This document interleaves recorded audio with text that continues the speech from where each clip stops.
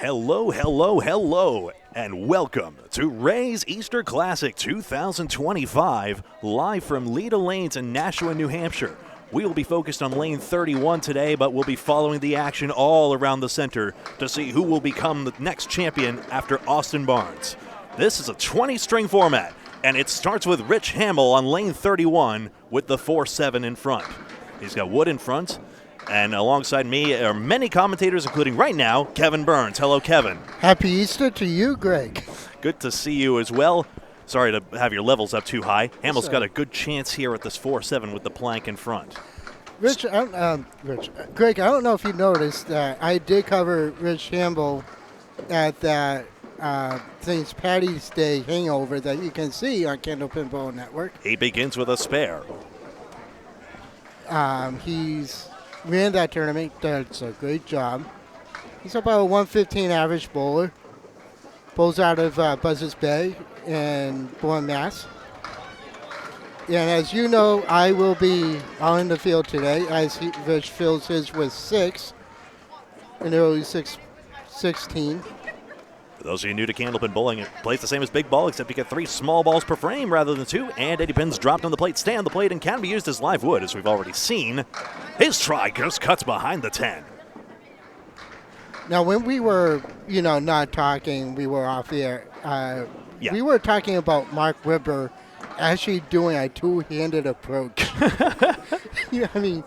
I've seen everything in the game, but that's by far. It's been done before, and obviously Belmo has bowled Candlepin before. He did it at Westport Lanes up in Maine, in fact. And he was just like, I can't understand how you're supposed to get anything down that way.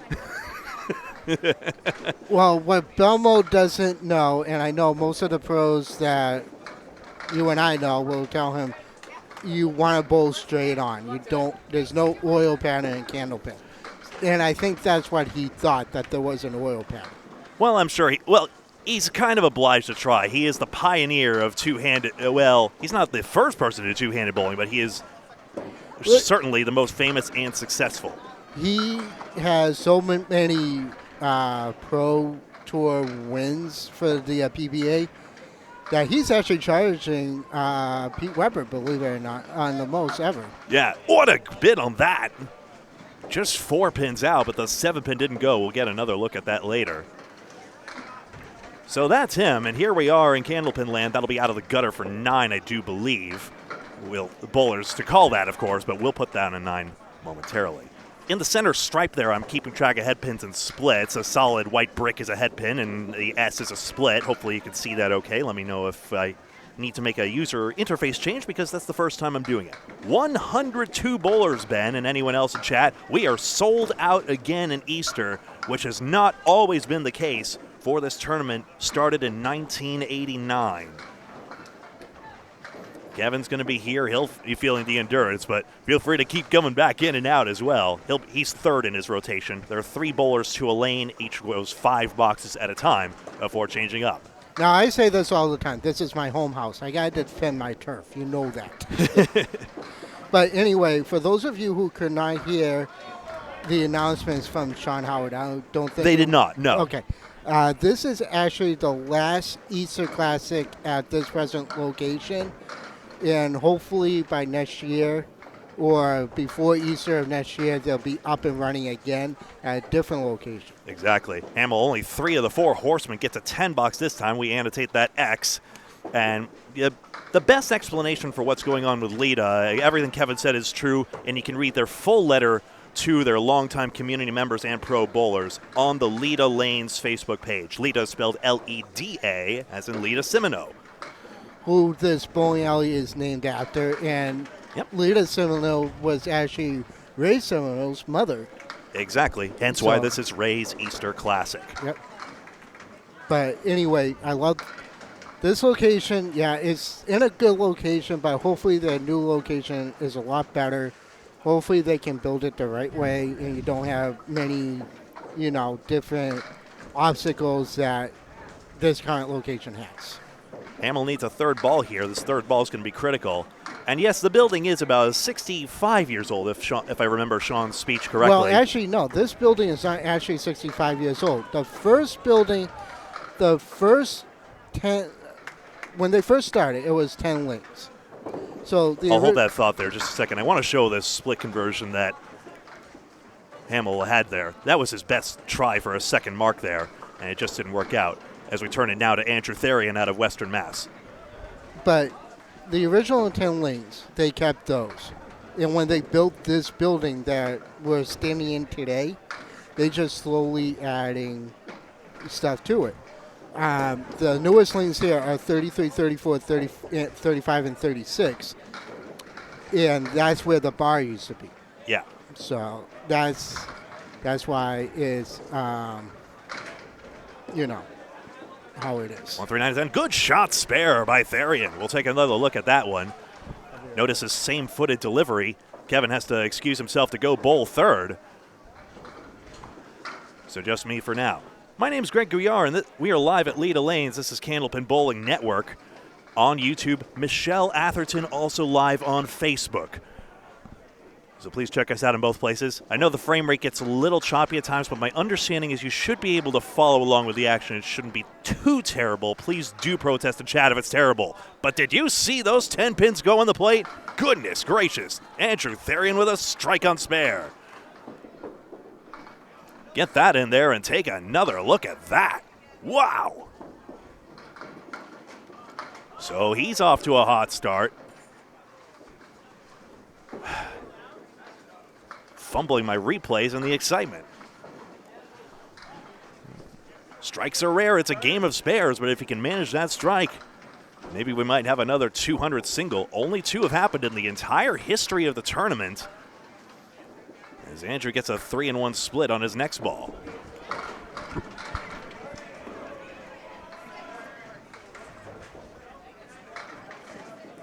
He got a 2-4, coming back for it. What a spare that is! And a strike sandwich in extraordinary fashion for Andrew Therian. Take another look at this one. He comes on the 2-4-7, and then notice the sweep back. What comes off the wall on that one, Greg? Gorgeous. Note the head pins there. You see the split spare, that S in the middle there. Hopefully that's visible enough. On mobile, it may be trickier. Let me know. But it's good to see you all in chat as well. I do have it up. We're just acclimating to the immediate craziness of the event. Big shot and another 9 drop. 59 through 3 for Therian. Has a plink right in front of the 4-pin.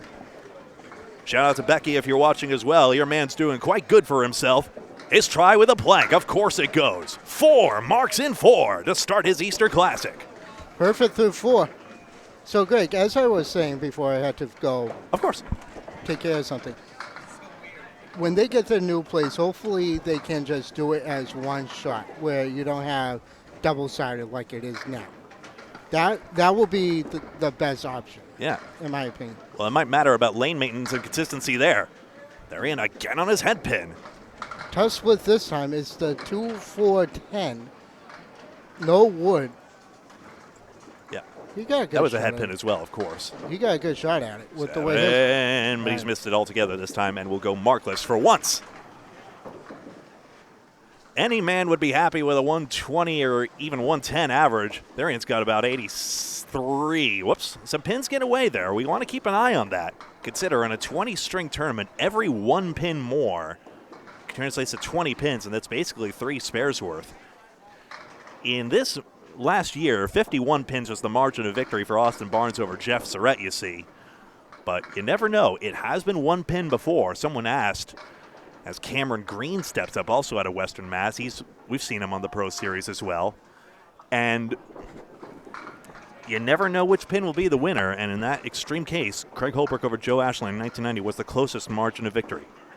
We have yet to have a tie, which I believe stands as is if it persists.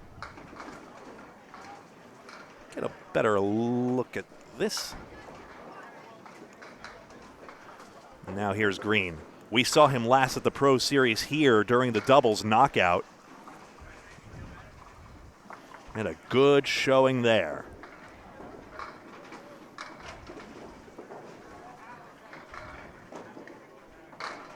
Happy Easter to one and all as well. Game Green overcooks this one to start out. 1, 3, 8, 9, and 10 in this 20-string competition. Highest total pinfall, that's it. That's Bob Lee proving the point that there's no oil on the lanes. He's checking Deadwood out there on lane 34. Green needs an out, but has a plank in the middle of that cluster to work out.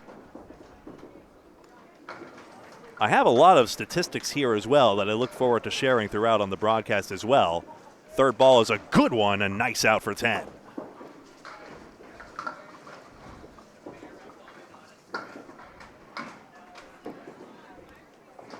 I do not show as Cam Green as having been in this tournament before, so it should be his debut here. Andrew Therian did. He got a 21-20 last time.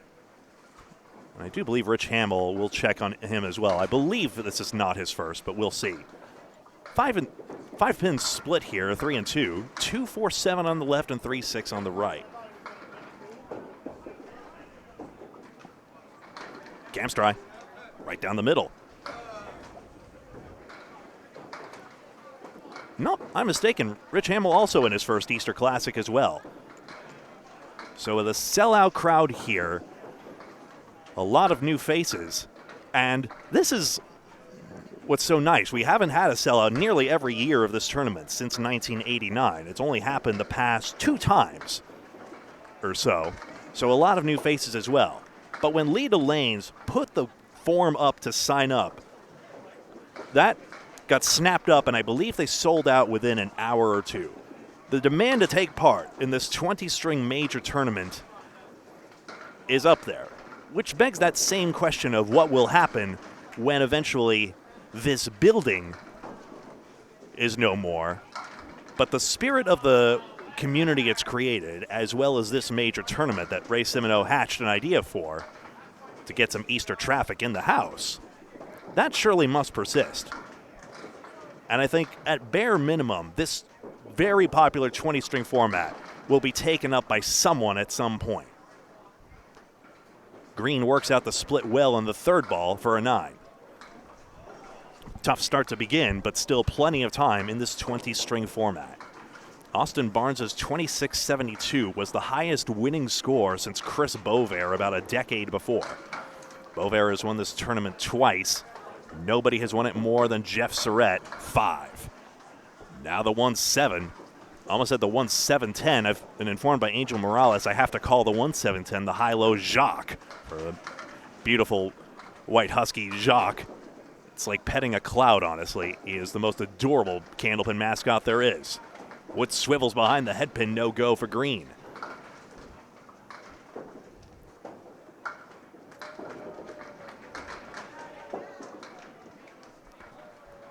Takes a 9.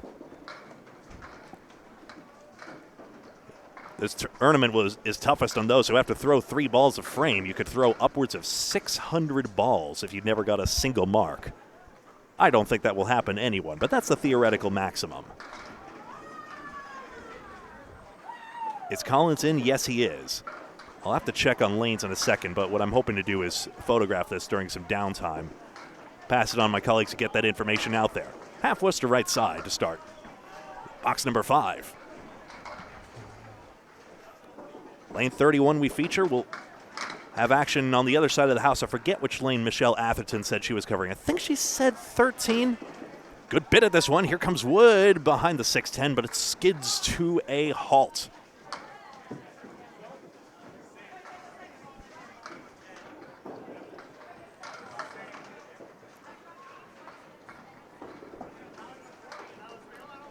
And lost the handle at the line. It'll be an 8-box and a 41.5.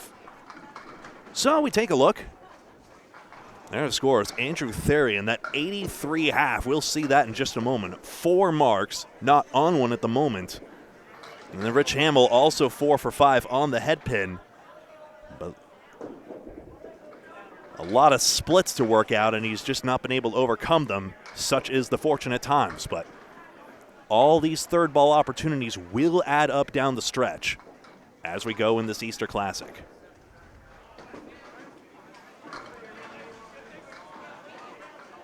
Hamill again, box 6. To the right, We call this one the six-pack here on this network, Candlepin Bowling Network. I think Paul Grant came up with this one first, and he'll be around later, spending some time with his family first, but then we'll be here for the exciting conclusion. Good bid at that one, 5 out of 6.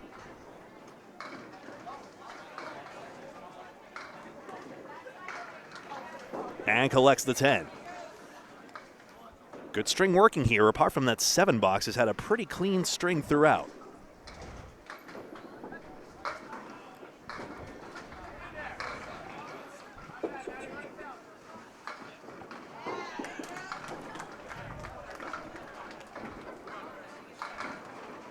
Craig Powers, Paul Duvall, and Alex Chu coming up next. There's no 9-pin back there. That's why Hamill had to hit the button again. Leda lanes in Nashua, New Hampshire. We're live on lane 31. Over 33 and 34, the classic TV lanes, formerly of Candlepin Stars and Strikes on Channel 50. And most recently, Candlepin Corner's all-new Skins. Or just Skins, as they title it. The play for cash format that we saw at the Pro Series as well. Speaking of Therian and Green. We did that at Boutwell's Concord. Close on the 3-pinner, but just getting by the head pin is Hamill. We'll get score updates throughout, so that leaderboard on the top right you see will be populated with the results as we go. A 9 is fine there. And 70 through 7. Highest all-time winning score in this event is 28-12 by Jeff Atkins. Austin Barnes' pace through the first half actually was greater than that, bolstered by that 203 high single he had. That's a huge hit. Wood disappears before it could clip the 8, but now another piece looking to bridge the terminals. And a red line hit should take this one for Hamill. Let's see. Yes, it does. His second mark. So technically goes down as a split, but we all know the reality of that wood, and that's a spare. 80 and a ball. Up. Looks like it was an 8 box at the half there. That's how it's officially noted, so we'll go with that.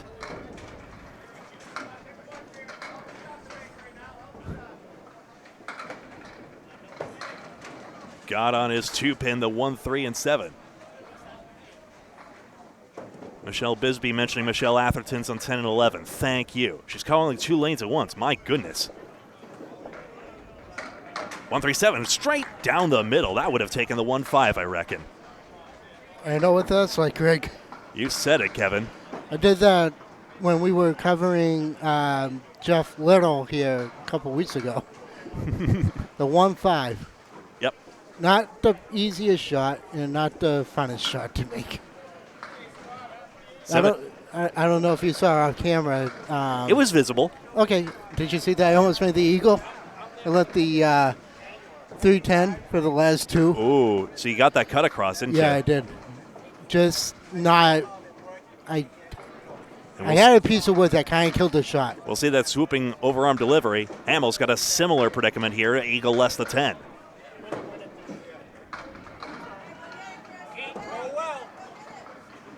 I don't think I should have practiced on Thursday, though, but I had to because How many strings did you do? Went on Thursday? Yeah. 5. All right. I went 388 for 5. A man named Scott out of North Carolina practiced a good 30-something over maybe the course of this past week. I don't know how he's going to handle 20 more, but looking forward to seeing how he does in this as well. Well, 8 bucks for Hamill, 105. Well, my past partner in this tournament, the great Steve Miller, used Rest his soul, yep. Used to come here the week before, and he did nothing but practice. He would practice 10 strings a day. And there was a couple of times where he and I would practice, and we went nuts. We went to Riverwalk, we went to Wamisit, and he paid some of my league out at Riverwalk, thanks to Mark Ritchie for letting him do that. But it was, oh my God. I said to him, how can you do that much bowling? You love bowling, and I guess. Not get tired. And I asked him, how sore are you right now? And he said he was sore. Darren working on a great 83 half. Blew out the middle rows and has the 1.7910. High-low plus the 9. That might go. Well, with the way Inch's ball works, and I said it before, he does have that nice ball that does go from left to right, but he's more straighter because he starts off on his left and he ends up sliding on his right, which I said to you when we first covered him last year at Agawam. Right. I've never seen anyone have that kind of approach. That was that Candlepins for Cancer special, not one of our usual step ladders, but no, there you go. I'm looking forward to that tournament again because that was such a fun day. Great new ownership there as well for that Western Massachusetts house. Leads a 1-2. Lucky break there. That's the power of his ball in this first string of 20. First champion of this event ever was Gary Carrington in 1989. Tommy Osa was like in 1992, if I read Bob's... My birth year. Yes. If I read Bob's stats correctly. I've got them all here as well. Craig Holbrook and Peter Flynn in the middle of that. You know, if Craig Holbrook could bowl right now, I'm pretty sure he'd be doing this. Battling injury. Yeah. No, he's coming off of rotator cuff surgery. But he told me when I last saw him when we were in Webster, Timber Lanes, down in Abington for the Pro Series, he told me Darian spills this 5. He's going to be back probably in July. I don't know if he'll be back in time for the Mixed Worlds, but he should be back right around there, so to speak. And no, just to the left of the 10 pin. Yep, only covering lane 31 today. I should crop that camera better, in fairness. You should crop the camera better because you also have lane 30 as well. Exactly. Yeah, you also have lane 30. A little bit rough around the edges. Honestly, it was a pretty good start. Launch to the broadcast, all told. Darian dumps another 9 box on his string, and it's 108 through 8. As Barry tries to get a direct line to Drake May, he says, Mr. Hotshot, all right. I don't think Tom Brady would ever need that moral support, but there you go. That 10-pin's going. Look at that wood action. My goodness. That wood came out of the gutter after the 10-pin fell. Going to have to see how that happened. Yeah, we have to. I want to do a quick analysis on it before I have to go back. Buster a 5. Oh, yes, tree topper on the 8. Now, yes, I am more curious. Yeah, it came right off the wall. The 10-pin, not that piece of wood, right out of the gutter. It came off the wall, and it just nestled perfectly. 118 and a ball. Darian living right. And it looks like Bob Lee threw a 97 his first string. Still time for more. Oh, yeah. I don't care how I do. Even Austin Barnes went sub 100 at times. 7 on this fill for Therian. Yeah, with his 226.72 last year. That's impressive. But he also had that near house record, too. He missed the house record for a high string by like 10 pins. And I think I said that to him when we interviewed him with Paul Grant last year. That was a good effort at that 2-1 split for Andrew Therian. 134, a sensational start. I mean, when you have a perfect half like he did, I mean, there's not much you can do.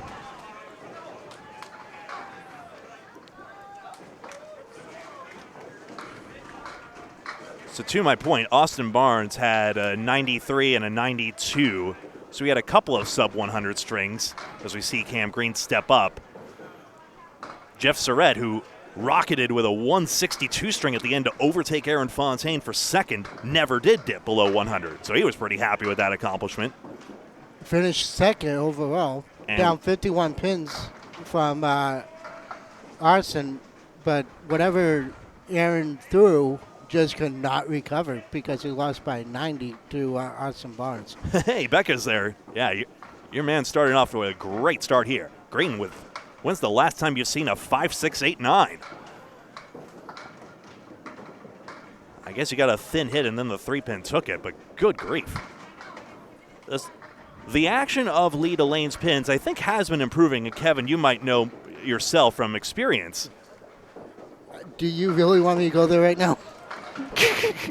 Can we wait until after I finish my back half? Because I got. You're still collecting samples and analysis. Okay. Yeah, exactly. So while Kevin does some more science, Green working on a 49 through 6. Box number 7.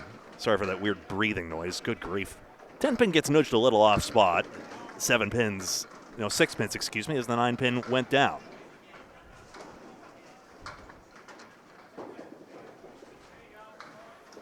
The point I would make is that these pins actually came in during Easter 2022. So they've been broken in more and more. Plus, I think Leda Lanes has made an even more concerted effort to clean the pin plates, and that's allowing for some more action like that we almost saw just then. Green works out of this frame nicely for a 9-box. I think it's the 5-box that's really been the biggest drag so far. It was that tough split and then wasn't able to follow up on it. Still, nothing a spare can't repair, and like we said, in the case of the champion Austin Barnes, there's nothing. A 90 is not the end-all be-all. Dave Chestercove's favorite now. He's got the 1, 2, 4, 6, 8, and 10. Dave Chestercove, vice president of the Candlepin Bowlers Association, which I do now see some movement on. What a spare that is. That's a beautiful simultaneous conversion by Cam Green. I mean, look at the aesthetics of this shot. He has to cross over for this one and get it in the 1-2, and they go as one. Brilliant. So he does fill his first spare, hammers this one, and suddenly he's got a good string and something to build on for the remaining 19 strings. If you want to watch some bowling on Easter Sunday, we are here, and it's a pleasure to have you spending some of your time with us. And before you ask, it's my pleasure too, honestly. Into the 3-pin, 4 horsemen, left side. The fill is 6, and this is a makeable one, especially since we've seen Green make that 1-2 conversion as well. His try. Overthrown this time. Little nudge in the ball return there. That's tame, but there is a real sense among bowlers that you don't want more violence on the ball return, because, of course, that is fragile equipment as well, especially the pin setter equipment on the other end of the lanes, mind you, which is probably the biggest existential threat to Candlepin, never mind what Leda Lanes is going through. But overall, the reason you don't see more centers pop up is that these machines are not produced. You have to salvage them from other places. And that was the case for a new one going near Polar Park, Worcester. At long last, Candlepin is returning home to the city of Worcester. Its first center after Colonial became its last one to leave. Green with one of his better balls, but dismayed to see a 2-1 split staring back. His try off the wall, but it jammed into the wall and ricocheted violently in front of the 7 and behind the 6. Good to see you, Wayne. Good to see you all. Excuse me. What a great 10-box that is. You know, and that's so crucial as we take another look at this one. This is a 20-string tournament. Every single pin you can knock down matters so much. It does not matter how difficult the string was before, and it was, to be fair. But making that extra stick there at a time when there was so much despair in what came before, that's the momentum Cam Green will remember as he shifts over to lane 32 and all bowlers shift down a lane. I'm going to take a moment here as we see the scores, including one more look at Andrew Therian's 134 string, including a 4-mark first half. A flying start.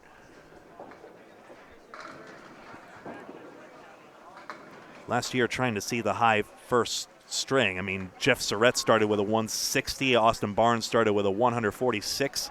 J.B. Gauthier had a 144. So that was last year. We'll see what shakes out this year, and we'll be able to see the updates. I'm actually seated pretty well this time, folks. So as they post the scores over there, and I'm inviting folks as well to pop on whenever.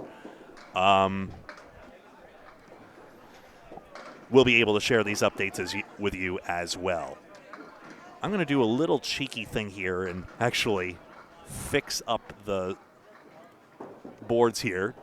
Whoop, not what I wanted to do. I wanted to do this. And that way we can focus a little more on the lane that we actually want to focus on. I know I could do studio mode, but what the heck. Sorry, Jason Gothier Sr., I've got some cheeky ways to do this, but I don't have the time. I got to make this product good for the folks right now. All right. And there we go. We'll take an audio timeout unless I get an... Yeah, we'll take an audio timeout right now. Fix that pin cam as well. And we'll be right back with string number 2 of 20 in just a moment.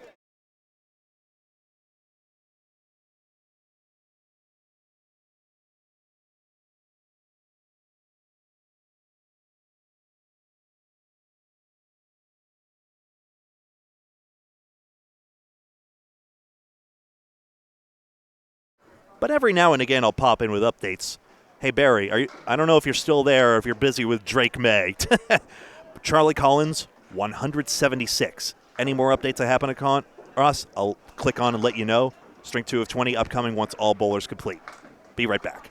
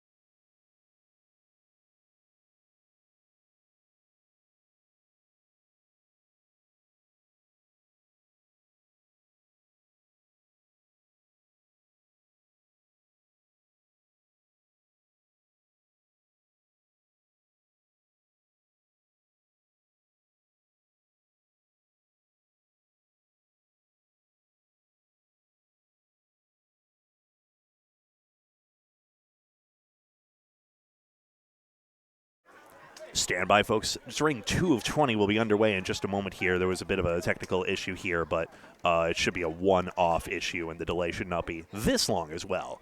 But string 2 of 20 will feature 3 more bowlers. That's Craig Powers, Paul Duvall, and Alex Chu.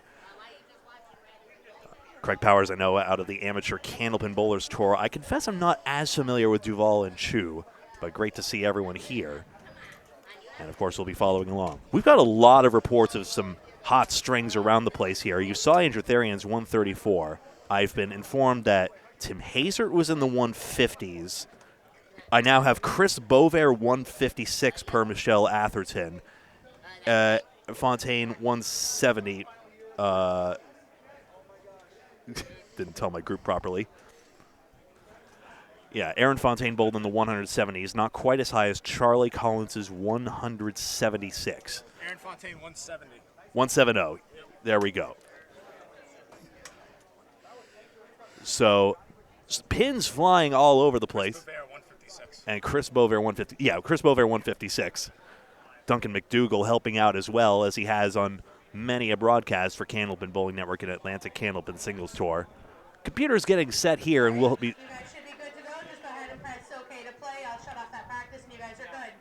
String 2 of 20, and now the announcement has come through that the computers should be up and running. Random teams are drawn up on the right-hand side of the scoreboard. It just give us a little bit while we try to work through getting everybody situated. Thank you. Interesting. Kevin's alongside. Kevin, are you part of that random doubles pool by any chance, or did you not take part? I don't take part in that. I don't do any of the side pools. I know, yeah. I would know better as well if I cared to. This tournament, quite simply, is first come, first serve, although a lot of the pro bowlers know just how to get in here, and we're looking, as we've seen already, had a lot of high scores. But now underway, Craig Powers, yep, computer is popping up right now, and now we see Craig Powers on the overhead Cubica scoreboard. Although you folks see the nice little pin cam, which I'm glad cooperated today because that would be a long 20 strings without it. But here we go now.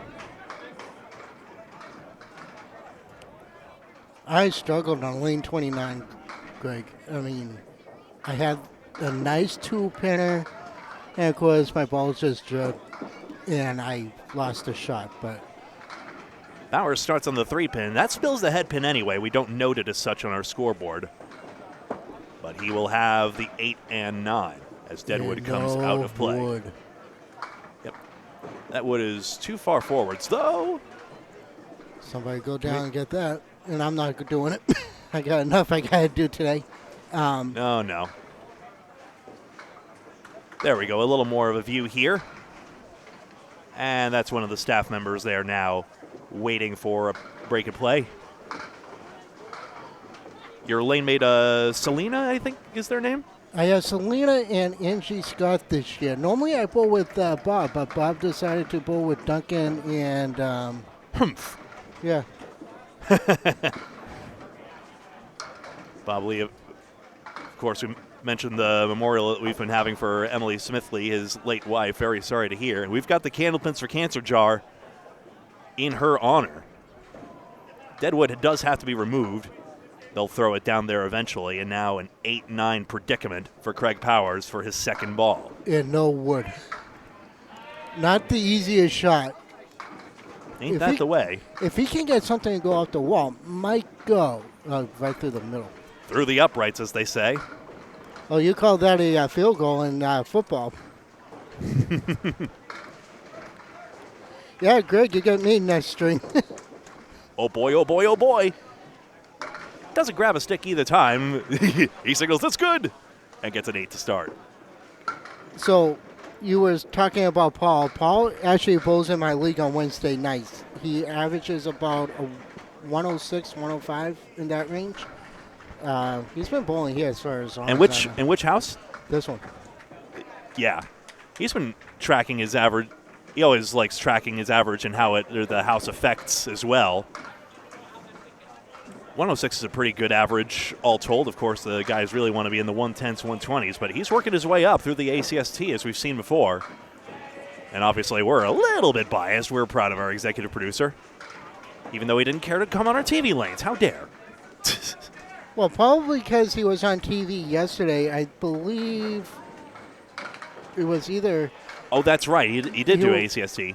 Yeah, he was on TV yesterday. No, I didn't watch it. I was busy yesterday. Powers gets 3 out. He's been consistent in his past 2 2018 and 2022 appearances here. He had 21.01 and 20.94, so that's good for about a 105 average. Comparable to Bob Lee's, in fact. Grabs pins this time, a little full in this head pin, and now he's got a puzzle. He'll want to get at least this 2-pinner on the left side, if not more.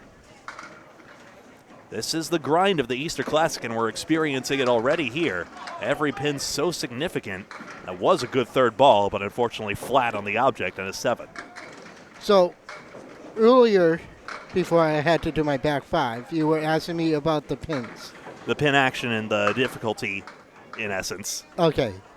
This place is by far the toughest house in all of Candlepin. You'd say so, okay. It is. It's up there. And if you don't... Powers 3-1 split. If you hit the hairpin too full, you're just going to drive it straight back. Case in point. But if you hit it more on the left or the right, then you're going to get splashes. I mean, I'm watching Scott Lapierre, who's on 29 right now. He's at 51, working on a strike. And luckily for you, you get all the stats that you need, so I don't have to do it later on. He gets a 9 box now, and we do have some score drops. So in first place is Charlie Collins on 176, Aaron Fontaine 170, Chris Bover 156, Tim Hazard 150, and Jason Gauthier Sr. on 148. I don't know if Junior is in this time around. Not high up on the score sheet, if nothing else, but... And 3 out. Yikes. Powers is getting his object pins. You see that's now 3 for 4 on the object pin, but break, angle, and power make a big difference here. Can I see this? Just 2 out. I'd stick to the first page if I were you. Why, I don't want to see the last page? I'm afraid so. I don't care. I want to see it. Eh. Third ball for Powers. Oh, right down the middle, unfortunately. So a 5 box. That's the importance of that third ball. Wow, I was wrong about Bob. Bob Lee threw an 80 his first string. May I see the pages as well? I need to update the scoreboard for the folks as well. Yes, as we take a look at Powers' 5th box here. Got his head pin, crossover side, 310. Wood swiveling. And especially if that other piece, well, they're both going to get out of the way. Maybe. No, well, wait. That's actually not a bad piece of wood. If he plays it on the red line, it goes. Would you play it or would you go straight at the 310? What are your thoughts on the 2? As a pro, I'm probably playing the wood, but the rule of thumb is if you see the pin, play the pin. He'll try the line. High side. Yeah, he went too high on it. We'll replay that in a second to see how he got on that. That was a very interesting shot there because I think in that case it just spun out, unfortunately. On the outside, we'll never know. That's an 8. And here's the replay of that wood shot. I want to say he played it more on the cap. No, he did play it a little too high, not even on the red line. Just missed the red line by a fraction. So, 8 box on that split as well. 4 for 5 on the head pin. And now Paul Duval.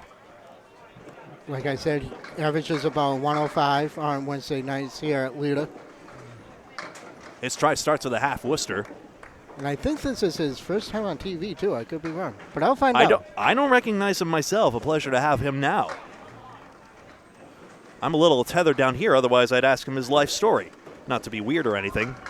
Well, you would ask anybody that. Actually, no, wait. That's Paul Grant. I'm not going to go there. And it's like I said, I'm not Paul. I don't act like Paul. I act like... No, nobody can be Paul. There's our standings through one string. Computer scoring, get that. Well, that's actually new. You never did that before. Good third ball for the out. Oh, yeah. Duval a 7th start. Other scores, Dave Barber, 145. Matt Harnett, 143. These are all tremendous still. Tim Douglas, 138, gets bumped to 8th place. Matt Nichols, 136. And then there's Andrew Therian's 134 in 10th place, followed by Freshie, Mike McIntosh, Ryan Cox, Josh Daly, and Jerry Dunn, 11 through 15. I believe 15 places will cash, but we'll confirm. That was the case last year. And traditionally, 5 highest singles out of the money, quote unquote, also make the money.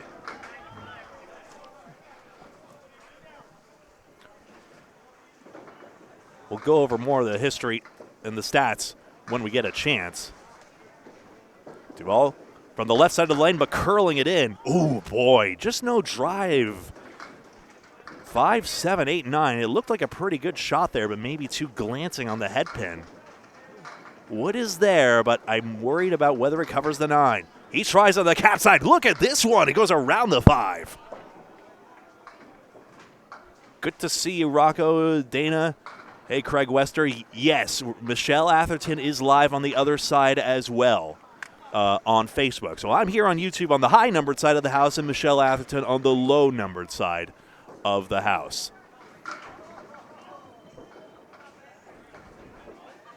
Jared and Rufus, and apologies to everyone I've missed. Scott as well, yes. So a nice 10 for Duval to build on. Just the 3 pins left standing. He got his head pin. Yes, tangles Wood up in the 4-7. Where's this one going? Now a plank in front of the 6-10, which disappears.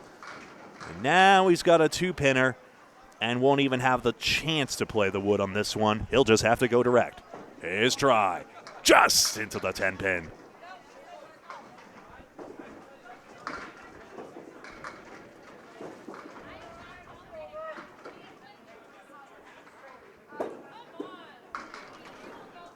And grabs another 10 box for 27. That's his first head pin hit, excuse me.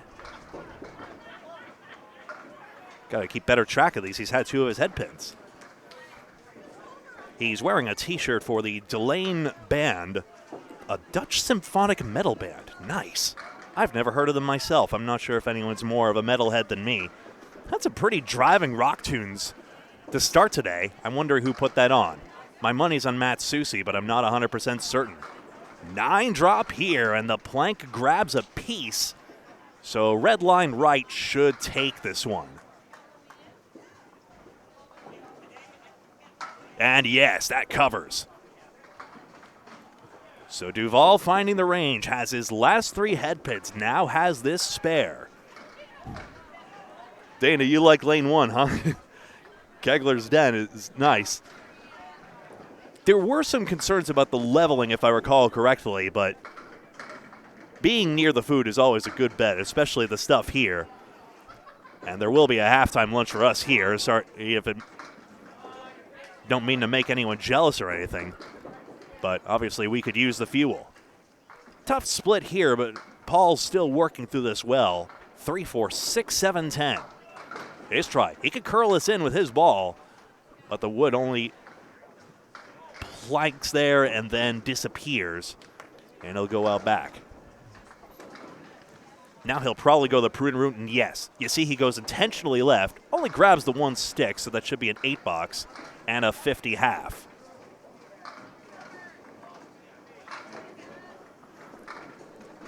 This is Alex Chu now on lane 31. Action on both streams, Facebook and YouTube. Alex Chu in his first Easter Classic. Jeff Surratt has the most victories in this tournament with 5. Next most, Chris Sargent with 4. He had a series of 4 broken up by Bob Whitcomb only in the middle of it all. Right down the middle, spread eagle. And Alex has the 2-4-7 left on the 3-6 right. My name's Greg Gouillart, and this is Candlepin Bowling Network. The 3-time champions are Gary Carrington and Craig Holbrook. Craig Holbrook has participated in far and away the most.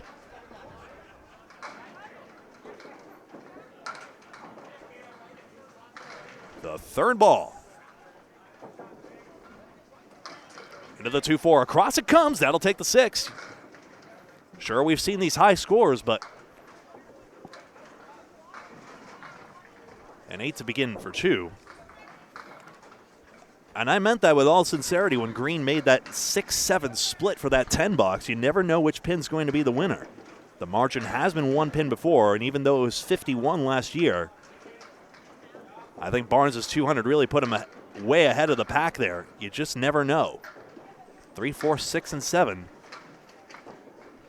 These pins can score.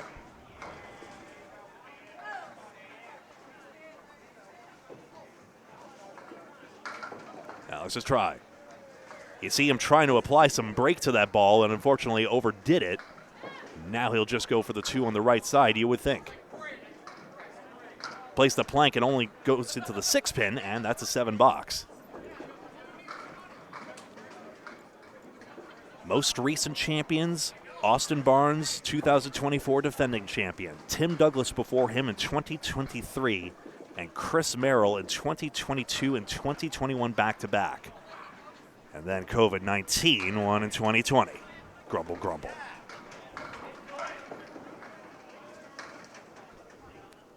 Three out on this first ball. So I've got all the statistics here, and they are lovingly kept. I don't know when Dottie Lawrook got the idea to compile index cards for this tournament and when it was established that the Easter Classic would be such a major tournament. You'll have to press this button here. Joined alongside by Duncan McDougall now as we see Chu on the 6, 7, 10. You've been reporting a lot of high scores out there. How you been experiencing the love from the lanes yourself? I didn't deserve the love. I've had 4 marks so far. I haven't hit the head pin on any of the fills. But we're working on an okay half right now regardless. Charlie Collins on a 70 half right now, so he's staying hot. You folks see the 70 half, huh? Yep, it's the biggest I've seen so far, just taking a lap around. Not every bowler's finished their first half, as you can clearly see here with Alex Chu about to finish his. Yeah, a couple starting on box 6 here. Chu takes out 3 on the first one. Good discipline facing the lane as he backs up for his next ball, but unfortunately I can't see the logo on it. He may also have an amateur Candlepin Bowlers Tour shirt. I'm not 100% certain. I think you're correct. It's either that or it's an ACST shirt. Good bit on this one. A 3 tips, 5 is wiggling, and the 7 is solid. I have to say, you're definitely noticing these pins don't want to fall readily today. There are a lot of wobbling pins that would topple in other houses and aren't. With the exception of some bunch who seem to be rolling duck pin today. Well, they're throwing beach balls out there. It is what it is. Yeah, this game's not very easy, and so when people make it look easy, it's just incredible to watch. And then I get enticed to throw with a lot of power, and then that tends to deal with that tends to be a tough result if you can't control that power, because then you just end up with a worse score. Yeah, that's how it usually goes. Absolutely. Alex Chow on his 5th box right here. He's at 32 through 4 and going to be off the head pin, leaving a Cleary to the left. I noticed you don't have your, last year I remember you had that setup where you had all the leaves macroed in. You don't have that this year? You just kind of I decided to simplify the setup. I wasn't as 100% certain. This bit on the Cleary goes for the spare. Alex Chu will sit on a mark. That was pretty. That's exactly how you play that shot right there. Absolutely spectacular. But we do have the replay machine. There is wood, so that's would bridge the 2 and the 9. But you got to be accurate. And actually, the wood did kick it. Yep. Just at the last moment there. Yep. Full scoreboard you see here, Paul Duval with that spare 5. Alex Chu filling a mark, and will have a comparable score in just a moment. Yep. Hopefully he drops 8, gets to 50, and sets himself up for a big half. I'll mention ACBT in just a moment, not to be confused with ACST. 3 and 10 split as Powers still, speaking of no love, has his 5th split of this string in 6 boxes. Amateur Candlepin Bowlers Tour, a handicapped tour going around several houses, including Acton Bowlodrome this year, much to my personal delight. Nice shot spare. Wood was set up beautifully on that one for that baby split conversion. Gotta be accurate, but still, and he'll have a mark of his own. Most of the guys, well, I thought 3 or 4 marks. Hey, 120 is pretty good, but it's a marathon, not a sprint. Maybe the pin plates will break down as well. Obviously, Leda Lanes does a great job of treating them, but they don't keep reapplying the treatment. Nobody does. Yeah, it's going to tighten up in about, I would say, 4 or 5 games. You're really going to start to notice the pinfall being a little tighter, but the good bowlers won't notice. All the best guys will just keep powering through. Which is about right. Yep. Powers getting set to fill this spare fill. And his try. Got his head pin full. 7, 8, 10. Interesting wood. That'll teach you for hitting the head pin. My goodness. I don't hate it, actually. If he can catch this wood on the way to the 7-pin, he'll give himself the shot to shoot it over. But with it being that vertical, it's going to be really tough. 6 splits to Duncan McDougall's point. Craig Powers, let's see where he goes at this one. He's trying it. Oh, my goodness. He nicked the 8-pin. He's getting a rise out of that one. That was hit. Oh, good grief. Oh, my goodness. We almost just saw the Nixon converted on lane 32. The what? The Nixon, or the banana split, as Paul Grant calls it. Oh, I get it, because you got 2 fingers either side. I understand. Yeah. Bowers nicks a pin on the 3rd ball. Important. He gets an 8-box. Well, the pins are being a bit of a crook right now, but Craig Powers, you see, accurate on that first ball. It's an interesting dichotomy right now. The pins are sharp, so they're not falling readily, but the decks are definitely done, so things are moving. Oh, speaking of Nixons, how about one? You know what? Throw it, catch the wood on the way to the 6-pin. Give yourself a chance to kick it over into the 4-7. It's pretty if it goes. Has to hit the cap one way or the other. His try just on the 6-10. Oh. Hey, nothing wrong with that ball. If you get this bleave and you get a 10 out of it, it's good bowling. Tack another S on there. You see those red S's populating for splits. Seemed the clearest way to notate it. And now, a little flat on the wood, unfortunately, so he'll go for an 8-box. It's not the 5 in a row you want to see, huh? 6 in a row, actually. Wow. Yep. These ugly red dots popping up there. Not Cubica's user interface. You're fine, guys, but you know. Yeah. You don't get bonus money on Channel 5 if you get 6 splits in a row. Sorry to Yeah. say. Ooh, the 189 on lane 28. Here's a better shot. He thought he got a 6-7. The beatings will continue until morale improves. Another 7 in a row now. And this time Powers doesn't go full. He goes crossover, and that's what he gets. Front wood, but it's against the plate edge. Man, you hate to see it. Greg, I got to dip off. I'm about to bowl my next half. There's your mute button right there. Thank you sir. so much, sir. Best Come of luck back the rest of the anytime. way. Yes, sir. Plan on it.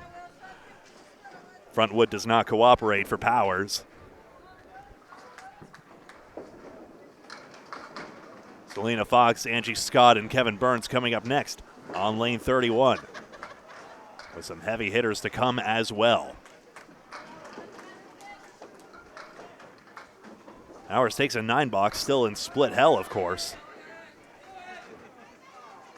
And I'm just looking through here, trying to see.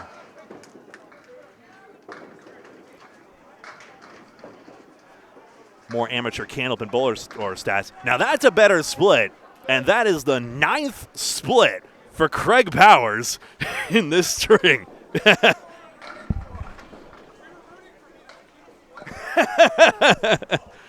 Can you believe it, folks? 9 splits. What an incredible string in its own right.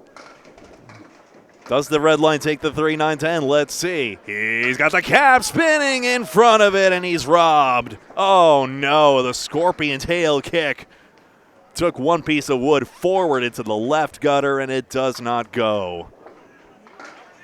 Oh, my goodness. He'll take a 9-box and a very harsh 88 string for Craig Powers.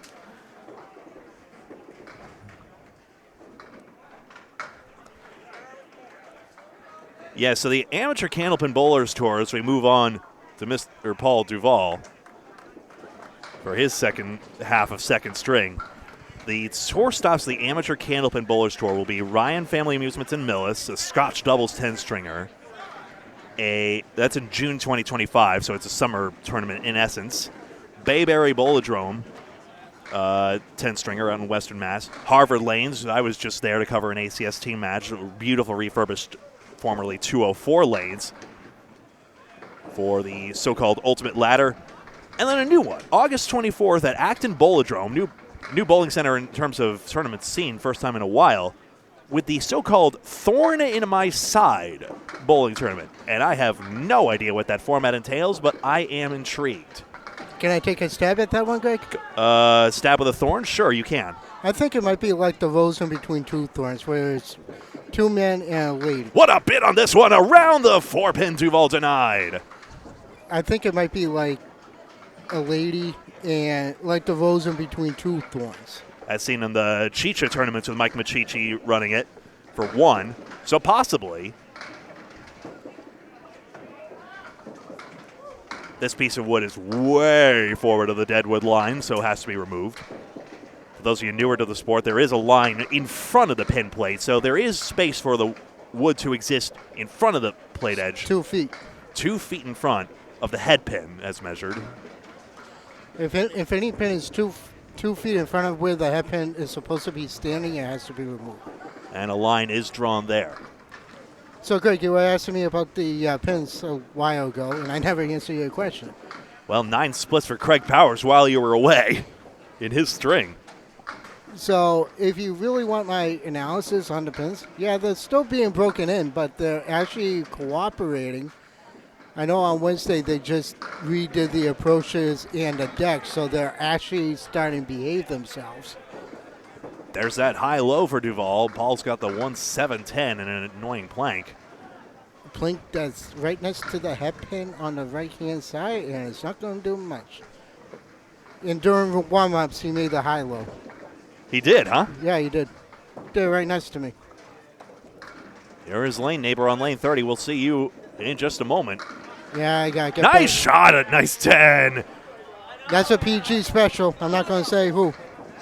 Who could that possibly be? Some guy. Take another look again. Yeah, feel free if you want. It's up to you. Yeah, I'm up. I got to go. Go ahead. Beautiful. Didn't even touch that front wood. 69 through 7 for Duval in this second string of 20. Yeah, rest in peace to Ray Simino, the namesake of Ray's Easter Classic, a tradition since 1989, 20 strings long. Got some heavier hitters to come here as we rotate through the lanes. Michelle Atherton live as well on Facebook. This one crosses over. Triangle number 3. First time we've seen a triangle all day. 3, 5, and 6. It's dry. Overcurled it. But now Paul's finding the range. Great crowd on hand on our YouTube stream as well. Almost 200 of you. Holy smokes. I mean, after all, it is an international tournament as Duval escapes for a $9 there with a good third ball. It's so important that Canada is an international sport, and of course, 10-pin bowling is. Duck-pin bowling is as well. The Philippines plays it as well, as do the Quebecois. But to have the Eastern Maritimes as well as part of this, including some in the tournament today, we'll see in a moment. It's a pleasure to see, and that we'll see them next as well at the Mixed Worlds Tournament as well, which will be live at Boutwell's Bowling Center in Concord, New Hampshire, and that will be coming up on June 27th through 29th, the last weekend of June. Wood again escapes the plate edge. Will it roll back? Probably not. Duncan McDougall alongside. What's the latest? Just 111. Whatever, man. You got a 111? Yeah, that's fine. Not jump change. Eh. It's not that. You see the scores in the top right corner of the screen, but still. It was never going to be that. Maybe one game. If I get lucky. What do we got going on over here? Oh my God, the splits finished all the way out. You got 9 splits. 9 splits for 10 on Craig Powers, and that was a riot. He had a ton of fun with that one. Good bid to fall around the 3. How can you not have fun with it? That's an all-time game. It's not the right way, but it's an all-time game. And then the one time he doesn't punch full, he goes crossover. Ain't that the way? There we go. Good 10. I tried to photograph Jacques as well. Angel, we did have a high-low Jacques just a moment ago. It was converted. Paul Duval made it. He gets this one for a $10. Throws an extra pin down there for good measure. That's an $11 now. But yeah, Jacques a little camera shy, and I wish I could show him, but maybe there's another photo. I think I got another one from a year past. But he's a birthday boy. He is 4 years old today. 4 years old. 4 years old. The official Candlepin mascot. And although not today, on other times, he's had a red little leash around his middle, and he looks like a pin. Adorable. Tough 6, 7, 10 split for Paul Duval as he finishes out this string. Maybe I'm just unlucky for these guys. All I've seen is splits. Or maybe we're on this lane, but yeah, maybe. We'll have some tougher customers coming up as well. It'll be interesting to see how that fares as well. You're going to see a nice. Send it, Kevin. Oh. Wow. You're going to see a nice trifecta later. There's a lane going on. Charlie Collins obviously out of his mind, but bowling alongside Danny Harris and Josh Daly. Yep. That's going to be a lot of fun later on. This ball came out of the gutter for Duvall, so tops his 9 in this box, which he converts, and he has a 97 string. Not bad, not bad. Over to Alex Chu. So basically we've got the Amateur Candlepin Bowlers Tour representation here, and I should mention also that Candlepin Corner, I believe, I'm not certain, but I would imagine Chris Waterman would be back on the call for that as well. Our friends at Candlepin Corner, who broadcast that as well as the all-new skins, and they have Facebook and YouTube presence. Yep, I'm sure the Candlepin ladies on TikTok will also be there. Kate Finn and Carrie Frazier. Great TikTok presence here. Oh, fantastic. They do a really good job of marketing the game for bowlers and non-bowlers alike. Cameron Green just threw an absolute missile on 32. I saw that as well. Those pins got Chew on a spare fill. Mixing. The fill is 8. That is a split. However, if this wood sticks around, which it is, I love that red line, Greg. How about you? As long, it's not going to trip on the back one, is it? If it does, it should still carry over. Let's He's see. Gonna put a good ball Sends on it. It's fair. Yeah. Back-to-back Alex Chu. That's excellent. The red, by the way. I don't know if that's bad. We'll try and stay out of the red line on that one. Maybe I'll bump this down, I guess, just generally. Yeah, you got wood first and then into the 2-pin. And if we're blowing your eardrums off, folks, please advise. I hate please advise in emails, but so anytime I say it, it's a bit ironic, but do let us know how it's going. How about setting yourself up 3 in a row? He goes cross court, a little heavy, gets a 3-1 split out of it. There we go. Splits continue. Now you're a little quiet. Go figure. That's the way it goes. We'll figure it out. It's still early in the day. All right, 2 marks. 66 through 6, nothing to sniff at. Let's see if he can pin out here. Not with that ball. I fall into this tendency regularly of really wanting to hook the ball. It's just like, oh man, I gotta curl this 3 into the 4, but you gotta hit that 3-pin as well. My problem right now in bowling is turning my wrist over and trying to stop doing that and just trusting my form to be able to get the ball across into the head pin. So he gets the 8 box here, so doesn't get to grab that extra pin with that plank, but still, 8 box is good, to be clear. Oh yeah. It's just the pinning detail will be nice. Oh, how about Kevin Burns with a hammer on lane 30? Yeah, you got there.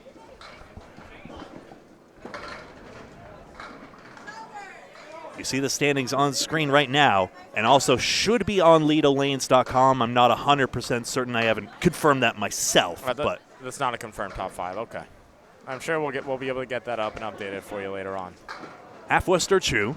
Cameron Green almost just made the 3-2 on his hammer. That's buddy. Oh, I can eat the mic a little more for sure. Yeah, don't slobber on it, but it's all good. No promises. Into the curtain, third ball coming up. It's going to need to be a big one. And it's going to be off the head pin, a safety shot, but he's going to get 8 out of it, which is really handy. Grabbing 6 pins on that third ball is significant.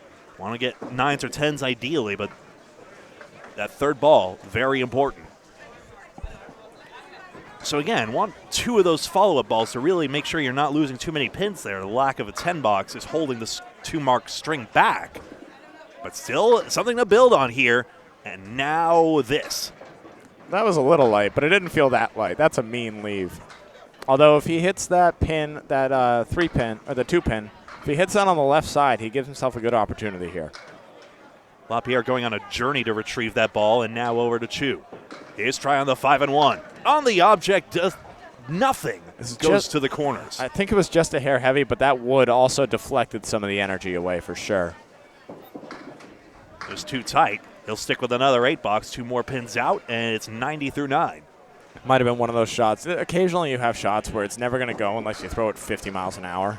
So, which no one can. Some get into the high 30s or even almost 40 at times. We see 40s a couple. Keith Beaupre, Billy Shiner, Tim Douglas. They can get it up there, but not sure about Jerry Dunn, but he's got a fireball, and I see him on lane 29. He'll be coming up in just a moment. Oh, that's going to be fun. He's a monster. LaPierre is no slouch himself. That's quite the powerhouse triple right there. 2 Canadians and a state of Maine bowler, if I'm not mistaken. Jerry Dunn, a world champion with A+ accounting. So Alex Cho, 6 pins down, 1 ball to go. He's going to need a really pretty 10 here for 100. Is it Cho? I'm so sorry if I've been mangling that. I honestly couldn't tell you. You're probably correct. I hate mispronouncing names. I'm glad I don't misspell them. 96 here for the string, and we take a look. But I always want to get that right, and yeah, that's how it is. I should be more prescient of that for sure.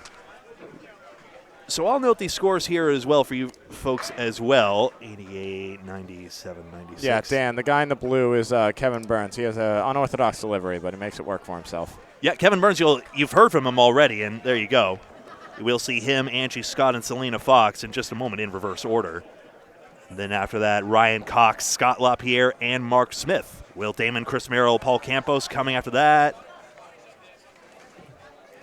We got some heavy hitters coming up. That's going to be a lot of fun. All right, I'm going to go get set up. I got to make the long trek over to the other side. And I'll take a momentary break. Goodness knows I need it, even though it's our thrill to bring you this coverage from Ray's Easter Classic. We'll be right back with String 3 in just a moment.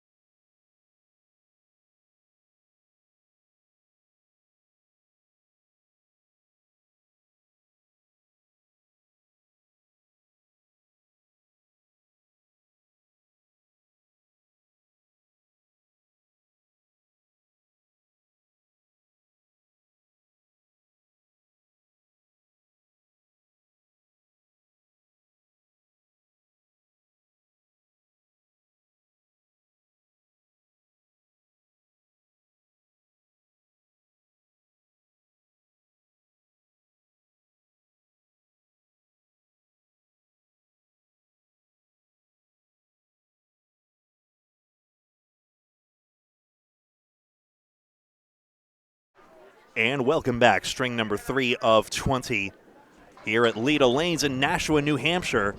I will say Leda Lanes in Nashua, New Hampshire as often as possible. Obviously, it's a bit of a verbal crutch, especially after hearing Dick Lutz say it so many times on the old Channel 50 Stars and Strikes show. This is Selena Fox starting out with a 3-pin drop.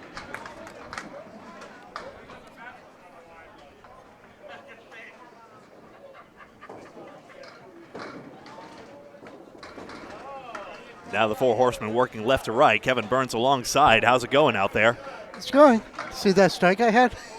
Yeah, I saw that. That was a late fall on that one pin, didn't it? Like, the computer caught it, I think, but still. It crossed in like I thought it was going to cross in, but it was a late drop. Well, thank goodness for that. Selena escapes for a 9 box. It's a good out on that third ball, getting 3 of the 4.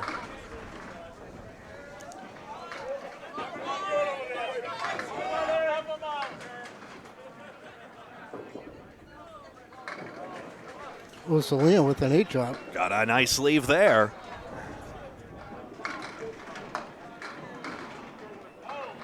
She.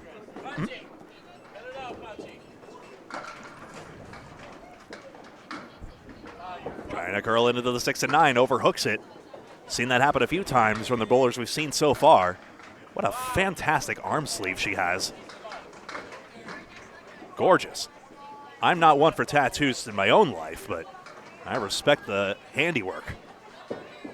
I'm not a big fan of tattoos either. That's a PG special, whoever that guy is.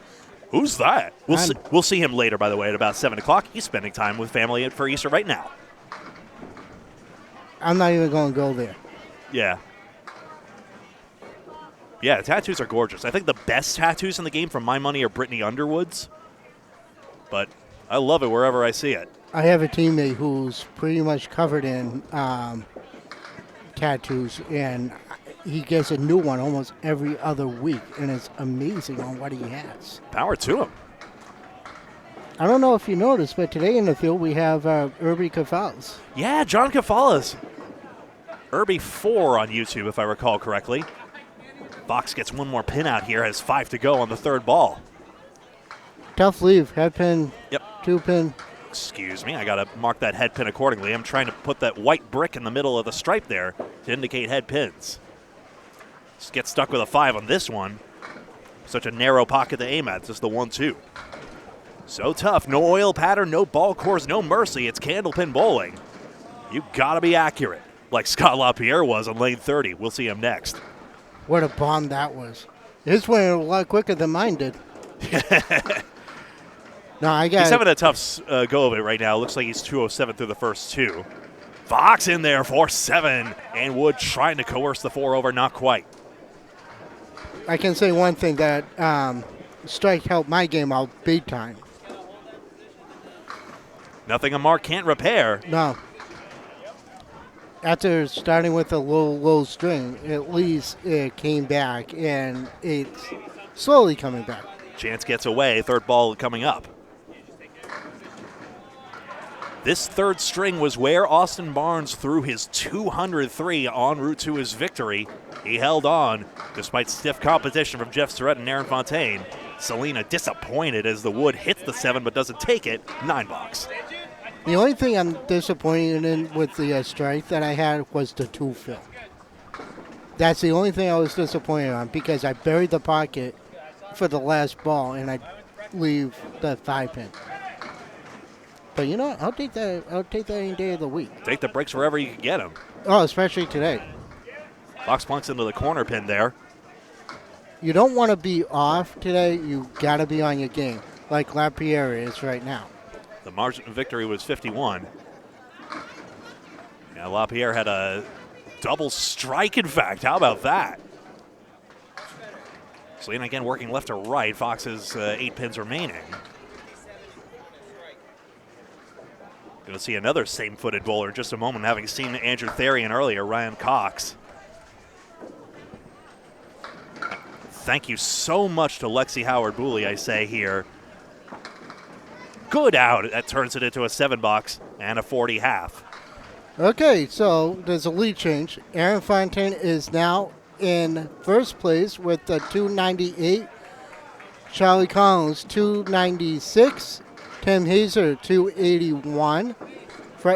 Daly jumped up with a 144, so he's at 274. Cephalel's in fifth with the 269. And Bovier dropped down to 12th with the 98 string at 254. So you have a 4-way tie for for 10th place right now with Jeff Walsh, Joey Lester, Chris Bovier, and Arson Barnes. There are the standings through 2 strings, that it is now. Angie gets the 6 pin on the 3rd ball and takes an 8 box to begin. Saw her also out of, type properly, Gregory. Saw her also out of the Agawam Bowl Candlepins for Cancer Special. She just recently faced off against Al Blanchard on the down in Buzzards Bay too. So for the Atlantic Candlepin Singles Tour. A rapidly expanding league all the way classes A through F on the Atlantic Candlepin Singles Tour Facebook page and on Candlepin Bowling Network as well when we get the chance. I was multitasking. How far down did you read? I went up to Freshie. I just did the through top 5th five. place, which is the standings you now see on screen as well, folks. A tough 5 for Angie. Looking to dial back in. 6th place, Mike McIntosh. 7th, Nick Leach. 8th, Matt Harnett. 9th place, Dean of the Palace, Sullivan. 10th place, Jeff Walsh, who Paul Gregg calls the bulldozer and recently married. Joey Lister, also a newlywed, 11th place. Chris Bovier in 12th. Barnes, the defending champion, now making a statement through a 145 and is in 13th. Jeff LaPierre in 14th, not Scott LaPierre, who we'll see soon. And Jimbo Ayotte, who was in 5th last year, in 15th currently. Set that over there if we could please. Just put it top down. Bundle of 5. Starlight. Yep, Starlight 5, named for the former East Boston Alley. Central Park Lanes, of course, the current East Boston Bowling Center, where Friday Night Pro League teams, including Champions Central 3, bowl out of. You still got 2 more boxes. It's up to you. Okay. She got her head pin. Give credit where it's due. And now over to box number 4. Way Mixes out off. 2 on the first one. Angie tried out for the Ladies Cancer Candlepins for Cancer show at Exeter last year, and I paced with, and I had to pace with her because nobody else wanted to do it. That must have been the most recent one where Amanda Carroll beat Glennis McKinley, I assume? No, that was last year. That wasn't Gotcha. at East Boston. It was at Exeter. 3rd ball coming on up. And of course, you know how much I love bowling at Exeter. It's fickle, but we cover the Pro Series as Angie gets her head pin. It's a good 3rd ball, but it only delivers a 6 box. And the final score, 241 for said Aaron Fontaine to 271 to 264. I beg your pardon. I don't know what Are numbers you talking about the? Pro Series final. Oh yeah. 271 to 264. Oh, what a Two ball by strings. Angie. That 9 drop, her best chance at the string, 5 pin. She has a guide. The piece of wood is right where the head pin and the 2 pin would be. Just saw Cox get foiled by a 5 pin to her left. Her try into the red line, ball deflects. It was more of a guide. She should have just went for the 9. And okay, I'm up. Doesn't get it that side. See you later. And from behind the scenes to on the lanes goes Kevin. We'll take one more look at how that 5 pin didn't go. So it's most bowlers will know this, of course, but if you hit the ball on the red line and the ball weighing less than the pins, that's how that results. So a second head pin hit for Scott. And now over to my colleague, Kevin Burns.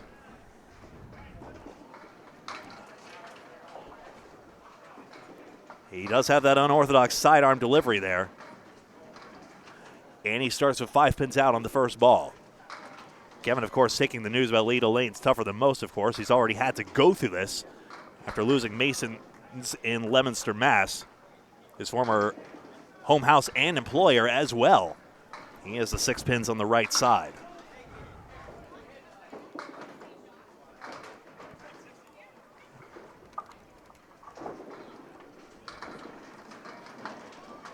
Takes out one more for a 7.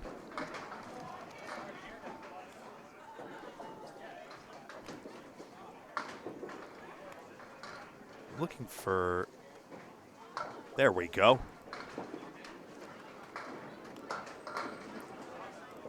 Kevin Burns' top score for the Easter Classics is actually most recently 1541. See, he doesn't have the usual slide there, which makes bowling tougher. It's just the delivery he has. But takes great pride in bowling in this tournament every year. You mentioned Steve Miller as well, who always bowled no matter what, and even took some Candlepins over to Chicago where he normally resides. We've got another out-of-state bowler from North Carolina. And there's a good mix there, the 1, 3, and 7.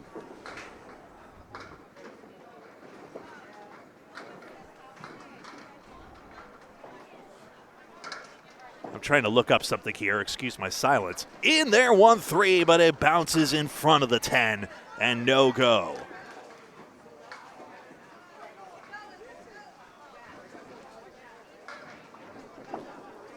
Looking to ride the rail, get to that plank, but it drops in the gutter, and that will be a 9 box. Having a hard time looking up the information I'm trying to find here. There we go. Scott Hodgdon. Or it might be Hogden, I beg your pardon. I'll have to ask the gentleman if we see him in just a moment. He's in the field today. Hasn't bowled Candlepin in a long time, but coming out of North Carolina. The last time he bowled with any regularity was at age 8. I actually have the lane lineup here as Burns delivers his second ball, and we'll look to get on the pins for the third one. Let's see here.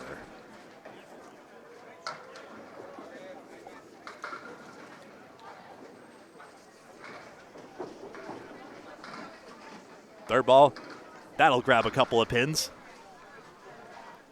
I said a couple of pins, goodness gracious.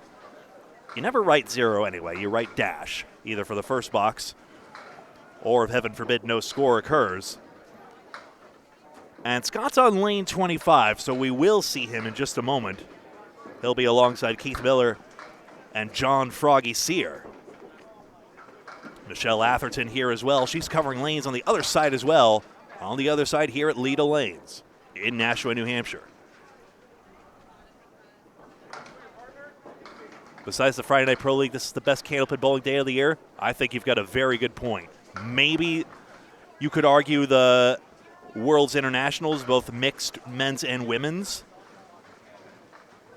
But this annual 20-string marathon, no matter what becomes of Leda Lanes, where it will go, or what spiritual successor takes on this 20-string format, I think the demand for this long format is there. A lot of people lament the decline of 10-stringers as well, but if you think about the Pro Series, another major tournament scene, which Aaron Fontaine said #1 right now, won in the playoffs. I think what's the point I'm trying to make here? I think the demand for this major tournament to continue is there regardless. So I think the best case scenario is Leda Lanes lands on their feet, finds a new location, and the 36 lanes or however many they can salvage. This is all based on what Sean Howard was saying earlier. I really hope that that's the case, and maybe they could stay near the Nashua area. Maybe Leda Lanes will still be in Nashua. So there's a lot of uncertainty right now. They best explain it on their page.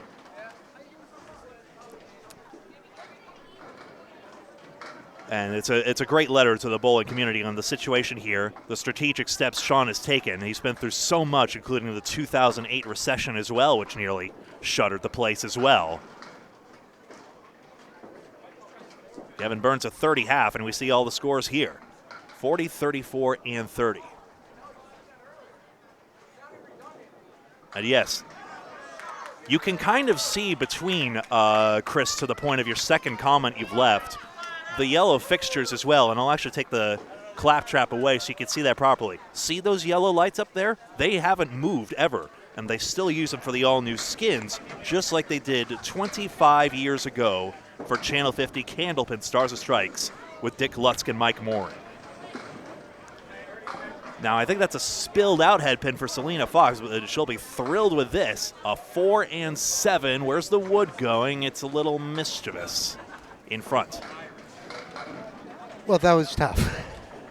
Yeah, tough struggle out there. And then you got your head pin on the last one there, and then there we go. Yeah, you drop it. By the way, Scott LaPierre just threw a triple strike. That's why he's stoked. And a spare. Selena Fox powers it down for her first mark. It was a sweet celebration as well. I'm going to replay just for that. She did exactly what I did when I threw my strike last string. She's not showing you up or anything. It was actually the same fist pump that LaPierre did. It's kind of infectious. It is. Well, the pin's starting to fly here. Sparefield gets away in the excitement. And it will be a 1 drop on the spare. LaPierre wants 4 strikes on lane 30 and gets denied by the 7-pin. But that 29 box brings it to 123 through 7. 53 over. And probably more. He'll probably go in the 160s.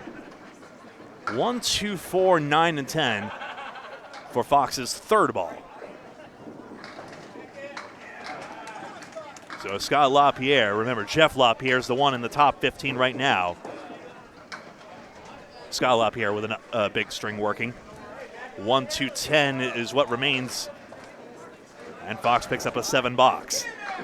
Selena Fox's first Easter Classic. This is what my... It's your 8th one, in fact. This is what, my 5th one in a row, I believe? That's probably true as well. That would be the case. Since no one did it in 2020, that must be the case. Yep. Angie Scott did this once before. She got a 1634 a couple of years ago. Fox's good first ball here. Blanks it all in front of the 10. She's had a couple of good looks here, and now a blank. Must not hit the wood in the gutter. I had a few questionable ones, but I just said no, they're no good. But LaPierre goes 9 spare again over on lane 30. Fox bounces it off the foul line and overhooks it. Excuse me. There we go. That's the scoreboard on screen. Those white bricks indicating head pins, red S's for split, says Craig Powers demonstrated so viscerally a moment ago.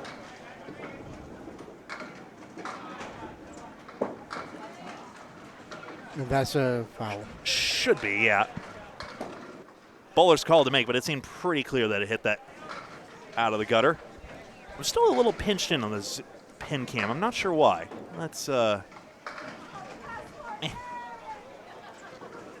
Sometimes this mischievous thing has the tendency to take off on me, but this time I think that should be good. And get all 10 and a good look at the deadwood. We're not here to, we never second guess a bowler's call. I mean, you folks can see it, you probably can, but there is no provision in ICBA, International Candlepin Bowling Association rules, to use instant replay on a shot. And nor are there plans anytime soon. After all, we're just an independent streaming channel as well. Yeah, I have it. I should be taking more photos of the appearance and dropping in the group chat. I keep forgetting. I'll do that for you, but I'm going to see you. Yeah, thanks.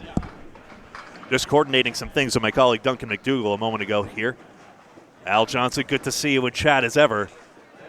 Thank you and Candlepins for Cancer, as always, for all the great equipment that makes our live shows, as well as these broadcasts here of major tournaments, work so well. Fox luckless on the head pin, needs an out here.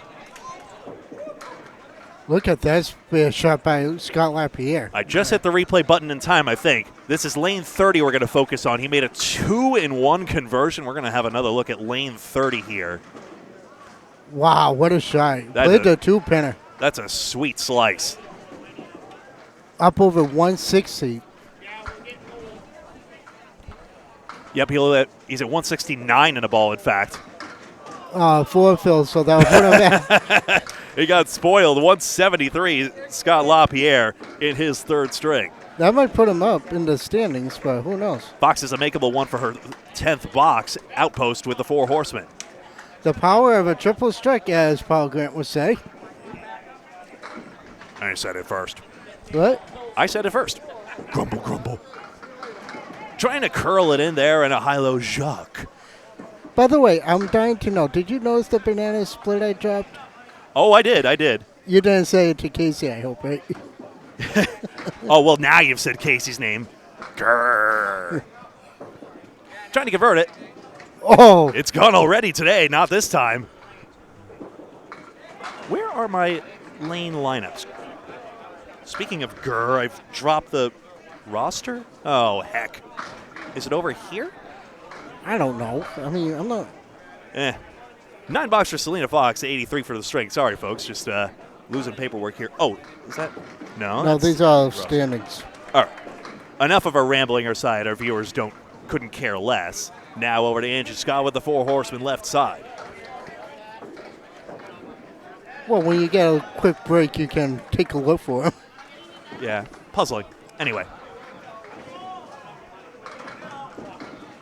It's almost a couple of half steps before that delivery into the 2-pin, no go.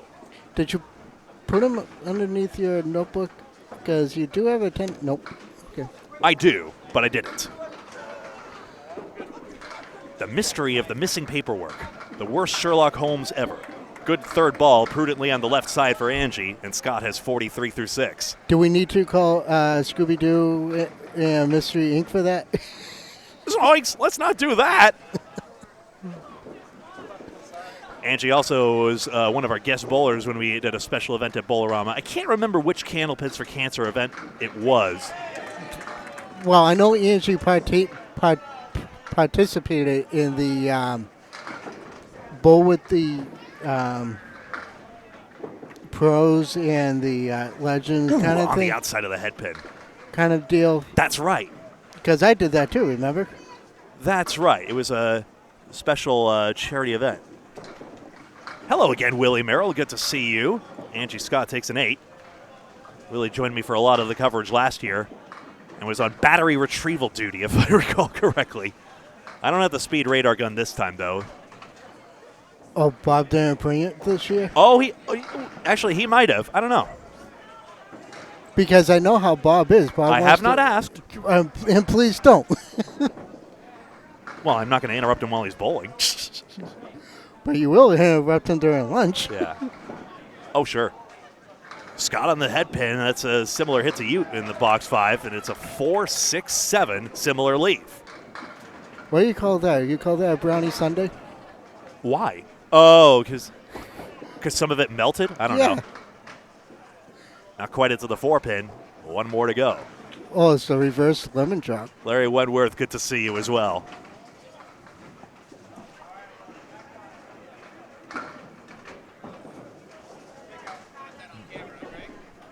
I got to replay one of those strikes as well. Or no, the 2-1 conversion. Sorry. Yeah. I was talking to Scott LaPierre just a moment ago. He was just making sure. You got that on camera, right? Great bowler for the Academy 3 team on the Friday Night Pro League.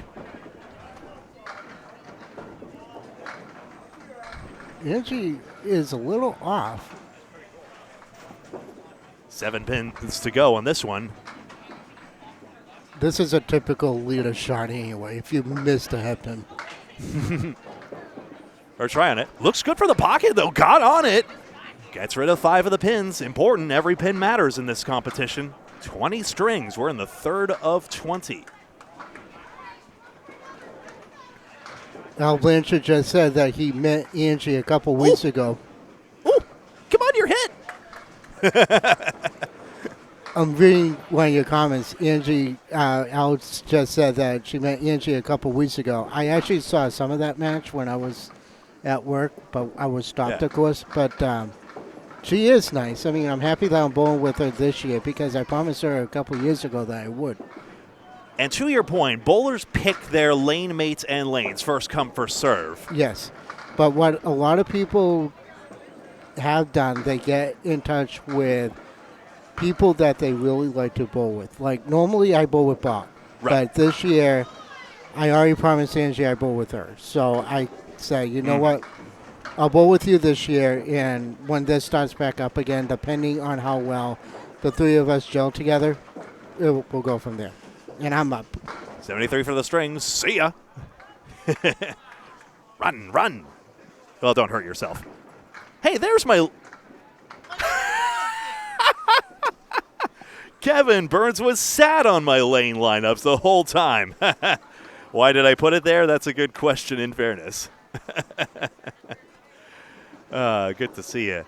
Yeah, Willie, you're welcome on the broadcast as well. I'm looking to get a lot of people on here as well, so I'm not sure I'll be able to have you for the contiguous back half, but I think my favorite moment with you was when we were co-calling that spectacular Aaron Fontaine spread eagle conversion. And Burns gets the 4 pins on the first one. It actually gets the diamond right on the first one. Interesting. And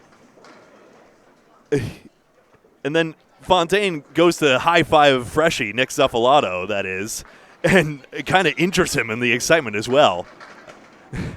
And that was one of the most hysterical moments of that as well. It was like such an epic moment followed by immediate comedy as well.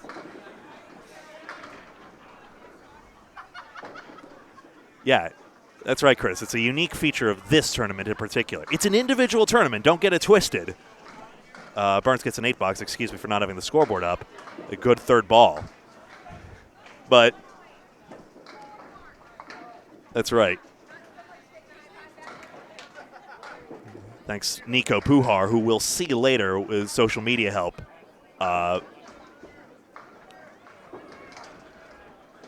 He posted that clip as well, and including had it be the splash video for this stream as well.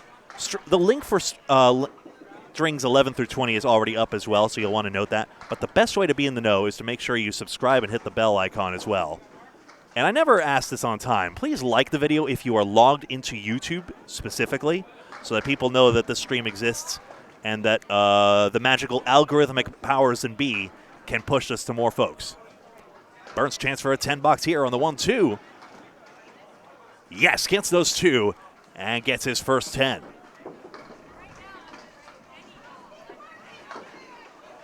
So yeah, very unique feature here. And as this major tournament gathers more attention, and now they have the very good problem to have of selling out, some start to wonder, well, should you have a 20-stringer that's just for pros, or I don't know how you would do that, either by average or invitational, or have a roll-off beforehand as well, but that would be tougher for Canadian bowlers to get to. Average is probably the best metric we have to determine a bowler's skill, but it's difficult because it's also house-dependent as well. You could have a so-called composite average as well, any league where you're bowling out of multiple centers as well. So I suppose both ACST and Friday Night Pro League would qualify as well. But there's been no quantifiable way to do that so far. And I think this is one instance where duckpin bowling has more of an organization advantage because they do have these so-called composite averages. That's their term for it. And I'd like to see more of that as well. And especially as we get the Candlepin Bowlers Association, who I know are champing at the bit, I think is the phrase, not chomping at the bit, to get on target, get their communications back. I think there might be a little more movement in terms of organizing things. But, of course, Ray's Easter Classic is just an annual tradition out of Leda lanes in its own right that has become this big, wonderful celebration of the best, and we're going to see a couple of them in just a moment. Another chance for a 10-box here for Burns. Well, 1 and 3. Come on, my friend. You ran it down once before.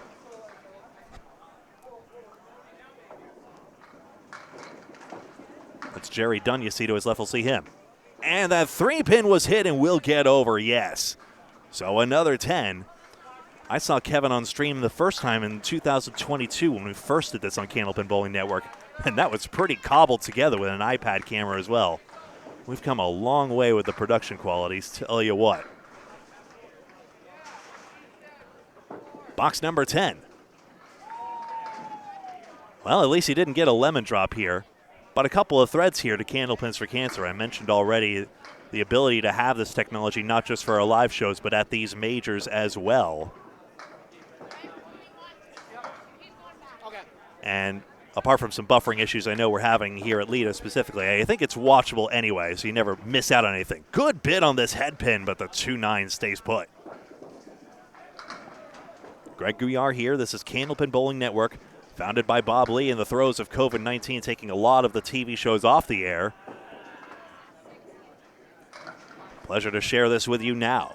9 box for Kevin Burns, 74 for the string, and you see the results right here. So we've seen Scott LaPierre with a 173 string, which should bring him up to 3. Does that say 390 or so?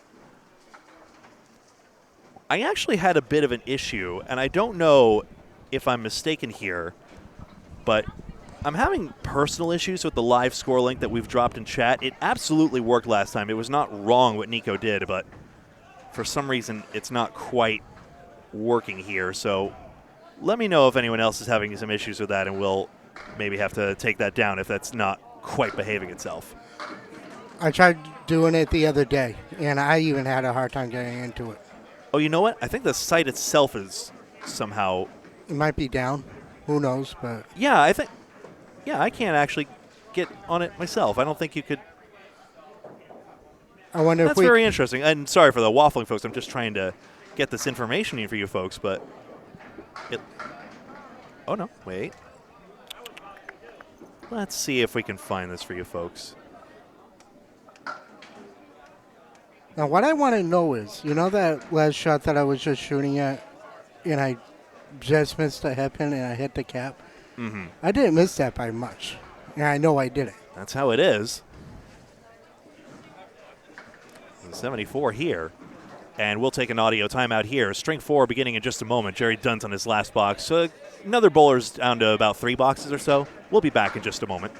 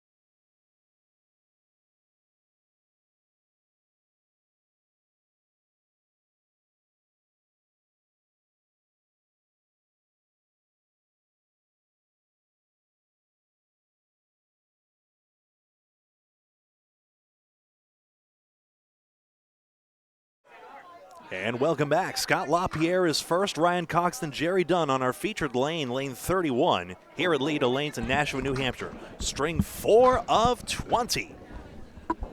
Here in this marathon tournament, I'll just capture that diamond and 7-pin Chris Merrill just casually made over there, and the two-time champion showing you how. Scott LaPierre has not won this tournament before, but a great bowler. I'll pull the stats up in just a moment. He starts with a 2-1 split. He's a great bowler in his own right, but he's also a former Candlepins for Cancer live show champion where he ran the table. Remember that, Greg? That was the very first one we did at a Bowlerama Portsmouth. He's full on the object, and he's a multi-time champion as well. He came in 17th place, narrowly missing the money last year. In 17th place, 23.55. Only tournament appearance. And this is his second one, I believe, if I'm not mistaken. That's how that goes. He's got an 8-box to begin. So you've got him beat in that department. Oh, do I ever. I actually hadn't pulled the you have bowled every tournament you could in this decade, not 2020, so there you go. Can you put that back up? I just want to see. Oh, sure. I'll let you bask in that for a second while we watch LaPierre's second. Well, last year I finished with a 77 average. It was your best one. Yeah, by far. Scott's got the 2-pin down. Where's the wood going? Actually, no, my best one was in 2023. I went 4. No, you're right. You're right. Last year was my best one. I'd better know how to read Excel or my day job would fire me. Cecilia, I'm sorry. I do know how to read analytical data.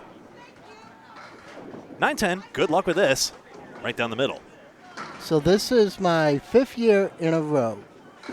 Well, 4th year in a row, but it's my 8th overall.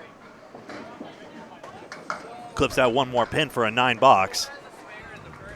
Every pin matters. Oh, by the way, I was going to show this one. Watch lane 30 a second, and watch Merrill make effortless work of this 4-1 split. Beautiful. That's just pretty when it goes. Chris Merrill, champion in 2021 and 2022. There were no live streams until us in 2022 when we streamed that. And it was very, very hard to keep track on how well you were doing because now you can see what your total is and you can figure out what you're averaging. I'm just under average right now, but as the day goes, I'm going to get stronger and stronger. But 356 score updates have been very quick so far. And thank you so much to Lexi Howard-Booley for bringing them on. Oh, just on the 3-6. So you were asking me earlier, how much do I practice for this? Not much. Because you know why? Why do you need to bowl out of your mind a week before a major tournament? I mean, like I told you, there's 4 major tournaments that Candlepin has. And this is one of them. This is the major. You have the Worlds, the men's Worlds. You have the mixed Worlds. You have the ladies internationals. And you have the Easter Sunday Classic. Out of all those tournaments that you can bowl in or you can be asked in, this is the marathon. This is like the Boston Marathon of Candlepin bowl. That's for certain. Looking forward to seeing that. Happy 50th anniversary to the wheelchair division as well. Get over 6-pin. Gee whiz. Oh, it did, does. yes. Thank goodness. So now LaPierre a chance at that corner pin. Now, lately, we've been having duck and cover for me while I'm up, and you've been on your own. But all that I can say is I felt bad for you last year because you were all by yourself up until Paul came in. No, don't pity me. I love this. People think, oh, you must be nuts. Well, yes, and Yes. I love it. 10. What people don't know is, and people don't know how you and I are behind the scenes. But behind the scenes, Greg and I are like a well-oiled machine. We have our comedy. We do our, we make it fun.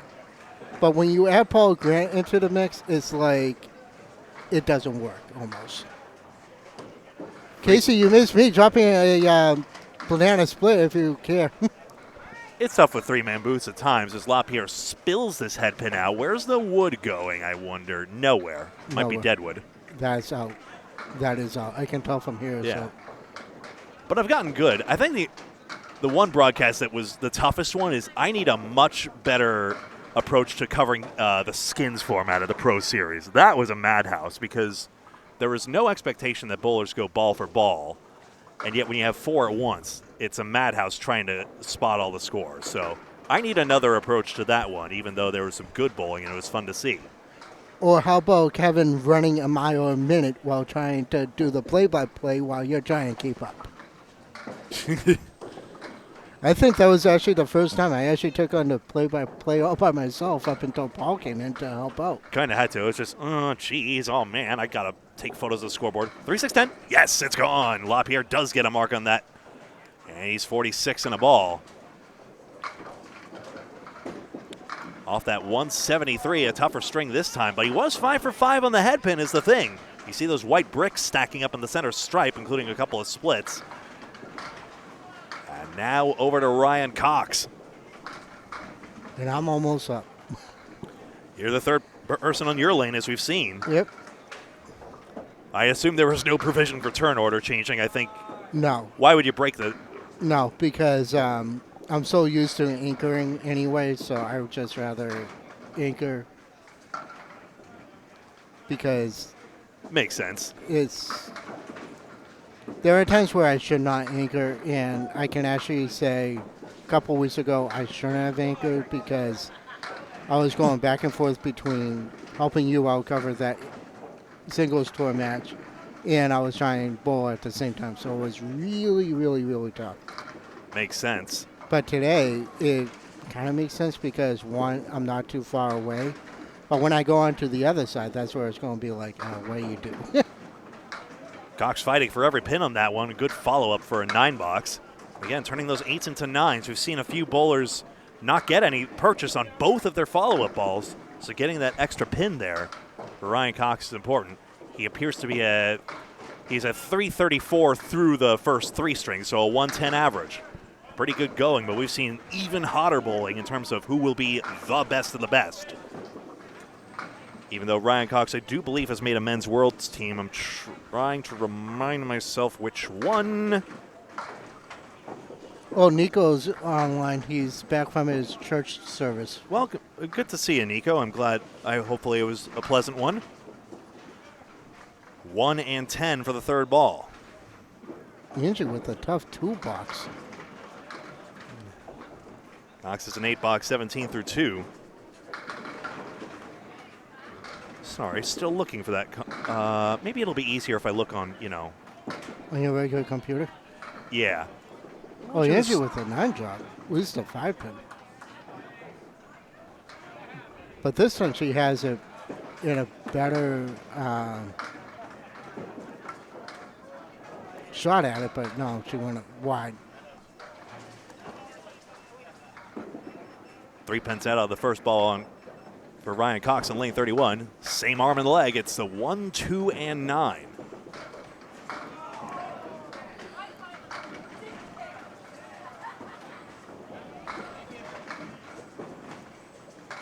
There's 2 more. Again, fine 9 out of that.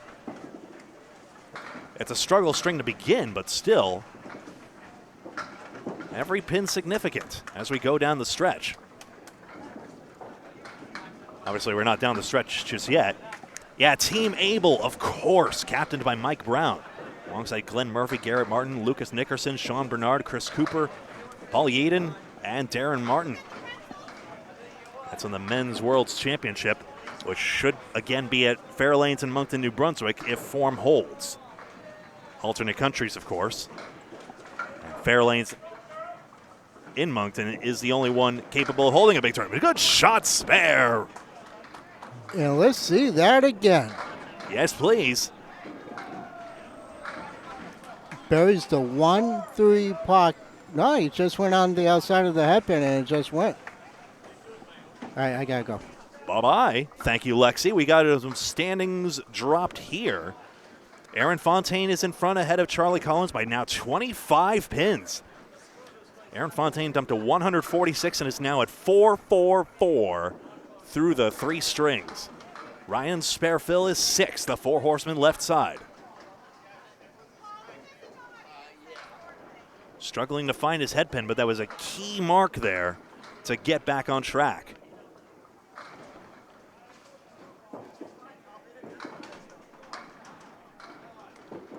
Three pins out.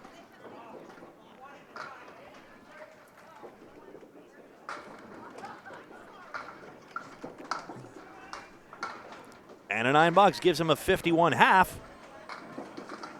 So again, if he can find that first ball, I think Ryan Cox could have even better than that 51.5, but it is something he can build on. Getting those 9s is important. As we go to member of A plus accounting. Recent men's world's ICC team champion, Jerry Dunn.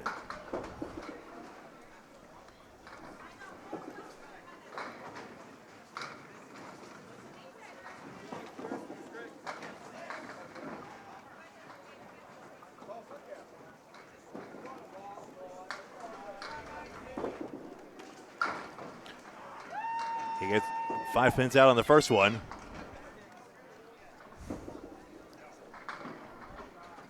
Just typing in the standings here. Dunn coming back on it on the 6 pin he spares. Beautiful 5-pin pickup. 1 box, 1 mark, and another look.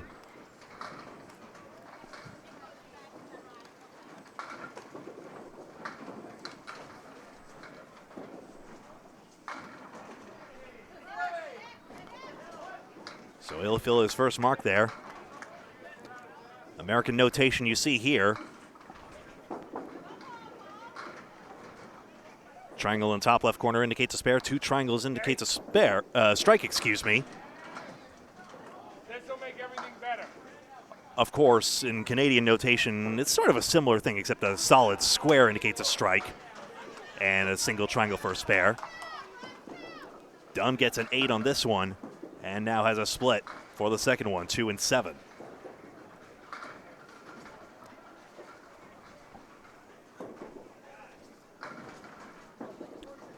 And now I can share the standings. You see it here through now 3 strings. Through 2, that would be impressive. Aaron Fontaine now 25 pins in front. Dunn holds and delivers, trying to go on the outside of the 2-7. He did not. Aaron Fontaine threw a 146 in that last string, now is averaging 148 through the first 3 strings and has absolutely no signs of a Pro Series championship hangover. There it is, third time lucky. Dunn gets a 10 box. 28 through 2 is nothing to sneeze at all. That would get the 140, which would be a similar average if he kept going at that rate. Brother Charles, Charlie Collins, threw a 123, 419. That's a 139 average, which is also mutant, but is good for second place at the moment. Josh Daly has rocketed into third place. He's had a lot of top finishes, including 4th place last year, 3rd before. Actually, a lot of top finishes. Tim Hazard out of Western Mass representing well, 409. I mentioned bowlers we saw at Agawam alongside with Angel Morales in that doubles event. Hazard was good all day. Crossovers leave Kings. Jerry Dunn's got triangle number 5, the 5-8-9. His try. On and full. Too bad. Hello, Chris. Good to see you. Hello, Casey.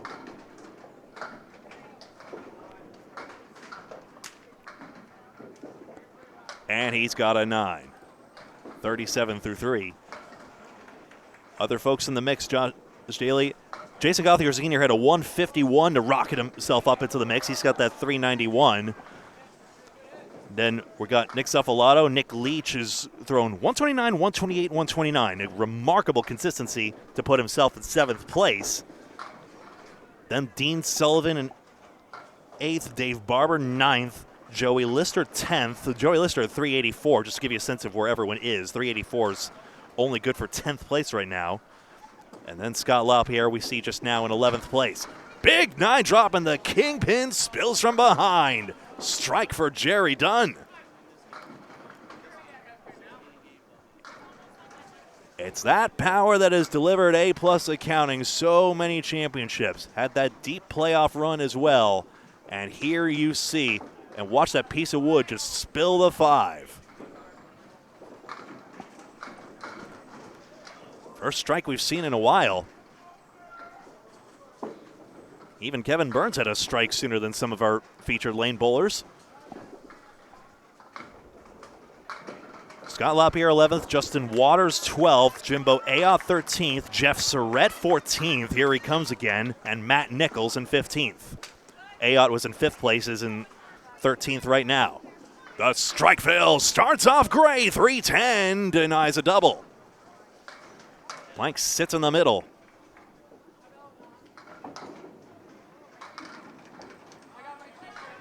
Casey, you're right, the weather has been wicked windy for some reason. Like, are we still doing April showers, or are we doing in like a lion, out like a lamb? No matter. Spare on strike for Jerry Dunn. 67 plus at the half.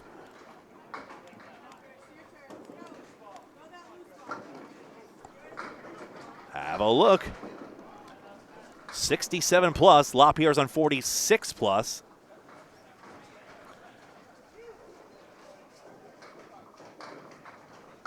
And now over to Scott LaPierre.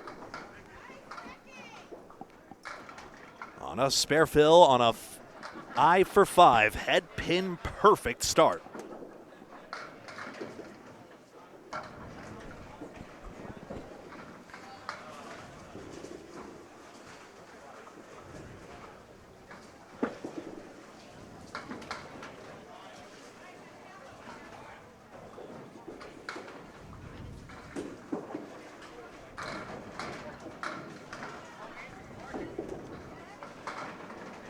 Box 6, here he comes.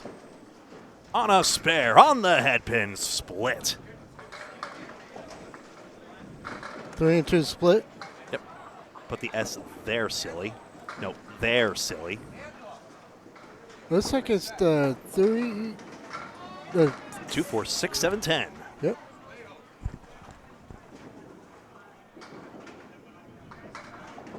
Adam Alonson, good to see you. Split doesn't work out. I'll be curious to see where that wood went. Probably into the back. Jerry is your pick for highest place Canadian? Maybe so. To my knowledge, I believe Chris Hollett is the only Canadian to have won. A 9 for LaPierre, 60 through 6. I'm surprised Calvin Locke isn't here this year. Is he not? Yeah, he had a recent second place finish to that man you see on your screen, Chris Merrill. He's been a high finisher before. Second in the world singles here. Same week as men's Worlds ICC. And the 1-2. Good break for LaPierre. Only in Millis. Can I see the standings real quick? You may. I don't want to know where I am because that's a given. Give it to you top page first. Calvin went to WrestleMania. That's a pretty good reason. Ooh, just on the 2-pin. That's pretty good. Thanks for not boycotting the country entirely. Appreciate it. And a 10. So LaPierre only his first head pin miss. Wearing that Candlepins for Cancer shirt. Has appeared on many a show. Yeah, I'm wearing mine too, if you notice. I did notice, yes. I should have called that out as well. Well, at least my average is going up. That's all I care about. It is. You had your best performance last year. That's the spirit of it all. No, I'm saying for today, my average is going up. I started off with a 65 string. Threw a 76, and last string I threw that 74. Only up from there. 1, 2, 4, and 10 for LaPierre. Has a plank in front of the 10 to help. He overcurled it. Wow. Flew the 2-4 into the 9 spot anyway. I don't see Austin Barnes on here, but... So not having his 173 form from earlier, but still a chance to tack on a couple of marks. No time like the present. You've got 400 boxes to get through. No, 200 boxes. Silly. 20 times 10. Gregory. Are you feeling okay? I'm feeling fine. Oh, by the way, so did you ever find your paperwork? That's better. 5-8. You were sat on it. We established that. Good. Yeah, but I want to do it on the air, too. We got there. It's over here if you're curious. Yeah. 9 drop for LaPierre. 7 pin with a plank.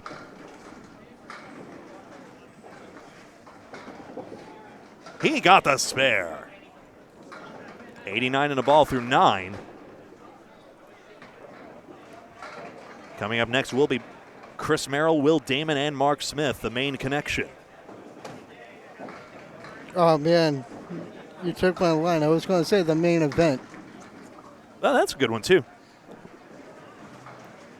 Yeah, I don't see Austin Barnes on here. I mean, he's not even in. Actually, no, he's in 21st. Yeah, he had a rough third game. You ready for this, Greg? He went 109 for the first string. Went out the hinges through a 145. Then he dropped to a 107. Well, had that 203. Sometimes it's the explosive strings that work. LaPierre runs down the horseman from the outside. Back-to-back spares in 9 and 10. Well, Scott LaPierre, I don't know where he was, but he's in the money right now if they're paying the top 15. We'll have to confirm that in just a moment. That was the case last year. Last year's top price was $5,000. We'll have to confirm. All right, 1 ball in the 10th. That's it. And there it is. The fill is 10. 115, and indeed, it's not how you start, it's how you finish in the case of that. And though he got spoiled last string, LaPierre does finish on 115. That's fine.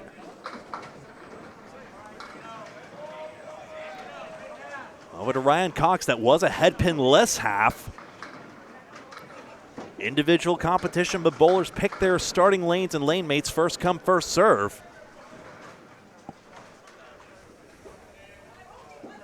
Well, like I told you, Angie and I have been wanting to bowl together for a while because she's always trash talks. And I said, you know what? Fine. You and I can bowl together. So we said, okay, where are we going to start? I said to her, I always start on 29. She said, You always do? Yeah, I always do. I thought I saw you one time near the corner when I did it in 2022, but maybe that's a recent. No, Okay. because back in 2022, that's when there's been a few years where we only used one side. We didn't use the whole house. Yeah, For the Easter Classic? Yeah. There's been times where it was not even. I mean, there wasn't always 102 bowlers. No. We just hit 102 for the first time last year. Remember that. But Right. it's been one of those where nobody comes in and was signing up and stuff like that. But at that time, I was doing it every other year. But now I'm doing it yearly. Cox blasts out the middle rows, 1-7-8-10. High low plus the 8. Some decent But wood. yeah. I don't like that wood, though, behind the headpin. I have no idea how Will Damon got the pin to spin that much. That was wild. What a spare that is. Okay, Kevin doesn't know everything. That was a pretty one. Well, we'll get another look because that took me by surprise as well, in fairness. Oh, Casey said that he saw a banana split on the left side and he's hungry. There you go. And then, 10 into the 8 pin, wildly off the wall, and there you go. So a spare in 6, now you see it, and a spare fill to come. So quickly, so our viewers know, what is the plan when Paul Grant shows up? Likely he will merge with Michelle Atherton's stream, already in progress on the other side of the house. She's on Facebook, we're on YouTube.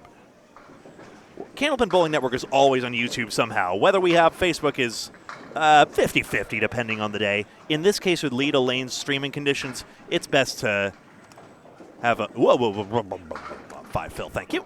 And that tends to be best. Right now it looks like the internet's actually doing quite well as Cox narrowly misses what we call the Bob Coleary leave closer to Massachusetts. Angie, the pins are that way, not this way. I can't get away with saying that because it's my house.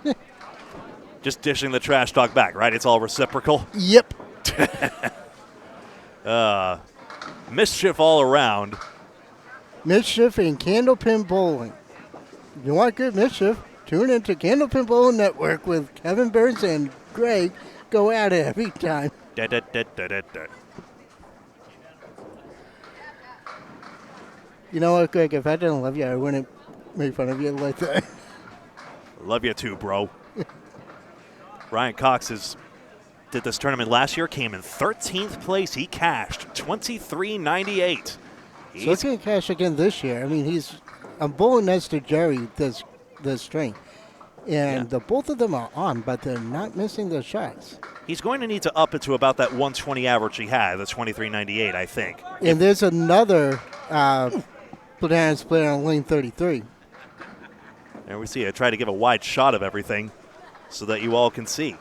Yes, Bill, the tournament did fill up. There was a wait list. I was on the wait list for maybe a week. Yeah, that got snapped up in about an hour, 2 hours, something like that. It was quick. It filled up so quickly. I was surprised how quickly it filled up. Now, Rich, who you had in the first string, he actually got the call last night at 7 o'clock to bowl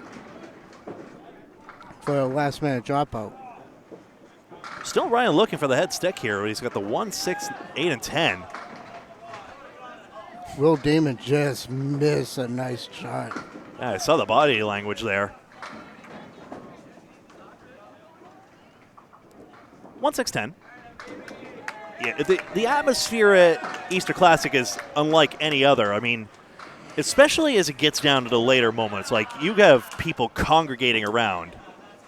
If you want to talk about how... If you want to... Bill, you want to...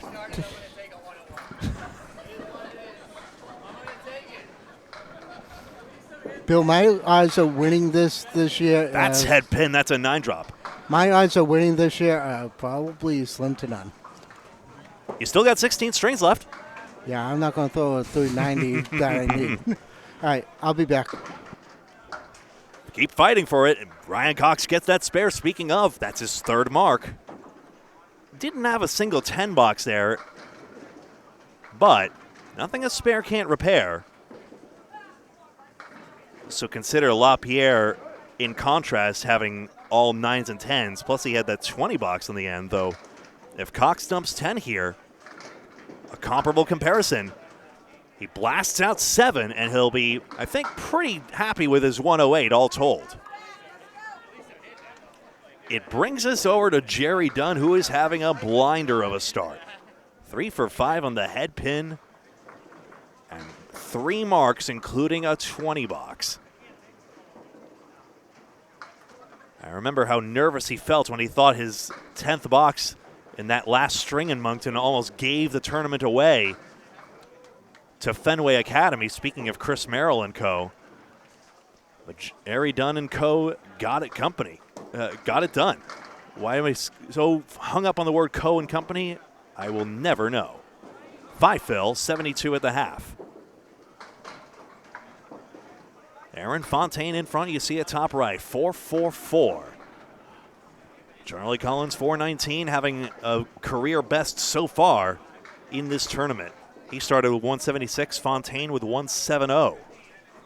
5 pins, that's all. Dunn's buried it in there, my goodness. The apparent ease with which his ball just devours pins is a sight to behold. As we take another look at this 4 horsemen and 8. See you later. His 3rd mark in a row, and after that 5 fill, chance to get right back on track as he's 22 over par, as they said on the Canadian bowling shows.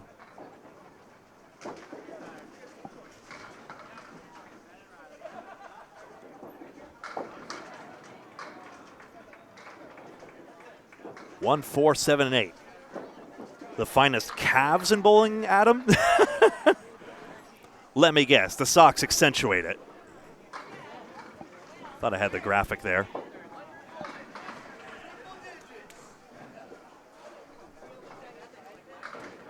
The string indicator is a bit in the way. There we go.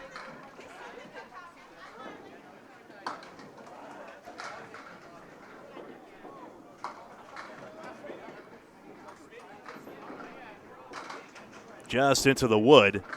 No go. 1-8. You're welcome for that. And a 10. Only one pin left standing in this entire game, 98 through 7.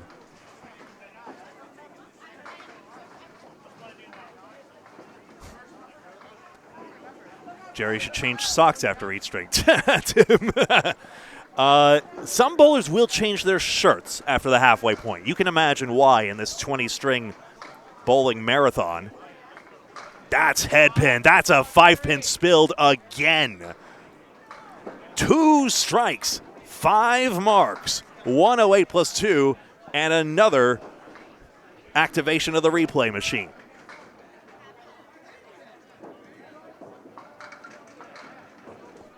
And again, it just comes out of nowhere from behind. How high will this one go?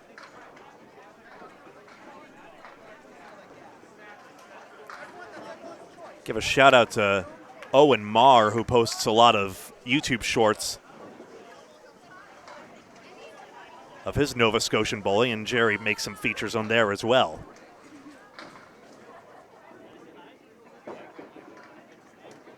For the life of me, I cannot remember the bowling center. I have a guess, but I'm terrified of being wrong. Right down the middle. Tried to put even more power on that. It just didn't work out. I think Jacques the dog just got a little overstimulated there. Bork, bork. Maybe he's just excited to see me. Who knows? 3 pins out. That's well worked out on that strike. 8 fill, 116.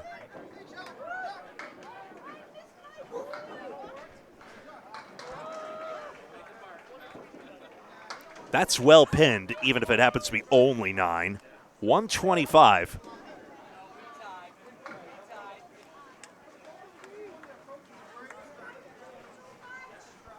That's how that head pin indicator should look.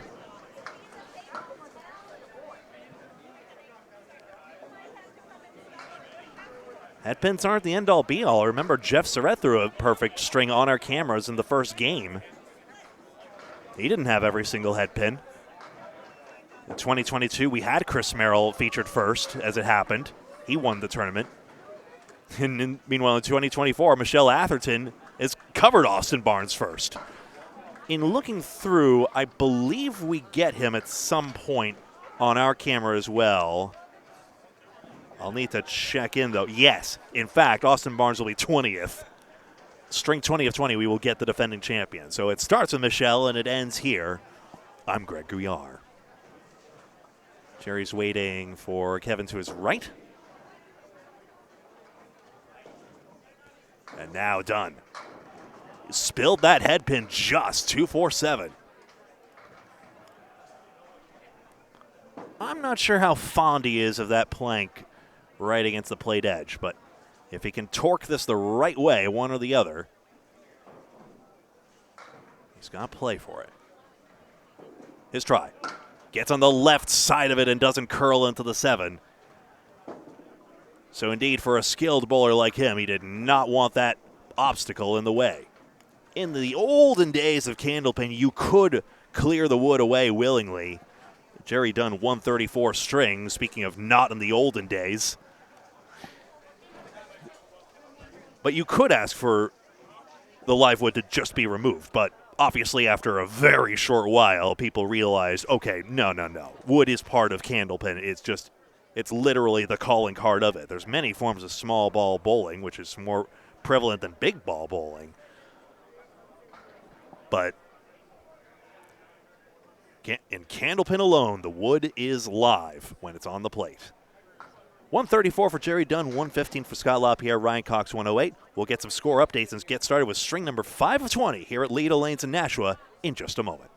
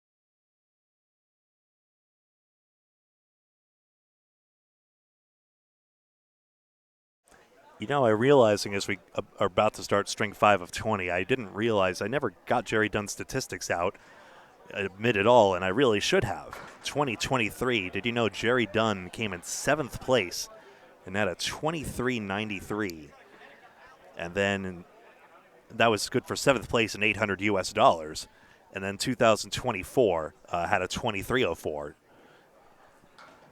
and here he is again, just on our featured coverage. String 5 of 20 in just a moment. Be right back.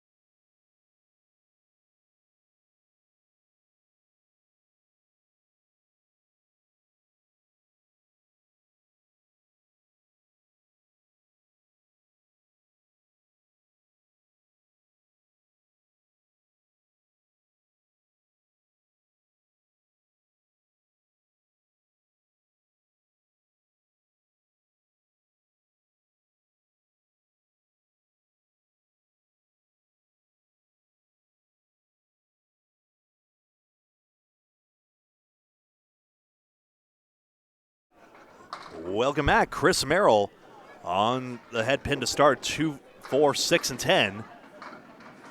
Was just trying to seek some updates here as he threw that first ball. Chris Merrill, 2-time Easter Classic champion in 2021 and 2022.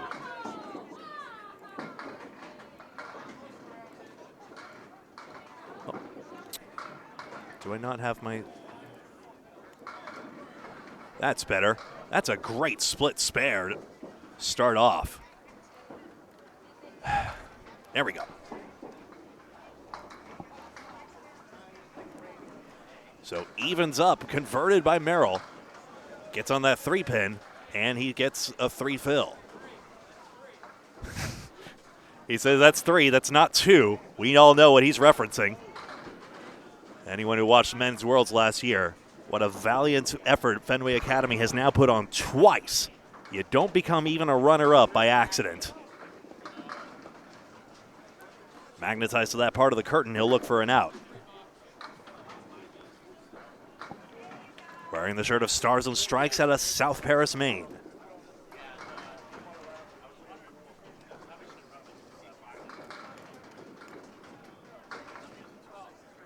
Gets stuck with that 3 box.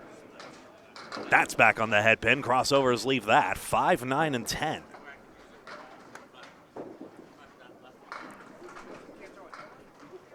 As would. Just tries to cut the 5-pin instead. Didn't think that would do him any good.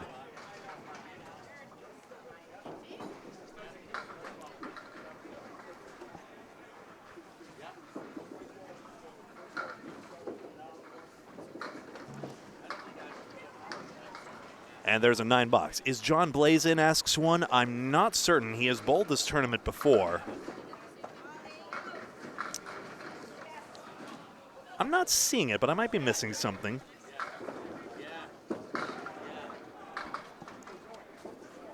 A Candles and Ducks bowler, of course.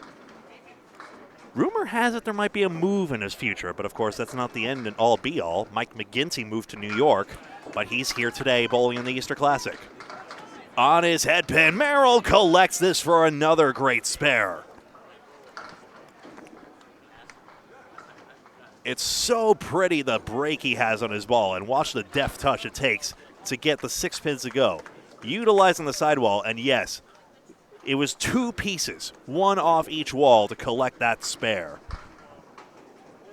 And now his head pin delivers 7 more. And after that rocky 3 fill, 3 box, he's right back on schedule with a 42 through 4.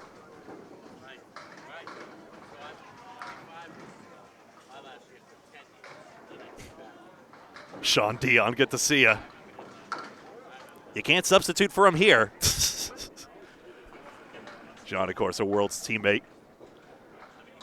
No go on the triangle. Merrill needs a 3rd ball.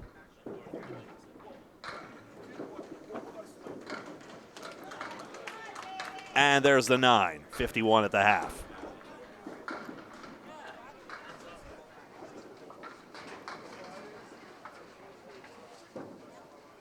Will Damon comes in with 364 through the first 4.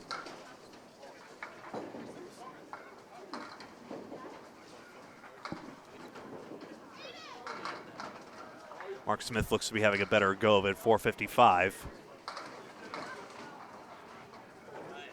It looks like the live scoring is actually, we advertise live scoring in the link, but it looks as though the Cubica system hasn't quite worked out here in that regard. We have a score drop, and we have confirmation of what Will said in chat. Aaron Fontaine did throw 140 in the 4th string and now leads 140. Tim Hazard throws 157 and is now 18 pins back on 566 through 4. Then comes Daly, Collins, and Leach, all within striking or sparing distance.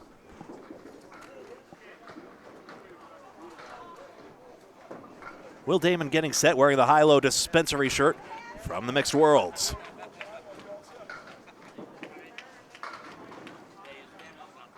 And the men's ICC Bolster Team Stars and Strikes. Speaking of said South Paris Main Bowling Center, he takes out 4 on the first one.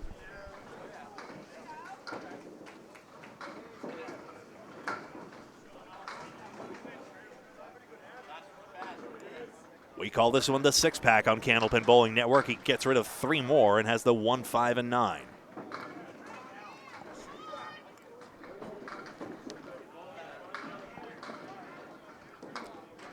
Just flutters the head pin away. That's a harsh outcome. He'll take 8.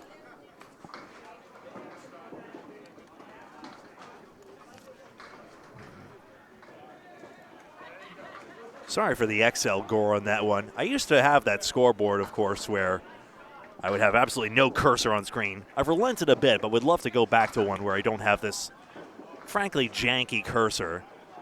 But alas, here we are. And here's Damon. Got that real bend back to his delivery there, mixing sticks. 3-pin will tip, and the 7-pin remains with a piece of wood in front. Check that white brick there that pops up in the middle. That's your head pin indicator. If it has a red S, that's a split. But he missed it to the right, and it gets away.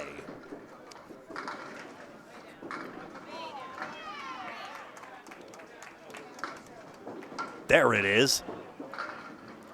A 10 box he won't be happy with, but still plenty of time.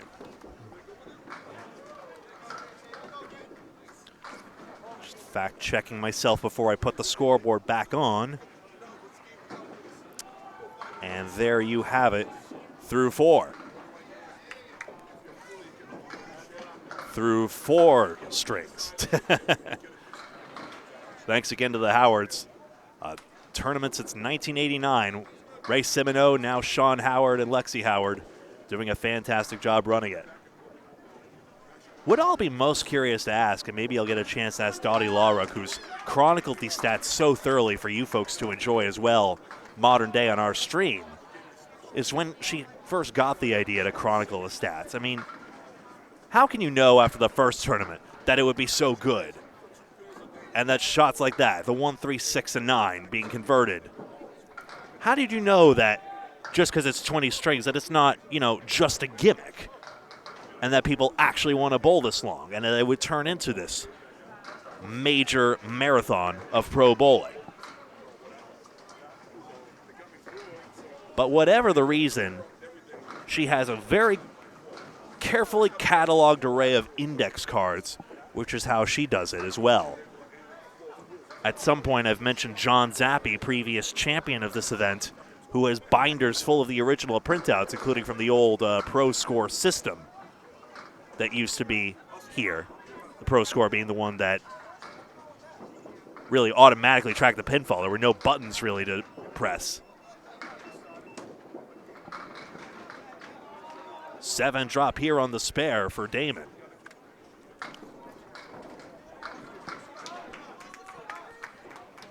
Triangle 6, his path to it is obstructed by 2 pieces of wood. Let's see.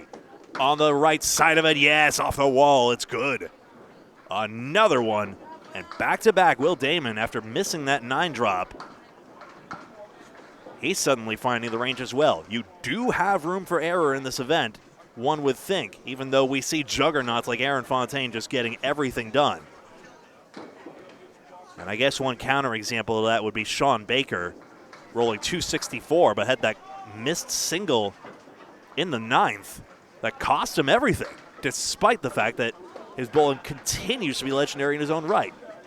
And Sean Baker, of course, multi-time Easter Classic champion, twice if memory serves. 10 strike! Will Damon strike on spare. And that short memory serving him very well. 65 plus 2 at the half, tremendous.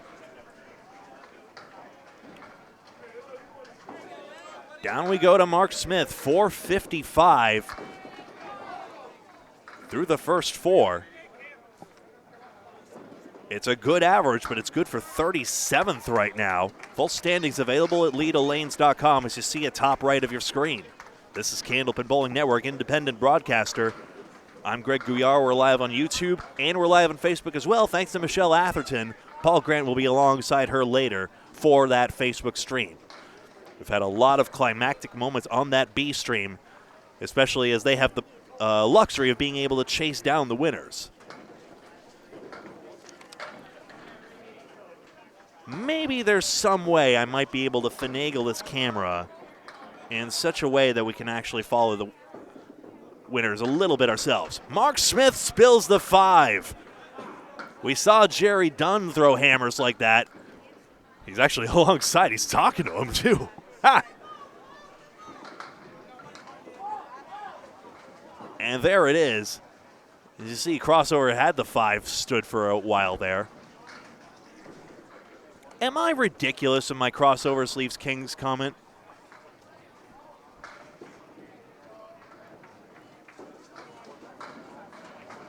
Obviously, it's not an absolute rule, but it just seems as though it happens. And yes, Craig, absolutely right. I think there will be future 20-string or Easter Classic tournaments. I have a feeling this annual tradition is not going to go anywhere. That's just the sense I get. It's conjecture. But people love this format so much. Smith plunks 2. He won't love that, but he has a second ball. So even though these confines here are definitely condemned, that's a good bounce back ball and a spare on strike. Mark that one down. Mark Smith gets a 20 box, and that's a beauty. Have another look.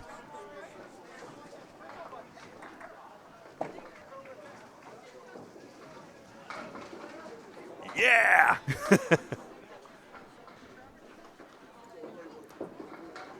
Smith capable of this explosive bowling. We've seen it in many a broadcast before. Got his long-awaited Maine State Championship after so long.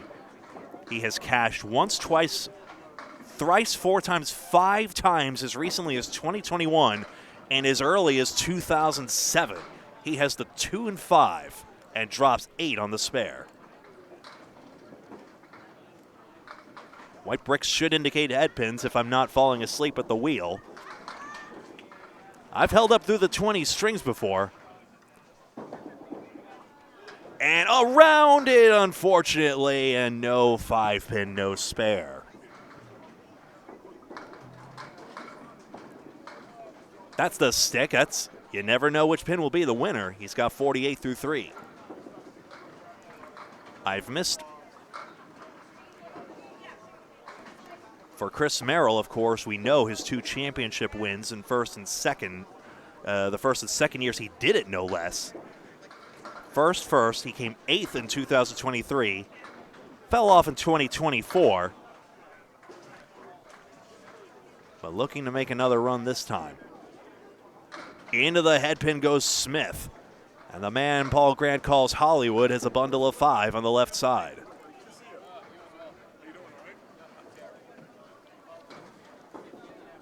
Also wearing that Stars and Strikes South Paris, Maine shirt.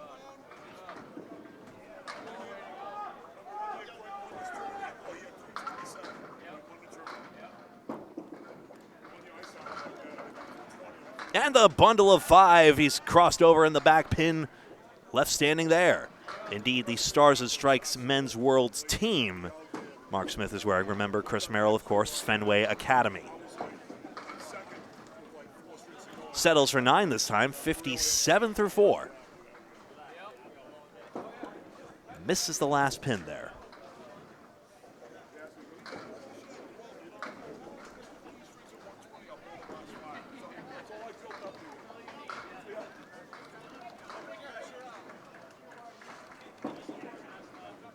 Son of a gun, I think this is Will Damon's first Easter Classic. I just had him pegged as a bowler who would have done this before, but after all, Justin Waters is only just now in a tournament. I remember talking to him about that last time around, thinking, oh, surely you're in. No, he's not.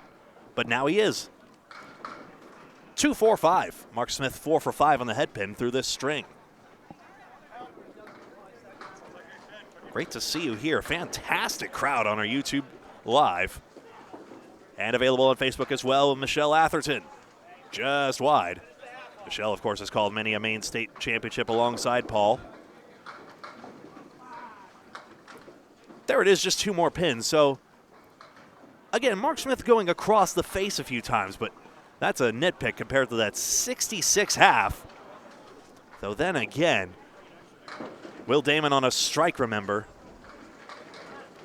When you've got folks like Aaron Fontaine still going north of a 140 average. North of a 140 average is absolutely absurd, which is what Austin Barnes had. At the half, he was outpacing Jeff Atkins' pace. And Jeff Atkins has the highest winning score of this tournament of 28-12, keeping that 140 average throughout. Obviously, that stands as the men's house record. Merrill, a 3-1 split. Chris on the red line, got the 8-pin to tip eventually. And he'll have to settle for 9 or 10.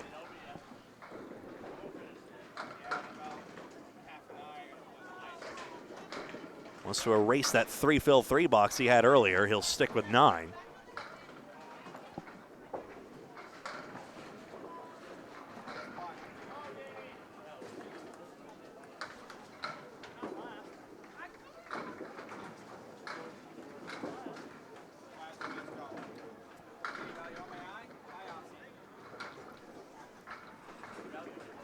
Chris Merrill, the new Maine State elimination winner, defeated Cole Fry.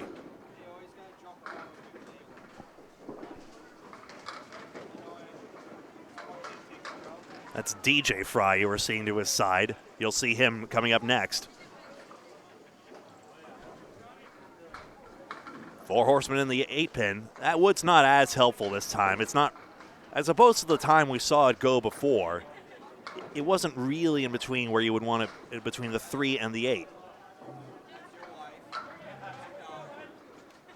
But he's on this one and rang around a 6.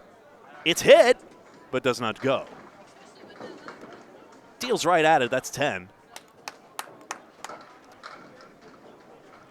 Does CBN happen to track the percentage of strikes that occur on the crossover side? We don't have that statistic. I assume Bob Lee would love to dive into that data at some point. I can't imagine it's as high. And I guess I can say Brooklyn, after all, WON Sports out of Brooklyn. The syndicated TV man, Jonathan Rios. Looking forward to getting back in the saddle with more Candlepins for Cancer broadcasts. Rate the chances of this 4 horsemen in 9 and 10. An able hand and Chris Merrill. He's got it all, and it does go, yes. So the wood does bridge the gap. And one more look at it. Just the plank was taking it, so going on the outside of the 4 horsemen was enough to take it. Now here's Phil on his 3rd mark. He's exactly on par right now. Got his head pin, and the fill is high. Where's the 8 pin going? Where's the wood going, for that matter? It's 9 on the load.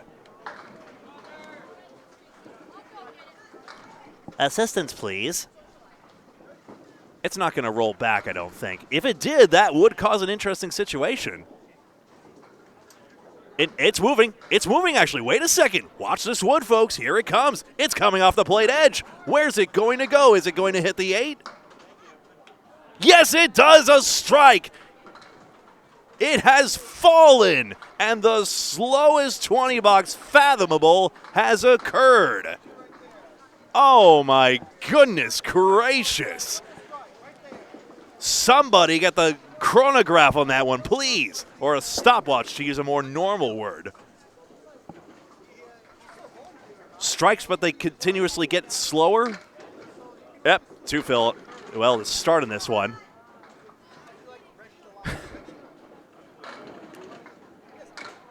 That was wild. Now into the 3 pin. 1-4-10.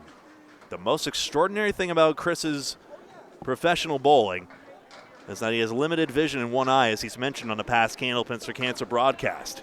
Grabs a perfect 10 out of that. And for a struggle string by his standards, he has gotten himself a 117. That was a pretty 3rd ball, in fact. Let's see that one more time, the 1-4-10.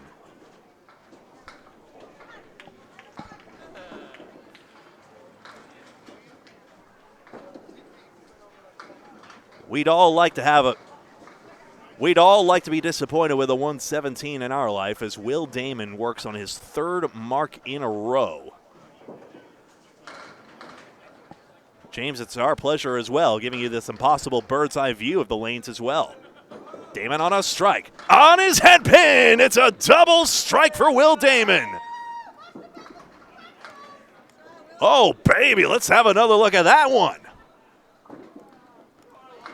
First double. I think the only one who threw a double on our lanes last year was Irby Kafalas, who is in the field again. John Kafalas, that is. We've seen 3 strikes in a row. There are multi-strike pools. Whether or not he's joined one is another matter. X dot is how I annotate that, so it was really 75 plus a ball at the half. Don't actually write that 75 into your scorecards yet, folks.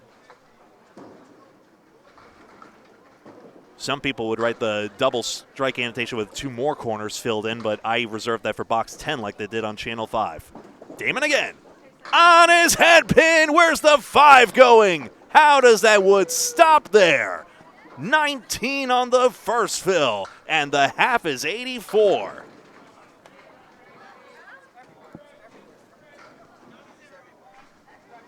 On the 5 pin, stay within yourself. It's a spare on strike. That ball is probably one of the hardest to stay dialed in on when you have the unexpected adrenaline of a string where everything is going right. And Damon continues to impress in his debut Easter Classic.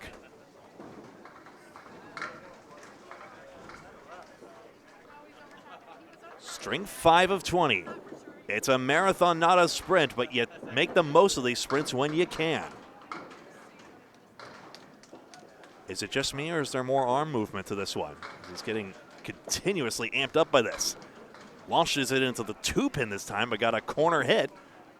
119 through 7 is 49 ahead of pace. Needs one more mark for a 150 string now.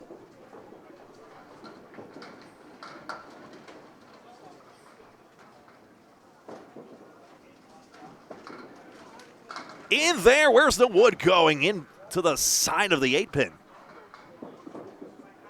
I sound borderline like John Virgo. Where's the cue ball going? And a 10.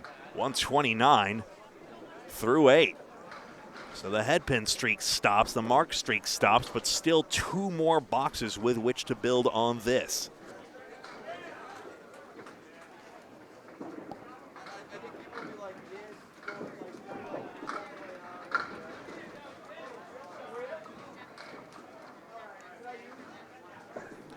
Damon, head pin splashing into the 7-pin as well. Just a 6-pin. Pin to the side on the 6. Just don't hit. Even the cap may take it, though, if it's touching.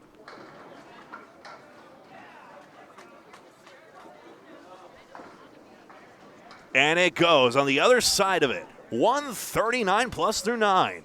And now that 150 does look as though it's in reach. Almost had a perfect string, but for the starting 8 box. But hey, Jenny Rowe missed the head pin 3 times on her first box, and look where that string ended up. 210 women's world record.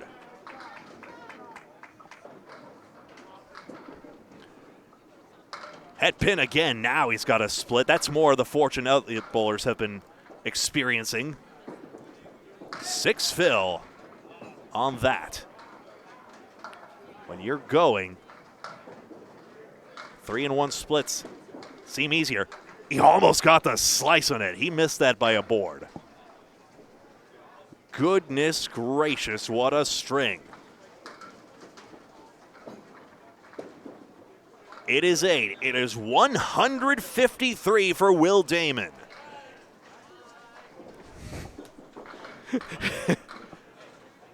Hello to his folks out there, as he says. And Mark Smith, a 66 half.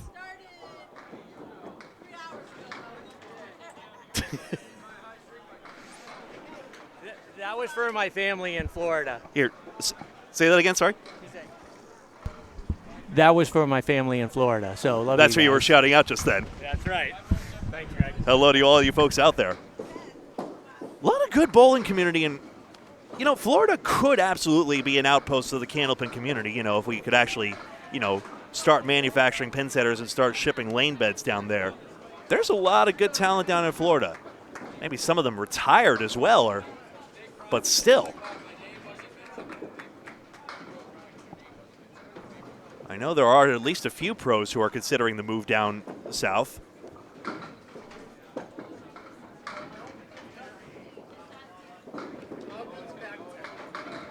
Mark Smith has only left 2 pins standing in that first half. Here he comes out of Maine. He's got the 2-pin from behind, and he strikes. We got that wave on camera, and now this. Mock it. 76 plus 2. Well, good thing Will Damon threw that 153, because right now Aaron Fontaine pacing the field with a 140 plus average. 145 average even. 146 average. Let's not shortchange it.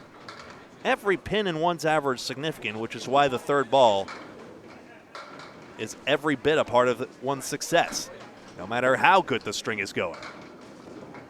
Because everybody is going to get these bad breaks sooner or later, and it's how you deal with that.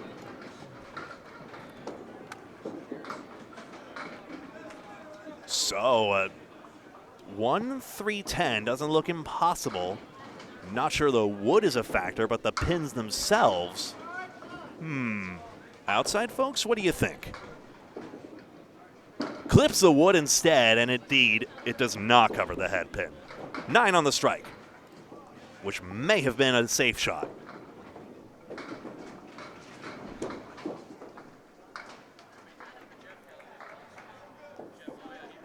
And a 10, 95 through 7.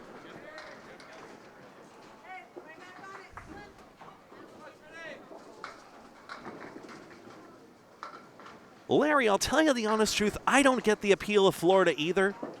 I will not tell people not to enjoy things. I don't get it. It's sunny. It's nice. I'm sure there are some beautiful scenes of nature down there as well. And, of course, the beaches.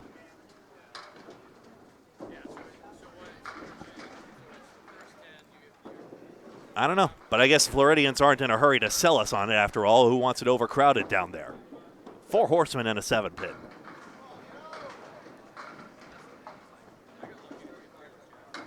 It's full on it. It hits the 10-pin as well for Smith. Still a good string working, and especially if he can grab these 2 sticks on the right side, he can keep going for 120s. Yes, he does. In fact, he's made all 3 for a 10 box. His wife Kim watching alongside as well. Have another look at this 10 box. We will absolutely fire up the replay machine on 10 boxes, especially in this 20-string format here at Leda Lanes in Nashua.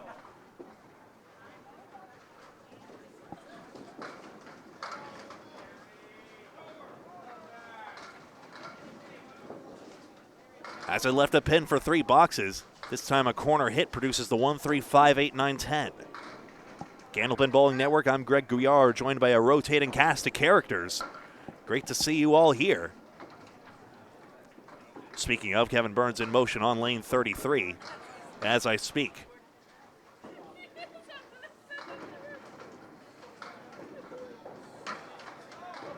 I really thought Dunn was going to make that 7-10, didn't you? Hi, Willie. Good to see you. 1, 3, 10, just the outer layer.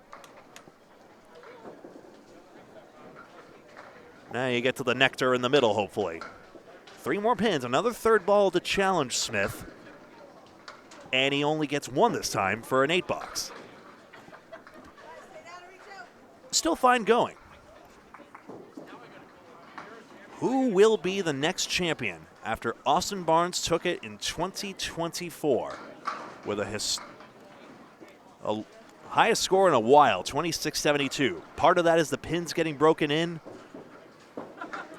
But I swear the caliber of bowlers has gotten up there again. That's a good shot there. 9 and 7 go down. Is that plank going to sit there cap first? Oof. If anything, that narrows the 6-pin for Smith to aim at.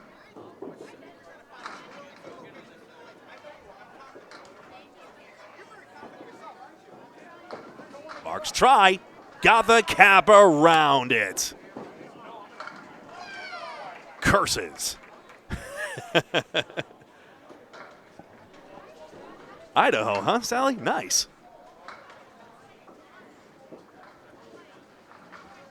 Tanner in Texas. Yeah, Texas 9-pin. That intrigues me as Smith, it's a 9 box and a 122. No splits unless I missed something. Check out that Will Damon 153. Texas 9-pin intrigues me. For those of you who don't know, Texas 9-pin, getting all the diamond of 9 pins is the second best thing you can do. The best thing you can do is ring around the center red pin and get 12 instead of 9. And you can also have multiple people on your team bowl the shot, and it's a hand-set game of bowling as well to make sure the middle pin is center red. Very interesting format, and also an interesting history lesson on the former taxation or regulation of 9-pin bowling, in that most states banned 9-pin bowling for being too gambling adjacent, whereas Texas got around it, or Texas merely taxed the practice, and thus 9-pin bowling survived, and although of course limited, still does. Will had the scoop last time. He claims 129 for Aaron Fontaine, which is, this is how spoiled we are. 129 is down for Aaron. It's his second lowest string, if true. We'll check in on that, and string number 5 is in the books.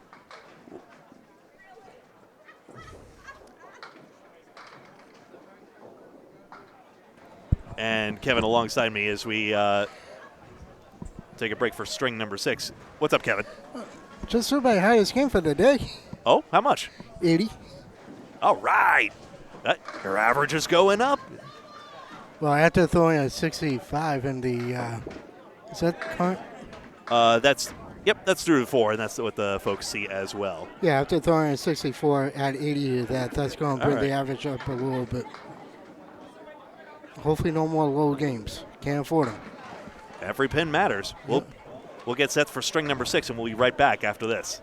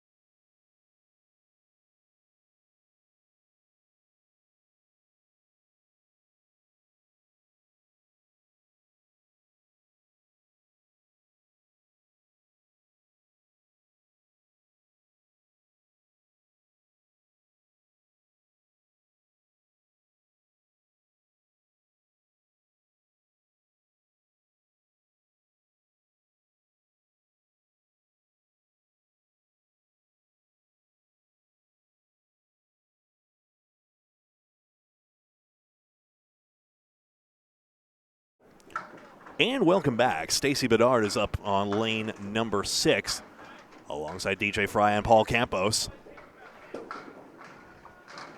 Gets on his 3-pin, a good mix to begin. Where's the 4 going? Behind the 1 and 2. Grant Gouillart here. This is Leda Lanes' Easter Classic, Ray's Easter Classic for Ray Simino.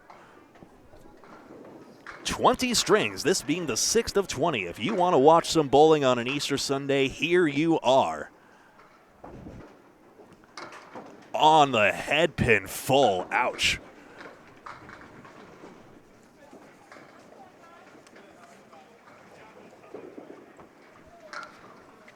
And a 10 to begin.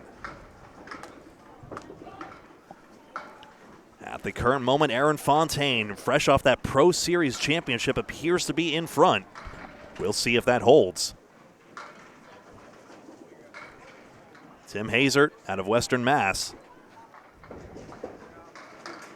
That's full on the headpin spread eagle. You know, for a bowler in 79th out of 102, Stacy's not throwing the ball that bad. Ending up a little flat on the head pin, and we've seen how you really have to have the power and the angle to do some damage. That's just the difficulty of Candlepin. You really have to know how to bowl. I'm sort of quoting a comment when I left a comment on the nearby town of Auburn, amping up the return of bowling to Worcester, in fact. The birthplace of Candlepin bowling. As Bedard gets stuck with a 6. And a lot of the parts of that lane actually came out of the former Leda's Lighthouse, which closed down. This is not related to the current closure news of Leda Lanes, which you can read about on their Facebook page, but Leda's Lighthouse was a deliberate closure so that they could focus on the 36 lanes they're good at maintaining. Actually had shorter lanes over there. There's a question of whether the shorter lanes actually made it into said Worcester Center, which is another American flatbread company location. So may have some competitive scenes, but they'll focus on the ambiance for casual open bowlers, I imagine. But still, to have Candlepins back in Worcester is everything to this sport. And after the closure of Colonial, that was the most significant thing. Third ball gets away, so that'll be a 7 box, and that's why we have to keep on target with that. That third ball can do so and change your fortunes in a hurry. Stacy's first ball gets into the 3-pin, and the 1, 2, 4, 5, 8, 9 results. Hello, Kevin. Hello, Greg. How is your day going? Could be better. Indeed so. How has it been enduring the 20 strings, essentially? Because that's obviously the flagship part of this, where especially if you have to throw all those balls 3 a frame, that could get tiring. Well, if you mix in a couple strikes and spears in there, you're fine. Of course. I actually finally broke 80 for the first time all day, and I'm actually happy 80 about on the that. dot. Yeah. My average is about 74, 75 in this house, so anything above that is a win in my opinion.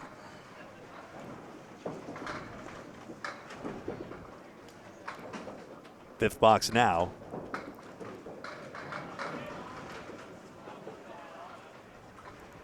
Just looking here. Ooh, What a shot that is for a spare. And that's one for the seat, and we're going to see this one again for Stacy Bedard on the 7-pin cluster. He plays this in the right dead on the head pin. I'm surprised he converted that. I thought that was a little too full. Such a fickle angle here. Now DJ Fry. Any relation in Gouillart, do you know? I personally uncertain, I confess. The roster for this tournament does not drop until the day of. That's been an annual tradition of this, so I actually go in completely blind as to who will actually be taking part because it's such a tightly guarded secret. Okay, there's no Brinks trucks or independent auditors or anything.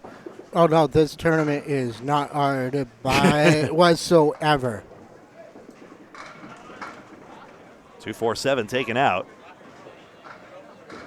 I can't. I had to confess something. If I wasn't planning on doing any tournaments this year with my trip coming up that I mentioned to our viewers. Right. But when that letter that Sean was talking about before we started came out, The location closer news. yes, Nice third ball for 8.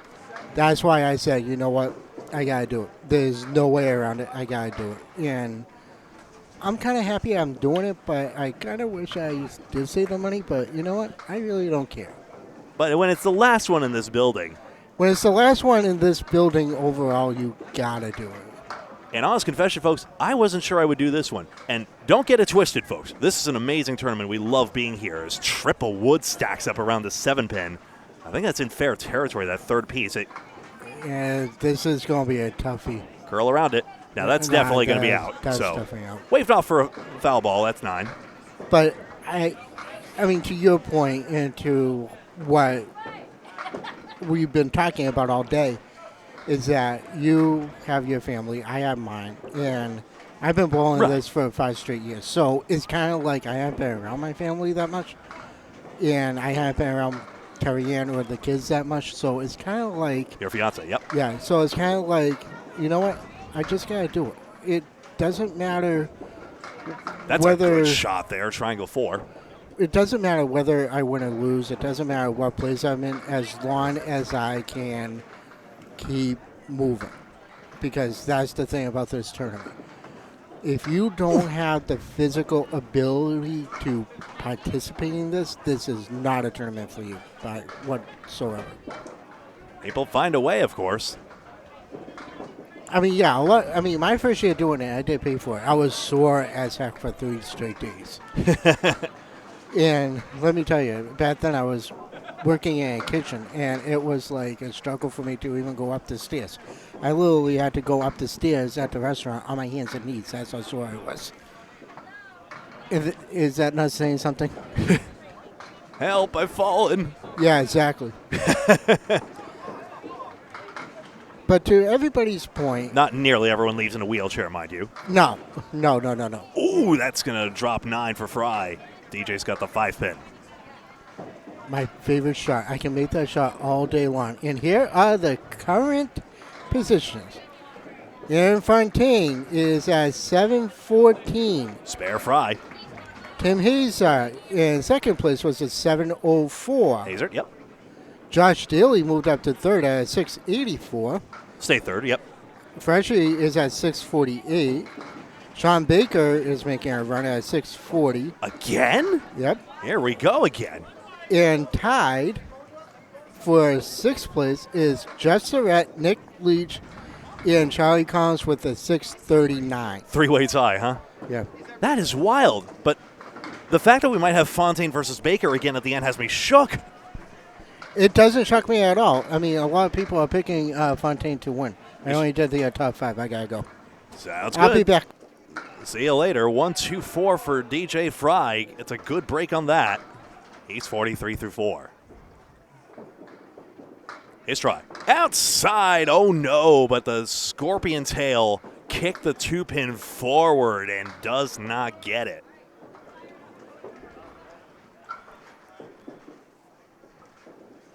And a 9. Let's take another look at why this didn't go, because it seemed like a very good effort by DJ. But yeah, it's a little too flat on the head pin, and then the wood propels the 2-pin forward as we step on over to Paul Campos.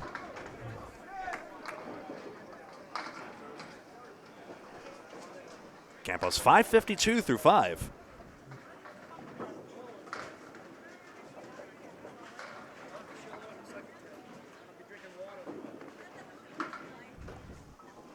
.110 average. Very good, but it's only good for halfway down the field pretty much. Any man would be happy with a 110 average, you would think, but quite clearly, needs a little more. 3, 4, and 6, you see that elevated balancing hand.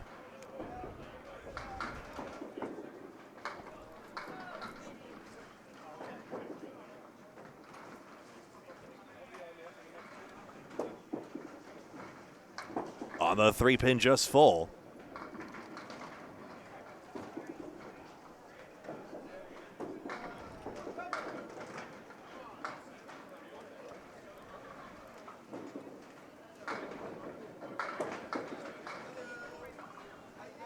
He'll start off with an 8-box. Just looking here, but yes, it is his first Easter Classic as well. Bedard and Fry say the same. Trying to pull up some statistics here. Ergo the radio silence.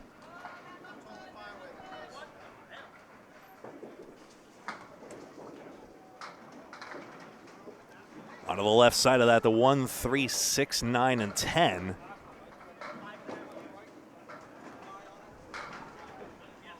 That's not causing too much of a frame crash, is it? Okay. There has been some issues with lag, but only just. And a nice spare. 1, 3, 6, 9, 10 for Paul Campos. And he's got 18 and a ball through 2. Another look.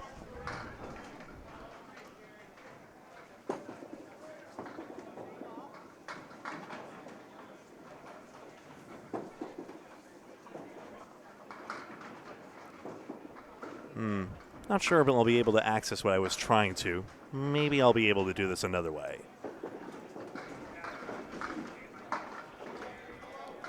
Spare fill is on the head pin. 3-1 split. No, it busted up the 7-pin.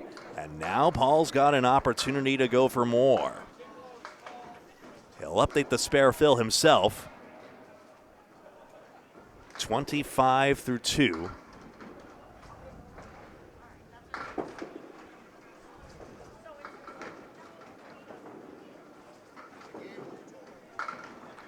But he misses the 3-pinner.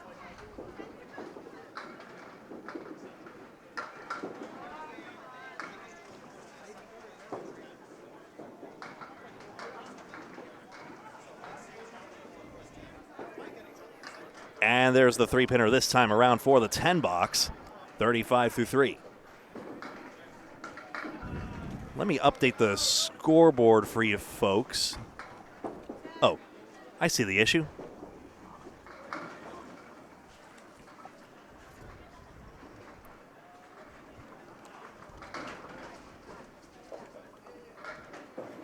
So even Sean Baker in 5th place, only 74 pins back. That is surmountable. Fontaine, Hazer, Daly stays put. Nick Zuffalato goes to 4th place. That would be his first title if he can run the table now. And Sean Baker now moves up to 5th in a quest for yet another repeat championship. On the head pin too full. All just not finding the angle on that head pin. 3-1 split. Or the 3rd ball.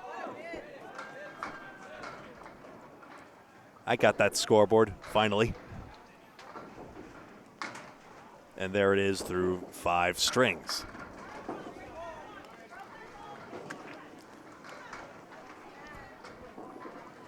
So Kevin Burns read out the tie for 6th as well. Jeff Surrett, Nick Leach, and Charles Collins are all in a log jam on 639, tied for 6th.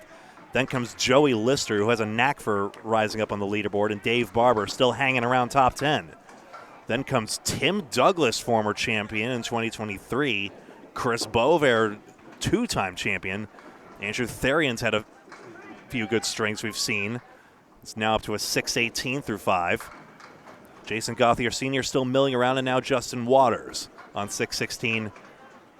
If top 15 pay as it did before, he is in a paying spot at present. We had a tie for 15th one time. They had to kind of split the envelope awkwardly.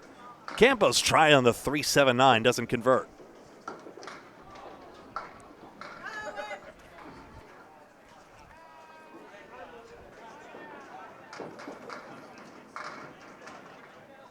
To think just a simple idea. Let's get some bowlers in during Easter.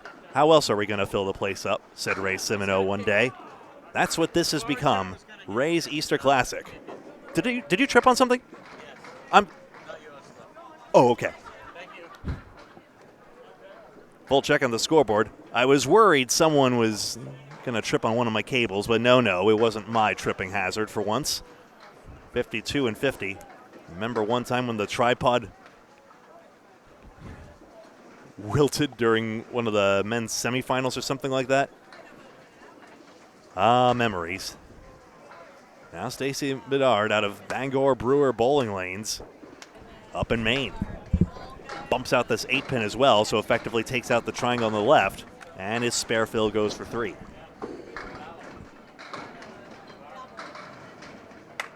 How about 46F? I finally hit 400. Whoa! Yeah, nice spare. You really are improving quickly. I'm trying to. I remember Bob Lee said, well, there is a knack of this tournament to rapidly improve your form after so many repetitions. Yeah, I mean, Bob is 110% right on that, and I'm not going to shortchange him because after bowling with Bob for the last couple of years in this tournament, I've seen Bob struggle himself. But I was like, just stay with it, and it's going to come.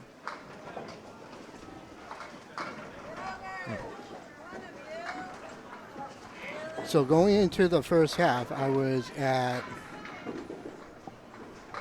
359. I'm finally at 400, so I'm actually getting back to where I was. You guys got it? 4 horsemen for the third ball coming up.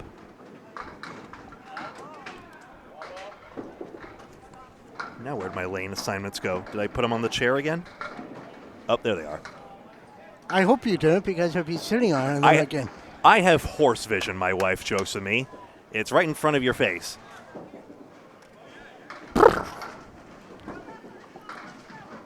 One more pin on the third ball gives a 7 box. So it's a little bit of column A, column B. Just lost the head pin after I mentioned that in box 2. Is all over it there.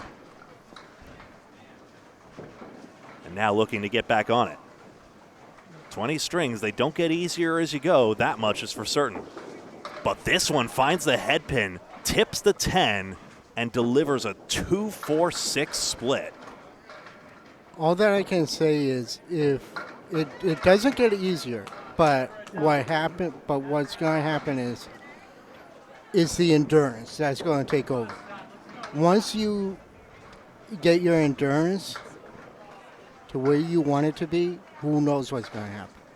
And, of course, some people speculate about the runner's high. I'd heard of the runner's high. Man, that 2-6 almost cut over. Stacy overcut it. 63 through 8. But I guess maybe adrenaline to some degree, if I'm understanding what you're saying correctly? Yes. Because this is a kind of a tournament where you want not only your physical body to be in check, because I mean everybody says it, 20 strings is like, who on earth can do 20 strings, right? Well, clearly 102 people here. Okay, but I'm just saying. Yeah. But you know where I'm going with that. So it's not it's more endurance, but it's also more, do you have the knack? Do you have the charisma, if you want to go that far, to do a tournament like this? Bedard's got his head pin clocked again, but has the 5-8-10 split and wood in front of this. And it's not a bad piece of wood. does it cover the 8 is my question. No, he went wide. He took out where the half whistle would be. Missed the cap, of course. My prediction is the red line takes the 5 and 10, but I'm not 100% certain.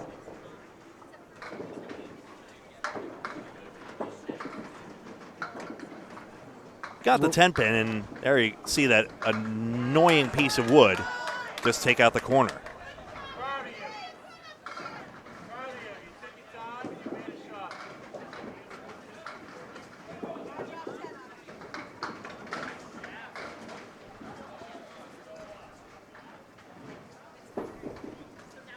Into the 3 pin, and there's a mix, 1-2. No time like the present. It does not matter how tough a string it is. Bedard has a good chance here on the 1-2. The Bangor Brewer bowler knows how important this one is.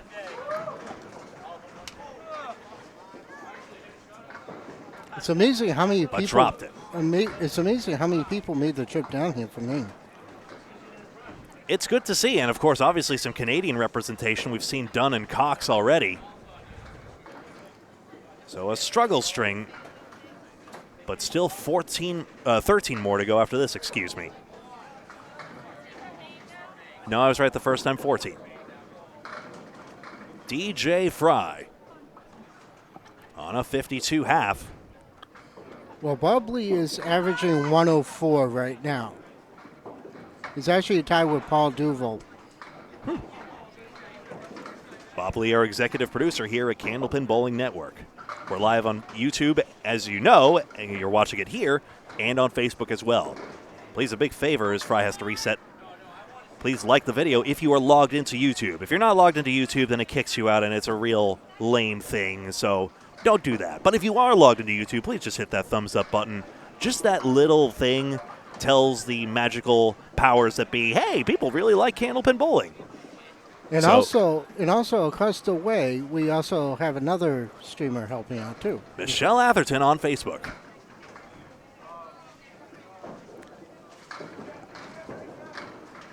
Around it goes around the 3 and 6.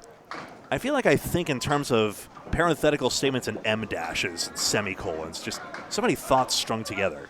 Forgive me if I get too long-winded. Nice 10, thank you. That's what should have happened, and it did. 62 through 6. Took a while, came off the sidewall, but not as long as that crazy strike from earlier. A Chris Merrill hammer that took an eternity. One of the slowest strikes you will ever see, probably. Am I correct? Nico, take a short of that one if it even fits in a short. He might have to do that like time-lapse thing like he had to do with Pete Crawford Jr.'s 227 single when the pin setter malfunctioned. Didn't ice him. That was Pete Crawford Jr., a 227 single during the Friday Night Pro League. That was last year, too. It was, but it's still memorable. And last year there was like, what, 6 200 strings? That was a wild, wild year. And actually, I happened to pawn your post as well of just how many 200s we had that time. I forget if that was the year of Nick Norcross's 200. Jerry Dunn had one. Calvin Locke had one during Men's Worlds. Nick Norcross was at the doubles in Augusta. That I remember because I was 2 lanes over from him. Right. I forget if that was Mike Salona's 200 that year or another year as well. Oh boy, the memory bank is being tested here on this one, folks. And I see a lemon drop in lane 32 for Will Demon. By lemon drop, we mean 4-pin or the 6-pin out on the first ball. Bob Lee powered to and brought the Candlepins for Cancer jar out, still raising money for the 501c3 charity, in his case in honor of Emily Smith Lee. After all, the charity helped him out during that tough moment. Around the 5-pin, that's all that stands. We don't care about that one leaning. And I will admit, seeing Bob, I was actually shocked to see Bob today because I didn't think he was going to have the willpower to do it because he just lost his wife. But recent loss within the past fortnight or so. But I'm actually happy to see him actually bowl. It's good to see. I know at least one other bowler, I'm not going to drop them in, and have had a more recent loss, but is here today as well. And it's great to see. You know, the bowling community, it's one of the few diminishing examples of a community of unlikely strangers. Like, there's no way, Kevin, that you and I would have known each other otherwise, for example. No. We come from different backgrounds, different states. No, we're in the same state. I'm in Massachusetts. So am I. Oh, that's right. You're just bowling Leda lanes. That's right. I just bowl in New Hampshire. I've been part of the NHCBA since my career began. That's right, yeah. Makes sense, though, as the Leominster former bowler you are. Well, no, I was a former mechanic at Mason's, but that's one thing. That's right.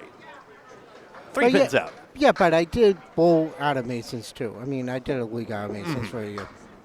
I got my lick in. I got a few strings in before they shuttered.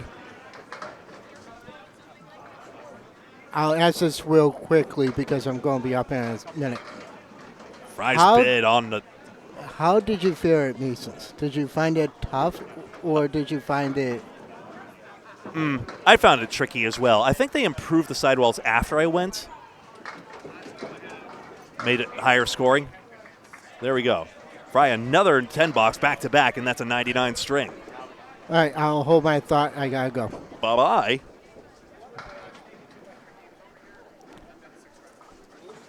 $50.5 as we tab over to Paul Campos. 10 pins separates the leader, 714 to 704. The margin has been 1 pin before, back in 1990 when Craig Holbrook beat Joe Ashline. What an interesting career Joe Ashline had. I don't think it would be outrageous to nominate him for the Hall of Fame considering all his TV appearances and how memorable his name is. After all, is fame not the memorability of one bowler's bowling and their prestige in it? Even though Joe Ashline's career has been a career of almost, he almost beat Tom Olsta on that live show. He almost had more success than he actually did. Surely someone could make the case, you would think, as the next class, his paperwork starts coming together. Paul Campos drops 9 on this one, and he has the 5 pin.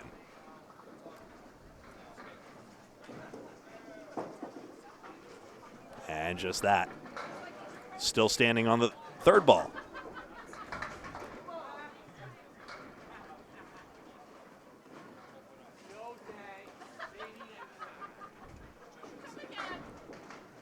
And there's that 10 box.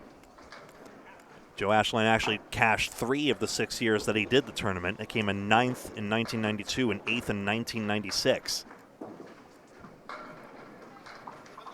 5 wins for Jeff Surratt, 4 for Chris Sargent, 3 each for Gary Carrington and Craig Holbrook. And then Bover, Baker, Atkins, and Merrill all on 2.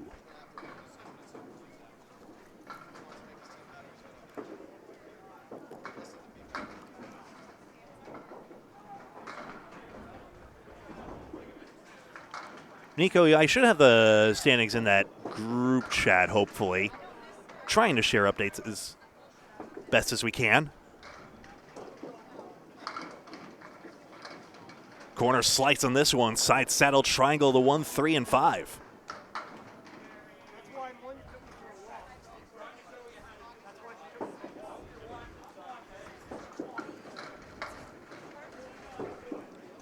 Coming up next will be Keith Miller, John Froggy Sear, and Scott Hodgdon.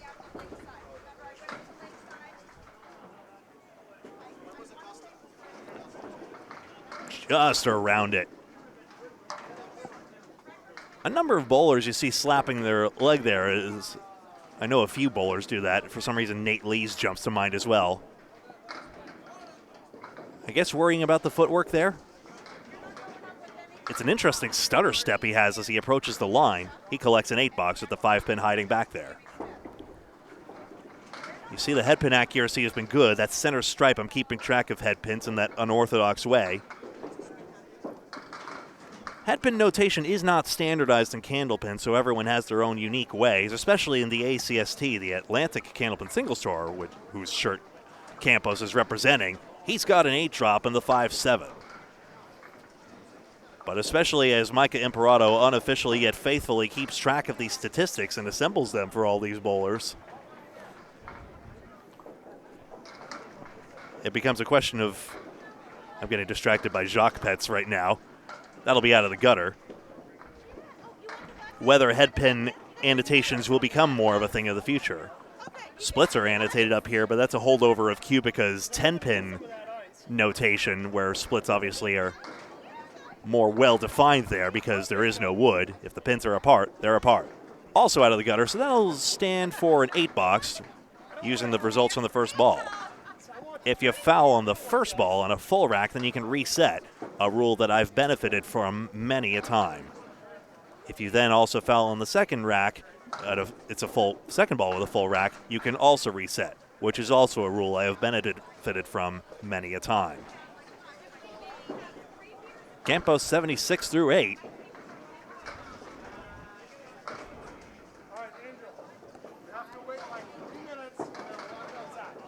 Lost the handle on that one. That's Scott Hodgson to his left, out of North Carolina, coming back to Candlepin for this event. Seems to be doing pretty well, coming back to his old form. 7-pin cluster is intact, but it does not go. Through 5 strings, Aaron Fontaine by 10 pins over Tim Hazard. Aaron Fontaine out of bogey lanes, of course.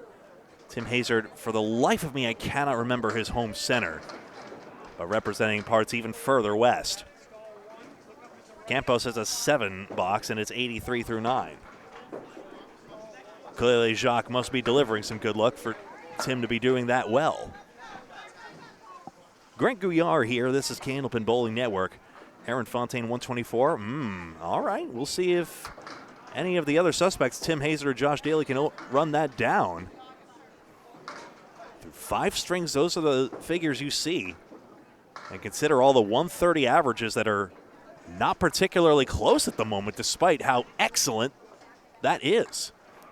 Dropping 9 is Campos, just the head pin.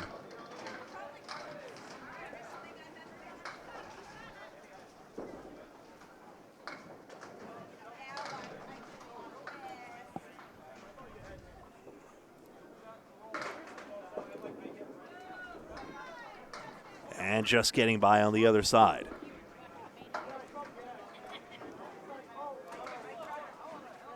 Just looking around here for some statistics. Pardon my silence. Ooh. Frustrated bowler, if you heard that. 93 for the string. It's an emotion tester, this one, as is any game of bowling. Do you have that belief, and in this case, do you have that persistence to be able to see it through? Interesting, I got the capitalization wrong on this one. That's better. Strength X is down, 14 more to go. Hello, David, good to see you. Canal makes a lot of sense out of Southampton. That makes sense. It is point west. And we will be right back with string number 7 in just a moment. I'll click on sooner if I have any updates as well. We'll be right with you either way.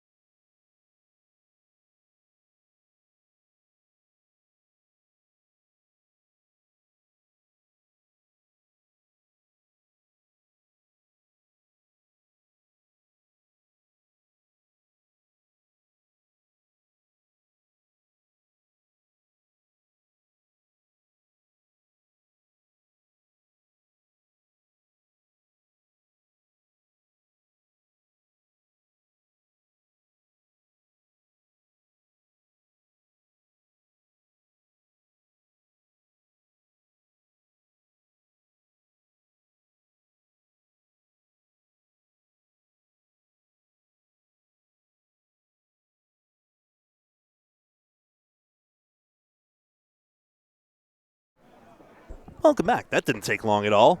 Hopefully you weren't too accustomed to the long delays. Or if you were, hopefully you're getting off the can or wherever pretty soon, because we are back here with string number 7 of 20 here at Leda Lanes in Nashua, New Hampshire. This is Keith Miller you see on lane 31, our featured lane today. John Froggy Sear, second bowler, and then Scott Hodgdon over there in the third spot. 1, 2, and 9 with Wood bridging the gap for Keith Miller. All these bowlers bowling in their first Easter Classic. And Miller spares.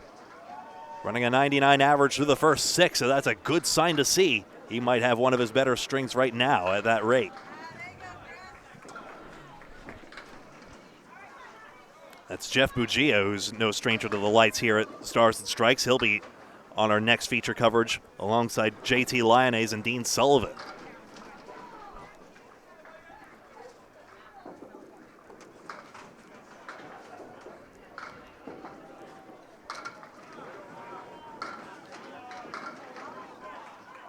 Onto the 3-pin it comes, and a 5-fill.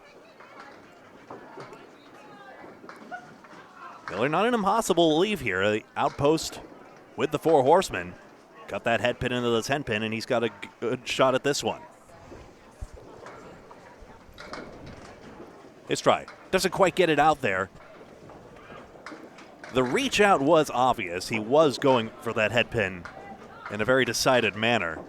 But unfortunately, I think the ball just fell out of his hand just a little too soon. That's the idea. He'll take a 7. We have the standings through 5, but we'll get them through 6 as soon as we get a chance. Leda Lane's doing a fantastic job, not only doing it, but then very kindly sharing the printouts with us so that we can share them with you. Why do I have a feeling I'm going to be taking them home and putting them in my binder? Someone's gotta, though the shredder could always take care of it. Oh. Spread eagle for Keith. If Steve Broadshock is watching, you know what he's going to say. Oh, no.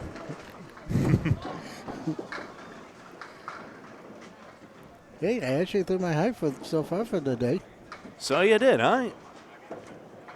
We're on the up and up. Miller lost that second ball, so this eagle's just that much tougher on the third ball.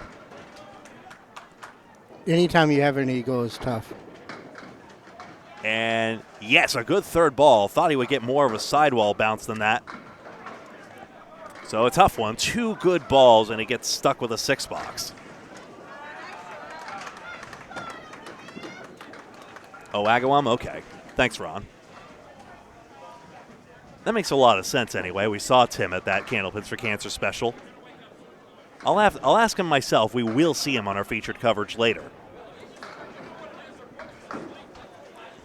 Angel Morales and Jeff Burns, no relation, is on that lane. No relation to me, that's for sure. That's the idea. 6-pack. As we call it. Aaron Fontaine by 10 pins at last check. I mean, just kind of miss the object. Object is the head pin. And to think a 124 is considered a low string, it's not. It's a great string, if indeed that is confirmed that was the case.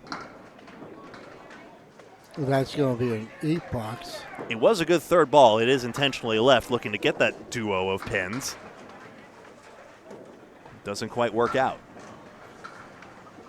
36 through 4. 36 lanes here at Leda Lanes in Nashua, as well as Kegler's Den as well, along with some cornhole bowling. Cornhole bowling. Okay, that's a new that one. is a thing. That is a thing. Corn bowl is a thing. Eddie Florentino will be happy I said that, but no. They just bring out the cornhole setups on the lanes. It's easy to measure. You can work it out from the 60 feet of the lane bed and the lines and such. On the head pin, what a bid, but no 7-pin for Miller. His best shot there, but one more pin and a 46.5 is plenty to build on. Leaves it standing 45. Now over to John Sear, the man they call Froggy. Here's dearest Michelle Atherton on the other side, broadcasting the other side of the house on Facebook, Candlepin Bowling Network. Is there any way Nico's going to be able to link that kind of coverage with our coverage, you think, or no? I'm not sure I understand the question. Is he going to be able to do 2 separate uploads? Oh, he can dither it. When you least expect Nico, he appears. Don't you worry about that. He can pop in and out of each chat room. It's nothing. Appear on Ripping the Rack Podcast's chat room next. He's everywhere. And we appreciate all he does, including all the shorts content, which has really gotten Candlepin Bowling Network out to a wider audience. Sear has the 1-3-4-6-7-9.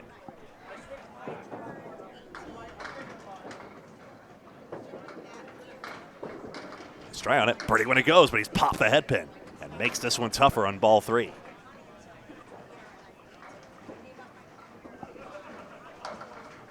Will a 140 average persist? If it does, Jeff Atkins' 28-12 again is a question mark, even though the last time that happened, that fell off in the case of Austin Barnes.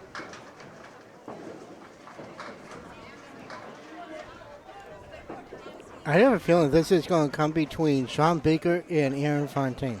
Wouldn't it? It would be so poetic to have yet another rematch. It's been like... And look, Sean Baker's throwing a 132 average and losing to a 140. Which is... What is this world coming to? Sear, good first ball, kingpin.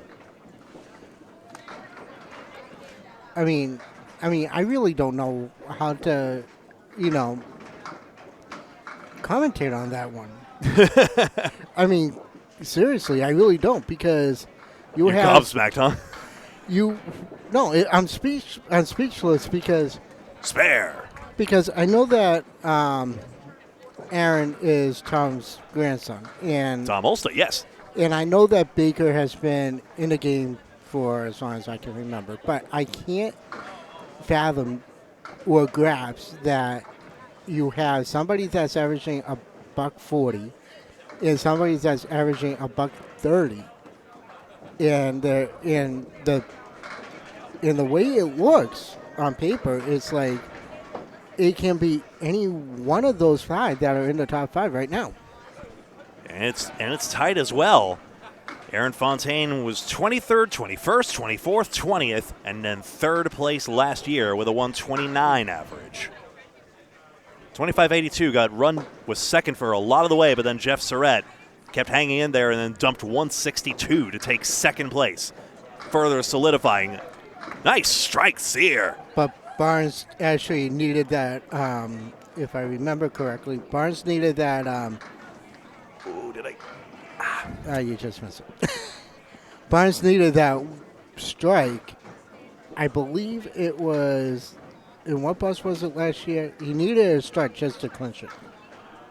Because he was ahead by, his margin of victory was 51 pins, if I recall correctly. Let me check in.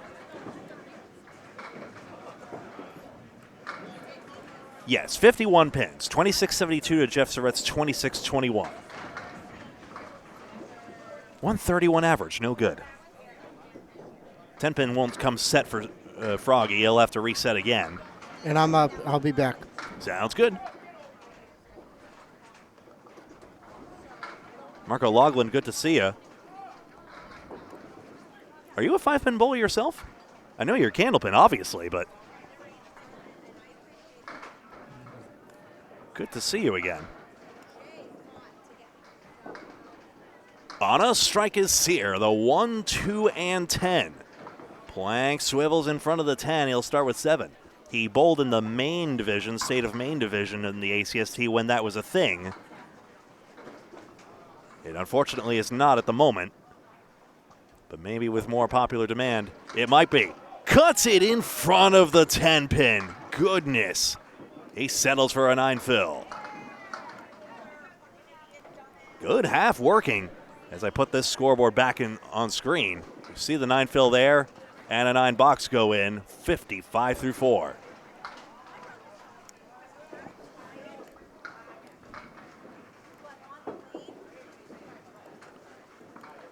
Sean Baker, a two-time champion of the Easter Classic in years 2005 and 1999. We mentioned Tom Olsta, his only victory in 1992, but has had a number of high finishes as well.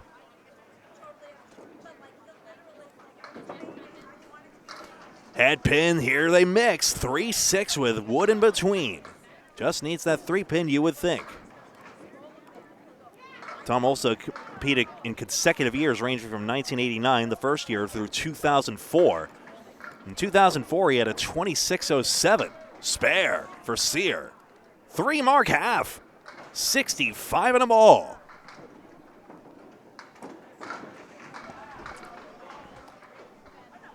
And now from the state of North Carolina, Scott Hodgdon. Paul Grant caught up with him recently. Scott has not bowled Candlepin in years, but wanted to make the pilgrimage here to Leda Lanes to participate in this one-of-a-kind tournament event. And Paul also assures me that he will pay lemon drops if he incurs any.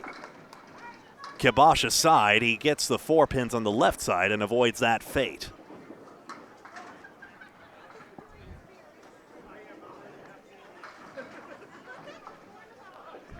We call this one the 6-pack. Dropped on the line, 3 more out, the 1, 6, and 10. Olsta, by the way, came second 3 times and third place twice. Has cashed 5, 8, 11 times overall in the tournament's history. Good third ball to grab the head pin. Some have gone for the 2 pins in that case. What would you do against the 1, 6, 10? Do you content yourself with the 2 on the right side? Or do you go for the supposedly aggressive out and try to grab 3, thinking that even the 2 on the right side isn't a guarantee? But the old school way of thinking is absolutely clear. Take the 2 pins, give yourself the best chance of a 9 box. 9s are fine in this game. That 9-pin fell back there as well, so this will be 6 pins standing for Hodgdon to look at.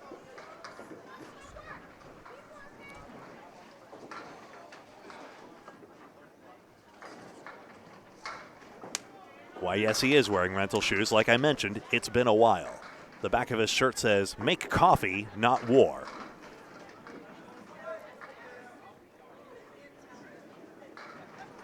One does seem more potable than the other if you think about it.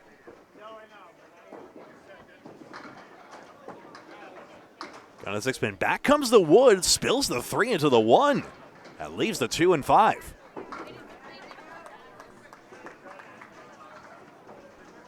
Those Canadian flag decals you see have actually not been over Leda Lanes' masking units forever. Far from it. It actually went in during the last Men's Worlds, just this past year.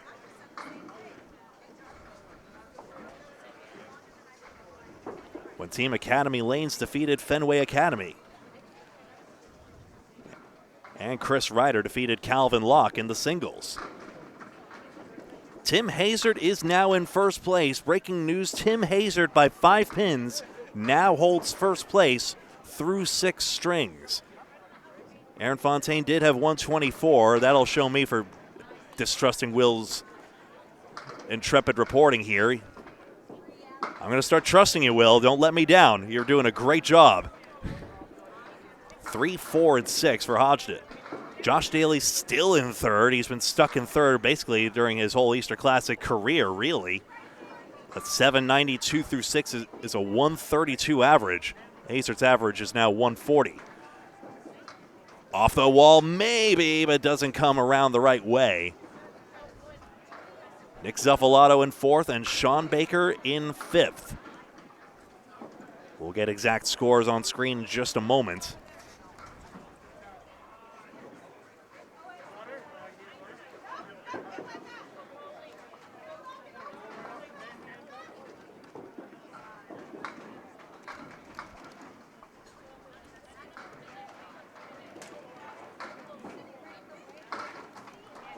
Third ball. Yes, Plank takes it out. That's 10. Just calculating scores on screen for you fine folks. Making sure I spell Hazard correctly. There's 2 AEs. You can think of it like Aesop twice. A-E-S-A-E-R-T. H-A-E-S-A-E-R-T. Otherwise, apart from the change of first and second, all rankings remain the same. I'll have more standings in just a moment. 4 pins out for Scott.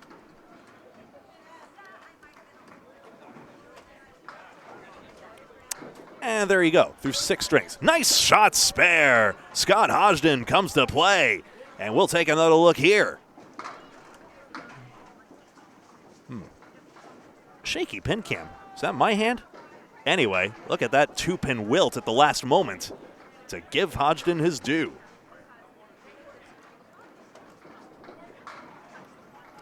Five pins, that's it. Separating first and second. Tim Hazard is coming around to our coverage. He'll be here at string 12. That's a head pin hit, and that's an 8-fill with another plank in front. And now a chance for a 60 half if this goes. Has to be careful, though. It's wedged against the sidewall. Can Scott's ball power through? It is liable to deflect, and he's curled around the wood.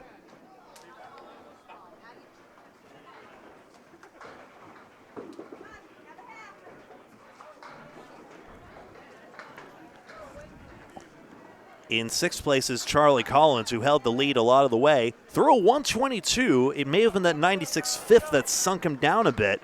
He's down to 761, just 1 pin off Baker. And there's that 10 for Scott Hodgson.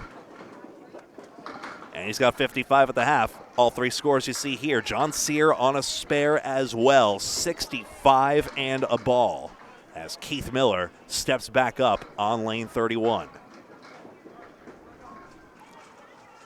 Mentioned the Canadian flag decals are new. The American flag decals have been around for quite some time. Jeff Surrett, 7th place. Another top 3 finish. Another cash is just another feather in his cap. The most successful Easter Classic bowler. Nick Leach in 8th. Tim Douglas, previous champion, is in 9th. Chris Bovair, previous champion, 10th. Jerry Dunn, 11th. Trying to get another Canadian title after Chris Holletz. Kevin Davis, former champion, in 12th. Andrew Therian, 13th. Dave Barber, 14th. And Justin Waters, 15th. Full standings available at LedaLanes.com, spelled as you see it on your screen. Leda Lanes named after Leda Simino, Ray's mother. 1-3, not quite for Miller.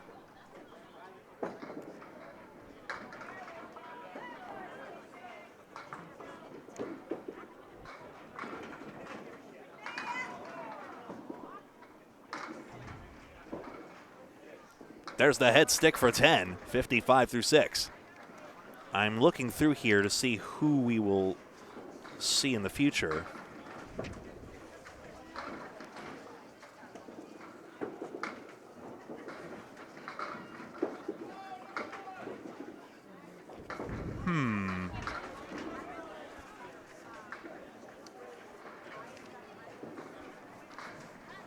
That's a head pin hit, 4-7 for Miller.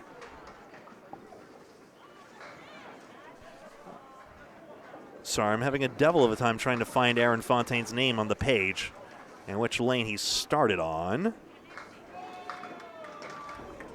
4-7? Yes, it does. Bumped off the wood.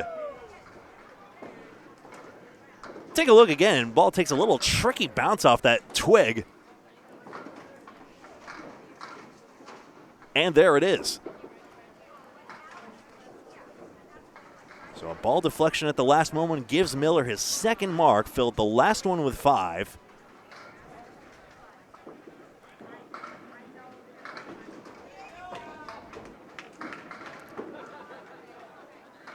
Aaron Fontaine looks like he will be 5 lanes to our left. Okay, so on lane 26 at the end.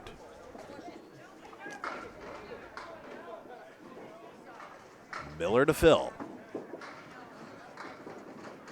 He's got his head pin. It's down the middle full for a 5-fill.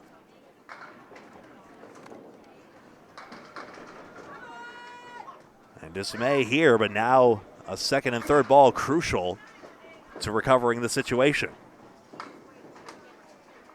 And he's thrown it down the middle. That's right. There's a Facebook stream as well in progress for the other side of the house, in essence. That's where Michelle Atherton is, at least at the moment. She may change her lane location, especially if action starts getting good as we start seeing who our leaders are and where the action really is. That may change. 76 through 8.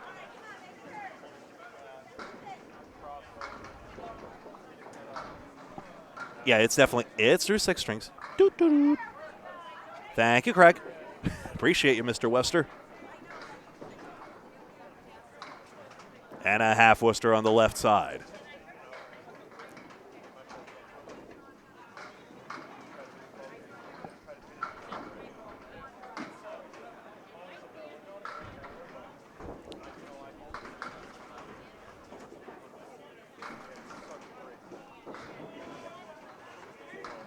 Good bid on this one. That's a good follow-up here. 4 and 10. So the mark denied, but still a chance to go over 100 with a good continuation here. Really getting that 8 box alone still allows a spare to take it, even though this third ball gets away and delivers an 8 box. Spare 6, and he's there. Third spare 5, obviously he's not, but still all to play for. And of course, not to rule out a double strike, we have seen that happen on lane 31 thanks to Will Damon.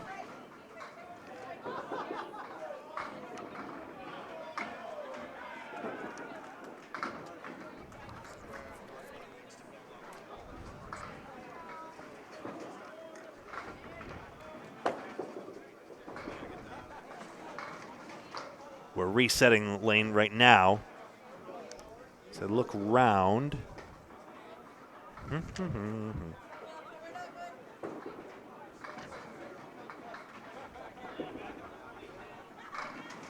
This is a good mix here. 8 and 9 with a split. What's in front of the 8 pin here? Miller shouldn't play the red line. He should play one cap or the other, and he plows straight back, and that's why. Probably wasn't the idea either. He probably wanted to go one side or the other. Just didn't work out. Very, very rarely do I outright disagree with a bowler's decision. Even in cases where I was asking about that 1-6-10. He takes a 9 box and a 93. Now over to Froggy, who is having a great string. 65 and a ball.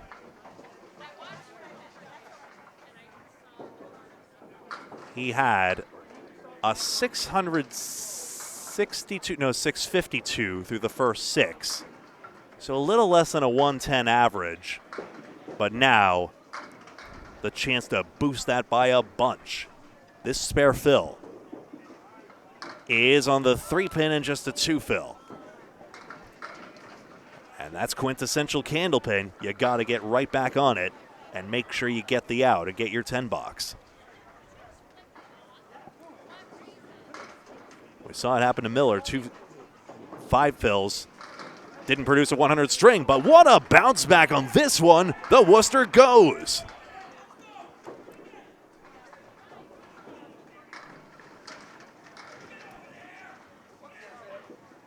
One more time, crossing into the 1-2 pocket, and eventually that 2-pin, 10-pin goes. 77 and a ball through 6.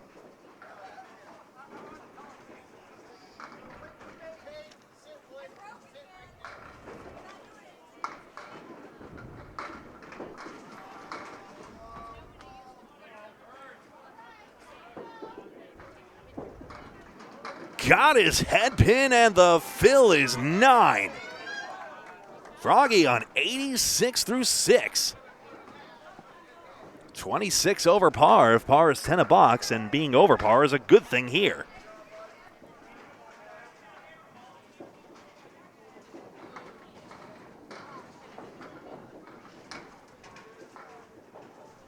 And there's the spare.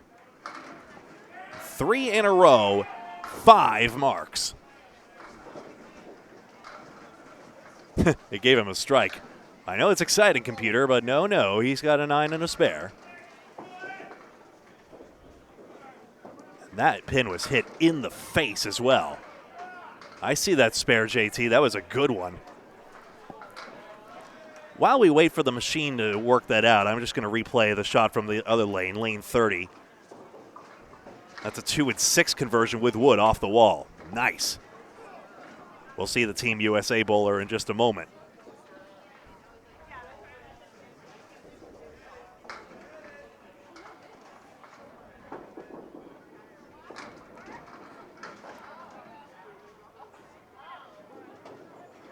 Now, it's not like the Briar Cup or whatever in curling. Team USA doesn't mean they are America's team per se, but it's a good moniker.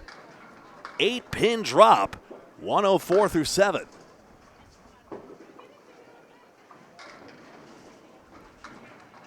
$34 over. Craig, I anticipate 15 cash, but I'm not certain. I'm just basing it off last year.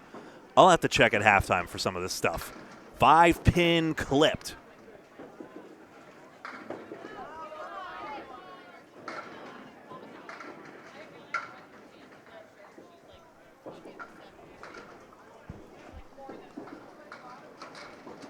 Not going to get 10 there, but a 9 box. Get that split noted. You see the head pin accuracy stacking up. No, you don't, because I didn't get the replay machine up. Grr. 113 and a ball through 8. 5 pin separates first from second.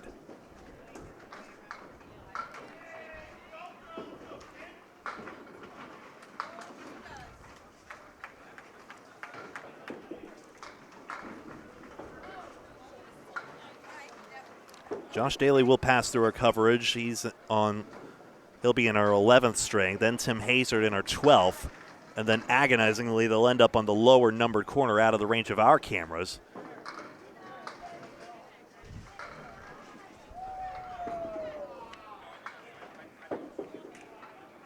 Sean Baker may be visible, though, especially if it comes down to it with him. He's in 5th place right now, and there's still all to play for. 3-1 split for Sear.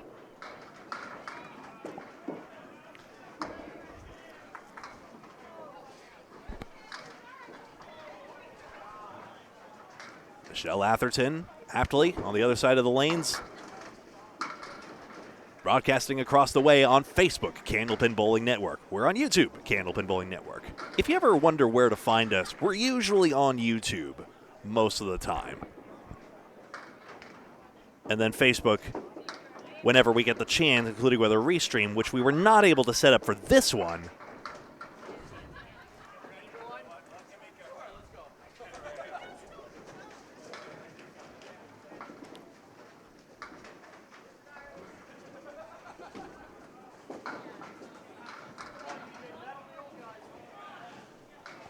Hi, Nathan. I'm Greg. Bob Lee's a little busy bowling right now. He's in the tournament right now.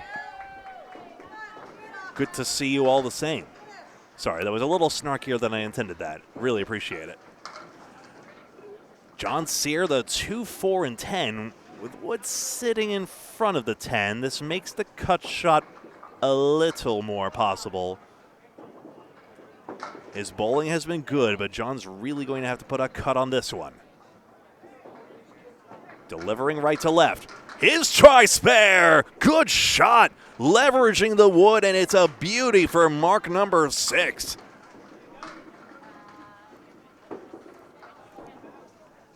And yes, the wood did simplify matters. It hit on the low side of the wood to take it. 132 and a ball.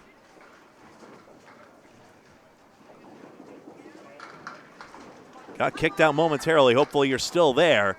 4 horsemen is what remains. The fill is 6. 138 for John Sear.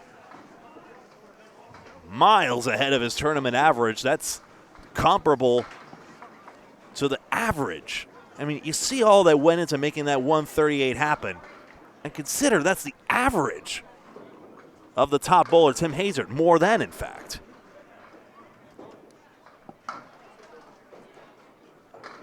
Now our North Carolinian visitor, Scott Hodgson, steps up on a 55 half.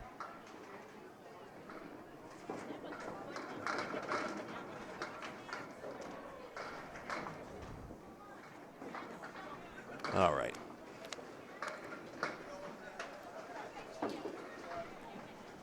He's got the 4 horsemen left side.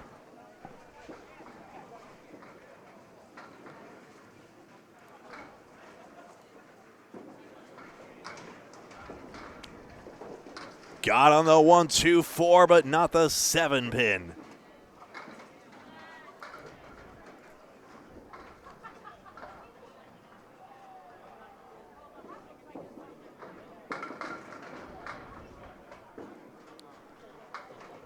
Hello again. Not sure where we went. He's got a $10. I'll make sure to re-upload that later. Are you still all there? Sorry, I missed you. The internet dipped in and out for a second there. Great to see you all the same. 65 through 6. It's good pinning all told. Only 3 pins standing for Hodgson. He's done this before, but it's been a long, long time as he bowls in his first Easter Classic. Got his head pin, washes out the 5 pin as well, and the 4 pin is all that remains. The last Easter Classic in these confines, we are reasonably certain, according to owner Sean Howard. But what will become of it next is still a question and still reason for optimism. A spare for Scott, and he's got 75 in a ball, still pinning well at minimum, and now a chance to fill big again. Ugh.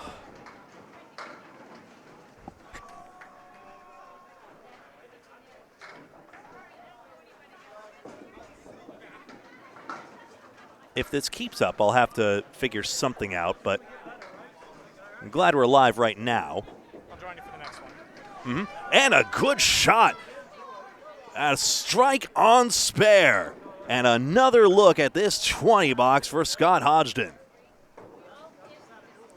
Blows out 10 candles just like that. 95 plus 2.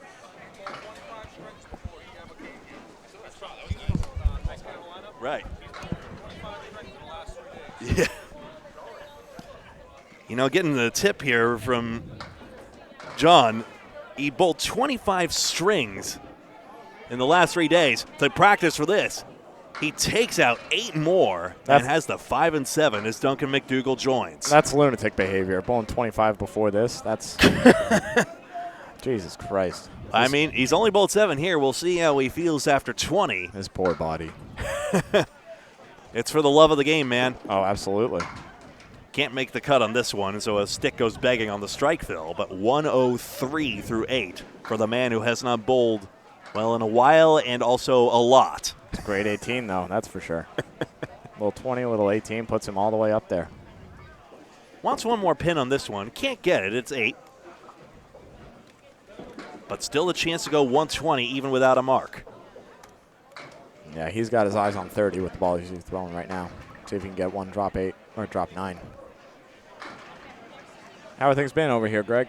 Things have been good. I have a few groups of bowlers struggling, of course, against these tricky pins. We've mentioned earlier the difficulty in knocking them all over. Have you noticed they're tightening up on you yet, or? Obviously, Froggy Sear hasn't noticed too much with a 138, but Woo! Buddy. Seems like scores are flying, and then there's also some leaders who've been flagging a bit. I mean, Aaron Fontaine throwing 121 is considered low. With his average? Yeah, I believe that. I bowled with him on bogey on Mondays, and yeah, he'd be pissed with that. Tim Hazer took advantage, it looks like. Leapfrogged him, but it's currently a 2-man race. Still too early to call that, though. 127. How about it? Oh. On the outside, we still might see how it works out there. But you know, I really like the outside shot with that cap right there. That would really muck things up if he goes pocket. I'm sure he's going to go for it right now. We'll see. Third ball. If he's real tight on the head pin, he's got a good shot. No, it goes out and wide. So, a couple more sticks there. So it could have been a 120 easily, but Scott Hodgson will be very happy with his 118. And a good showing here. He came all this way, and I'm glad he's got himself a good score. Where'd he come from? North Carolina. Woo! Yeah. Good for him. I mean, we've had a person from Texas bowl in one of our Candlepins for Cancer ladders as well. Did not make the show, unfortunately. He almost did, though, right? He had a big Yeah. 5, if I remember correctly. Although, I mean, the live show and the step ladder are so far apart. I wonder how he would have. I mean, I guess if you win first place, I guess that pays for enough of the airfare, I suppose. But woo! It would have been challenging. It would have been a lot of fun to have that, though. Like we said, for the love of the game. 7 strings down, 13 to go. You having fun yet? Because we got so much more to come. Oh, we're having a blast. I think it's ibuprofen time for me. You've been living the struggle out there. I'm bowling okay. It's just, body's starting to tighten up, feel the pain.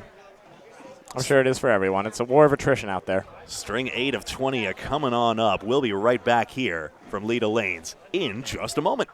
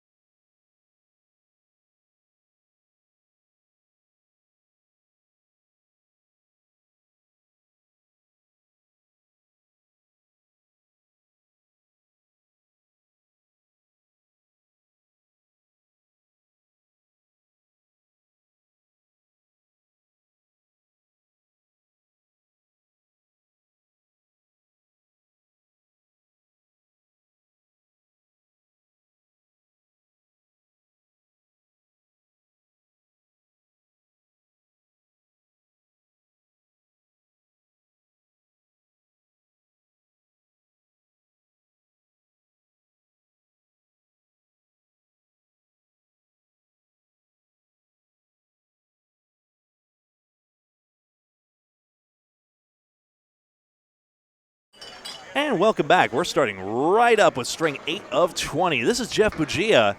No stranger to these lanes at Leda. He's a former star of Channel 50 Stars and Strikes and a member, last check, of the Riverwalk Lanes Friday Night Pro League team. He's got a 3-2 split. He's got a really unique spin on his ball.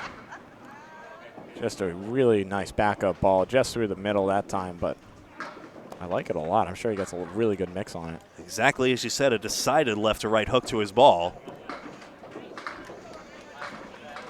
I'll get that scoreboard up and running in just a moment. And he'll take a 6 box to begin. All good games start with a 6. That's what you're telling yourself up there. That's the only thing you can tell yourself. You just threw a 6 box. You're not happy. He had a 767 through 7, so just shy of a 110 average. That's not bad going at all, although it's good for middle of the pack based on how everyone's going today. He's got me by 2 pins right now. Oh. I'm doing all right. I just made it 8, 9, 10 to bail out a string. Jeff again. 4 horsemen in the 7 pin, and now I can show you this. There we go.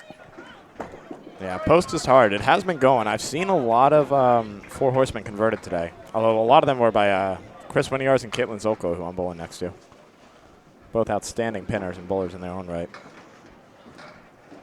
Yeah, Caitlin bowled in last year's Easter Classic as well, if I recall correctly, and she's just rapidly improving, so she's one I'm most looking forward to seeing how that turns out. Yeah, she's on a meteoric rise right now in the making a mockery of the ACST Class D North. 1-3 taken out, a 9 box for Gouillart. Excuse me, I behind a box somehow. 6 and 9. There you go. For 15. One of the greatest mysteries is, I mean, it's an open competition, so I understand on one level why the women don't want to show up and, compete on an unfair playing field. But I do wonder, what if you had Amanda Carroll? What if you had Madison Riva and some of the other great lady legends of the past come here as well? It's just an interesting thought exercise, or maybe they could have their own 20-stringer sometime. Yep. If you guys are watching the other lanes, take a look at lane 28. Danny Harris is on 4 in a row right now. He has the 1, 2, 10 to sit down with 5 in a row. Gouillart, nice head pin, just a hair light.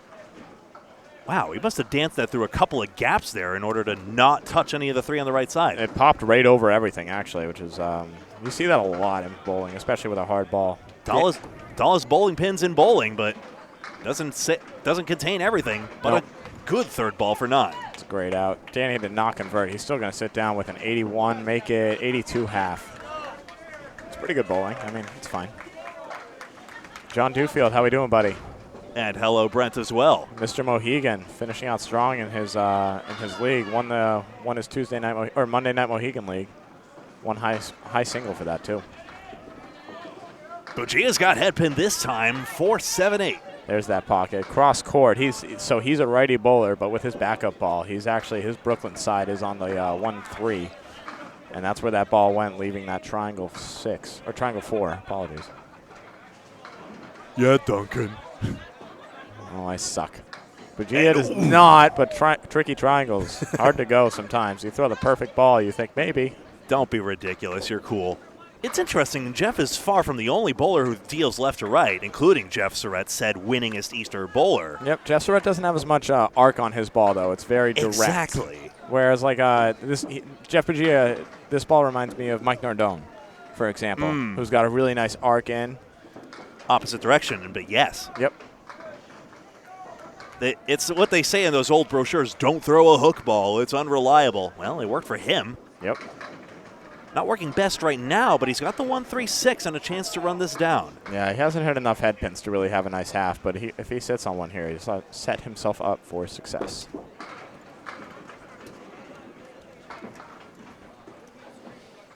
Just want to wish a happy Easter to everyone watching. It's a beautiful day, at least in New Hampshire. Hopefully it is everywhere else where you are. Gouillart looking to sit on one. Oh, my goodness. Rang around the 6. He went outside, and it looked like he just drilled it, and somehow, some way, that 3-pin skittered off the wall and around. To which some would say, well, hit it on the inside then. But that's harsh. That's Candlepin. Yeah. I'm just happy if I hit my objects, Greg. He's got 43 at the half.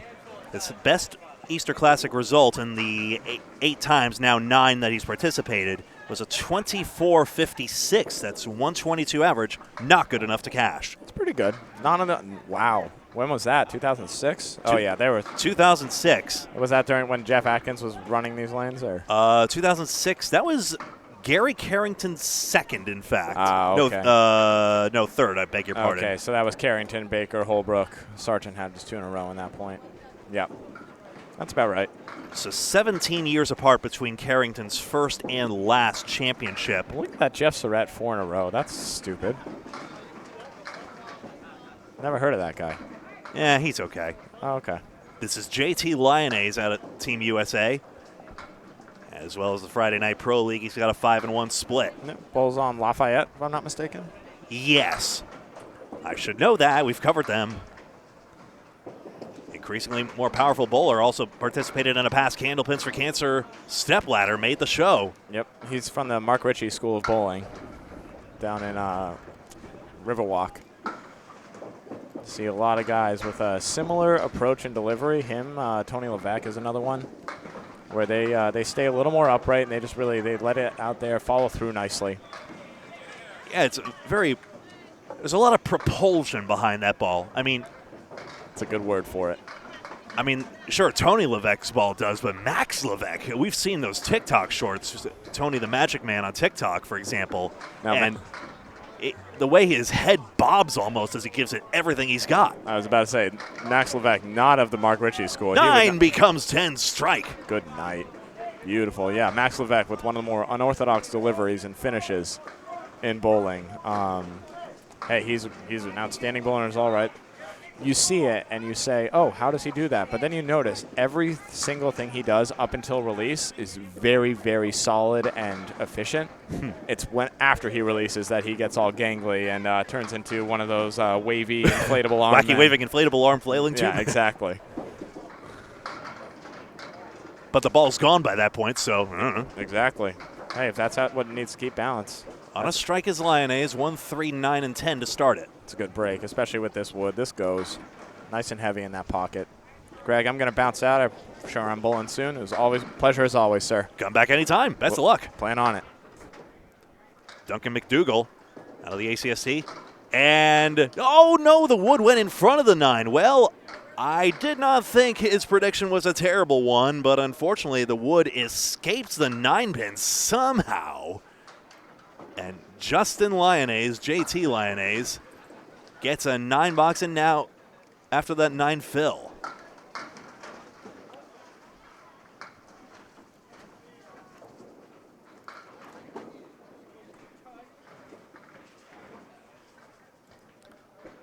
This is Lyonnaise's 5th Easter Classic. He's gotten as high as 2260.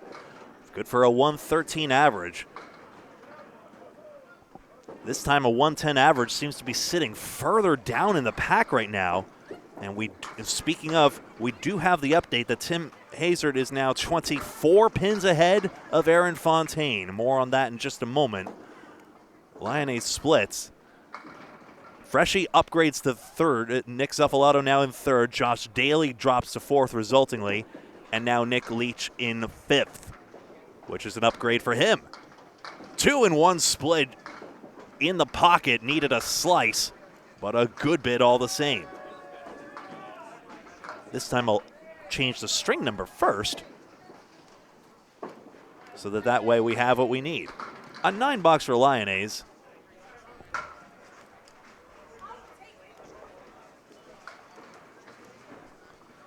And I'll update the standings here.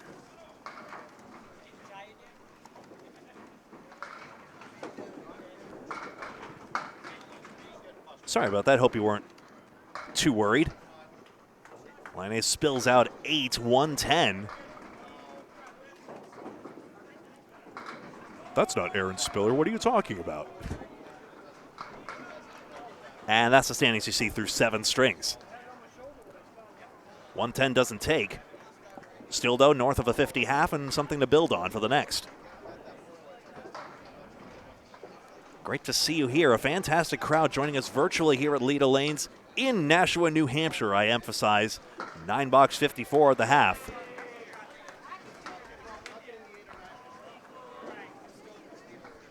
And now over to Dean Sullivan.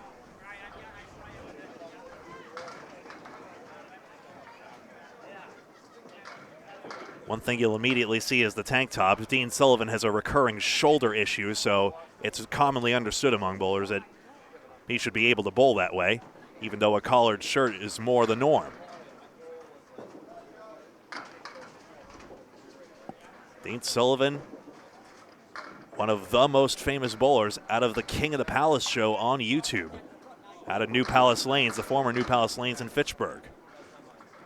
He gets triangle number 2 to begin, 2, 4, and 5. Watch that center stripe for head pins as they stack up.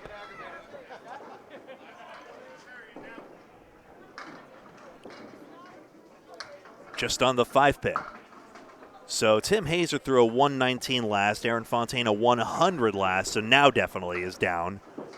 Freshie's 154 propels him to that 919 you see. Daly 121 and Leach 130. Good sticks for Sullivan. Dean's got 10 to begin. In 6th is Jeff Surratt. Threw a 127, still can't crack the top 5. Tim Douglas, 133, getting up there. Sean Baker, 121, but he's in 8th place now. Then Chris Bovair, then Charlie Collins, who led to start. Jerry Dunn, Justin Waters, Kevin Davis has won this before. He's in 13th. Ryan Drago, with 145 now, finds himself in 14th. And Brian Fuller Jr., former champion, is now in 15th with a 128.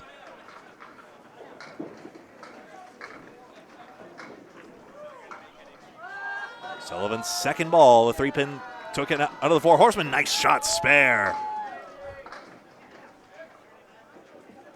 Missing that 3-pin, no problem at all. See it again. 20 and a ball through 2.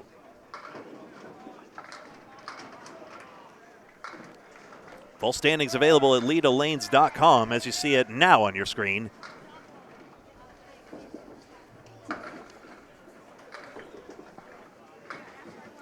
Down comes the rack for his 3rd box.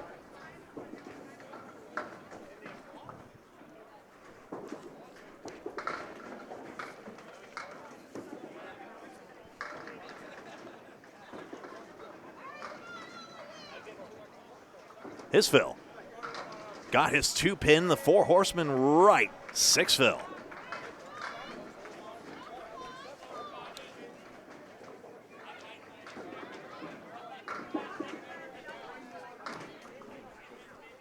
Another stream available on Facebook, Candlepin Bowling Network on Facebook.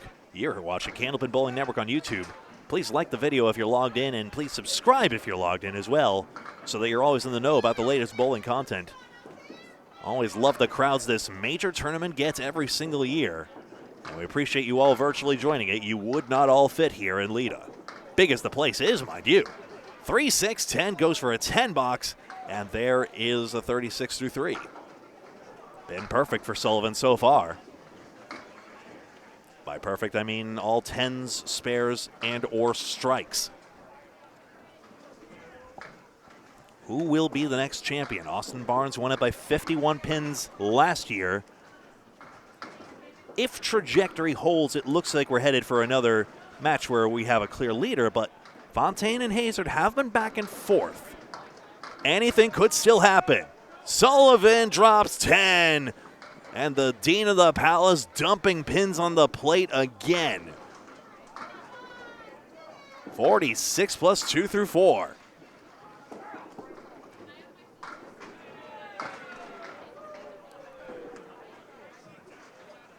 There we go. So he'll wait for the pins to reset after all that commotion.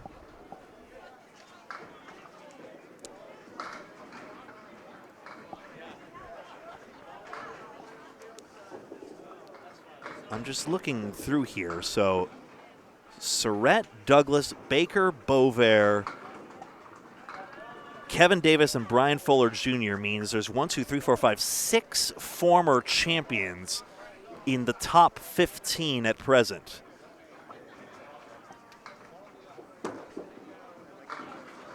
As Craig Holbrook, who has won this tournament multiple times, says, it is no accident if you win this tournament. You are a good bowler if you manage it.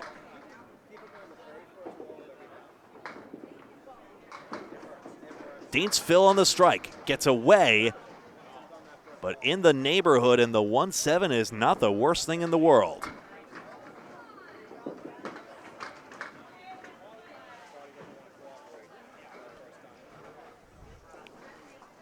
One 7. It's not good. The wood deflected it away. And another disappointing 9 fill we see here. Not to disparage the shot, it was a good bid.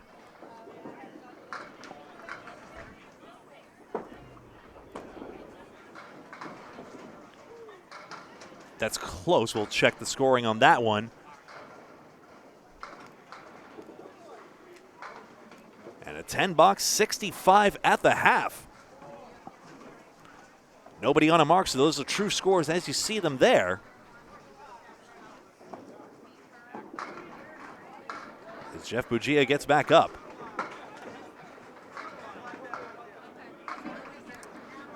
What's interesting, though, is that none of the top 5 are former champions. So we are still on pace for a new person to hoist that beautiful trophy that's been posed with many a time, first with Ray Simino, and then upon his passing, Sean Howard. Jeff Bugia,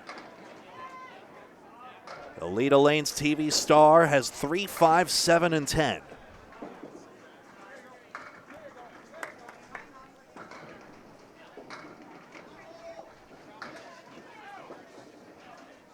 His try. Gets on the 3-pin just. 5, 7, 10. 10-pin bowlers call it the Lily.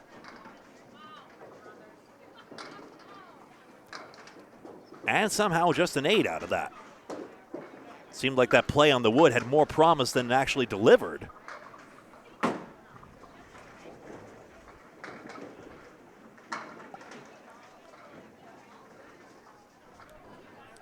Thank you so much to everyone who's helped make these statistics possible to share. It's probably one of the best documented tournaments, if not the best documented tournament I know of.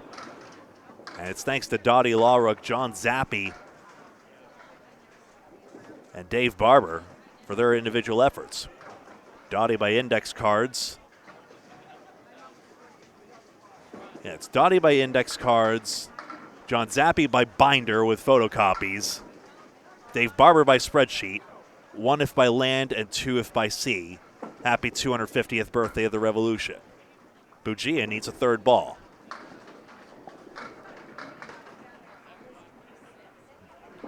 .137 average leading the way from Tim Hazard. He will feature. And now the 3-pin takes out the 10 as well. It will be a 6-box. It's a good out, if disappointing to the pro.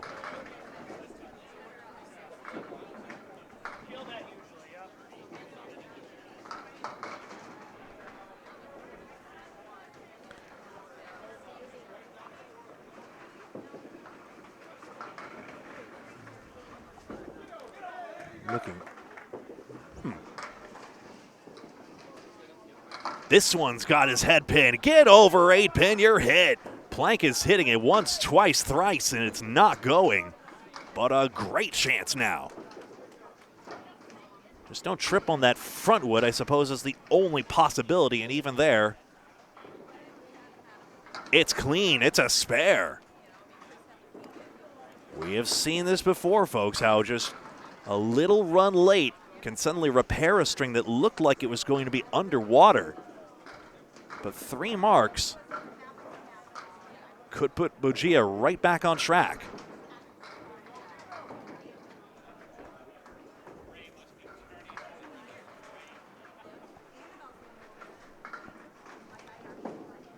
His try.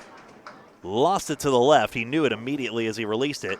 10-pin does tip as well, so he gets a 5-fill out of it.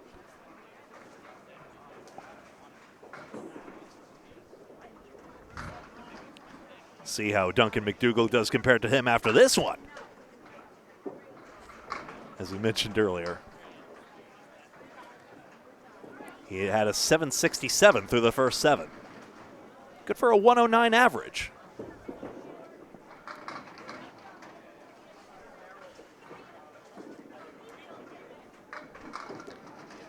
One, 3, 4, 7, 9 just clips out the 3-pin for a 6, and now pins are getting away.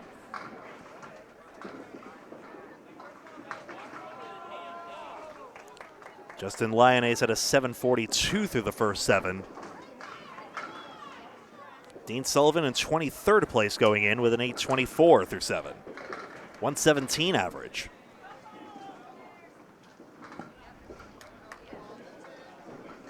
Last box. 1, 3, and 6. Laurie Rossetti watching along as well. A great bowler in her own right as well. We've seen her on our network before. Gouillart's try. Got on the 1-3 spare.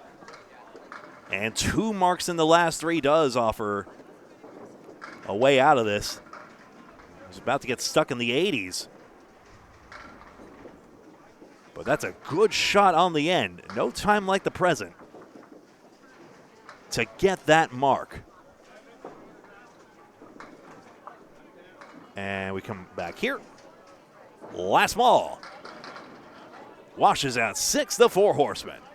Doesn't have to shoot it, it's 94. So up comes Lyonnaise, looking to improve on his average. He's had a 106 average to this point. His first half looking a little better than that.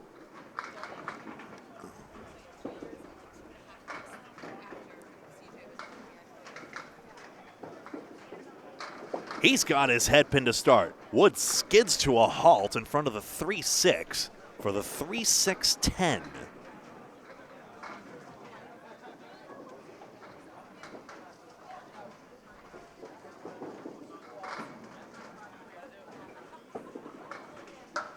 Oh no, and the wood does foil the shot. Especially with JT's ball, he did not need that plank's help. It proved to be a roadblock, and we see why as he collects a 10. Maybe too high on it, one could quibble.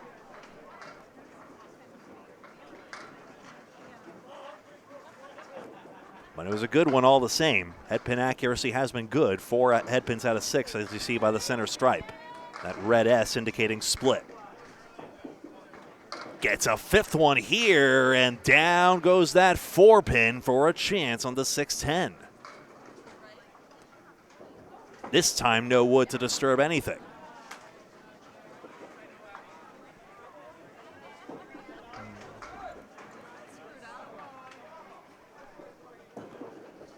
Nope. Right out of the hand.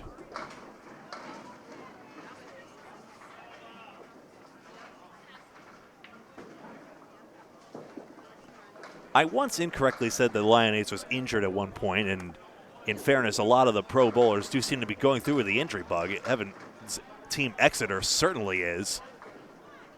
But that one time I mentioned it, no, Lyonnaise was just going through a momentary illness, so no, he's in fine condition. Getting stronger as he goes, if anything, as he works to go up the ranks, including the Atlantic Candlepin Singles Tour. He's got the 4 horsemen right.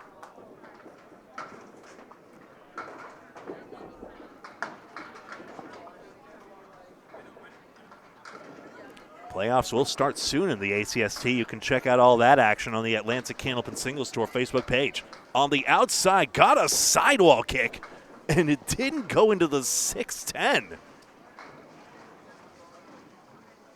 What a lazy piece of wood. How dare you? Looks fair to me. We'll see the scoring on that one. It's an 84-8. As always, I never make the determination. We do see the camera angles, but even there, they can be deceiving. There's a reason we always leave the final call to the bowlers there. Maybe one day instant replay could be a thing in certain select circumstances, but I think that would require quite a shift for that to be the case. 4 horsemen, left side.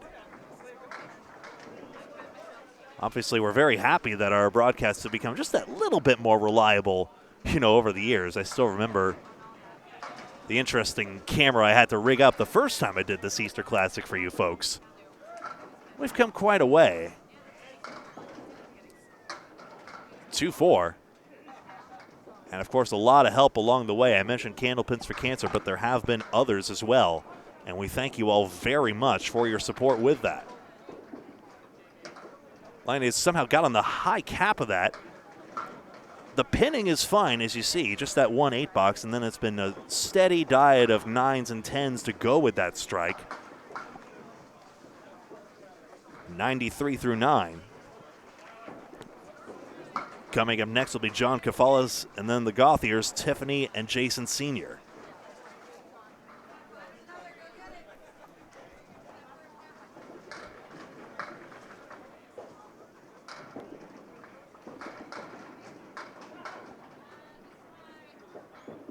Actually, I may be one off here. Lyonnaise strike.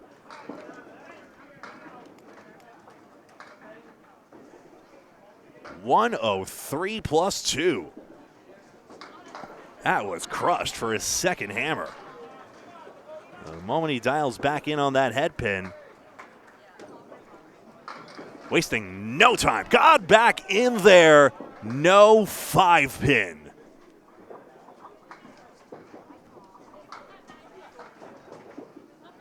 The fill is 10 and the string is 113. Good pinning and 2 solid strikes, delivering a fine string. And now over to Dean Sullivan.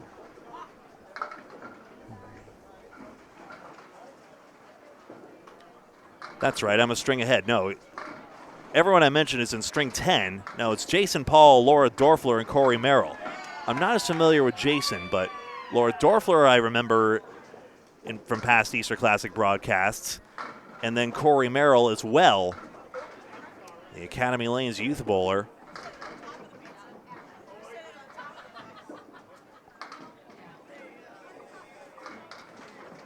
Back at it again for his second.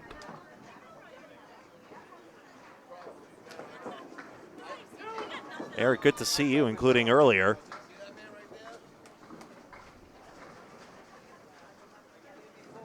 Eric and I were having a conversation about how Woburn Bolodrome, what is going on in there? And when will the reopening be?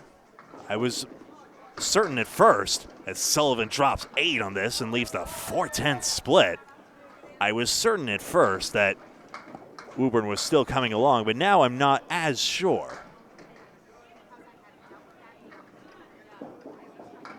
Sullivan looking to slice that one. My goodness, what a bid. That would have been some shot.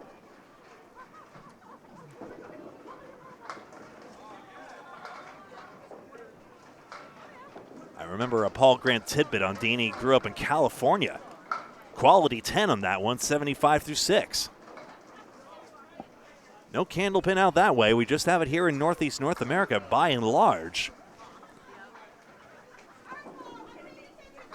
But you know, being regional never inconvenienced In-N-Out Burger. I don't know, whatever that is. So, speaking of geographical rifts, it's all right. We're having a ton of fun with it here. Half Worcester left.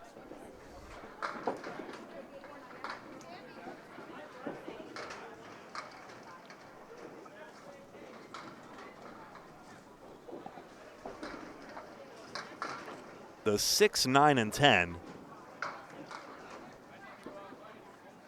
Say, Will, how many boxes is that string through, that score you reported? Just curious. Is that the full string or a half? Oh, just a head pin through the 3 and 6.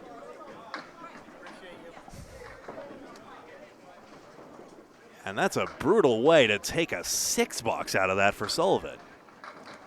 Dean's got 81 through 7.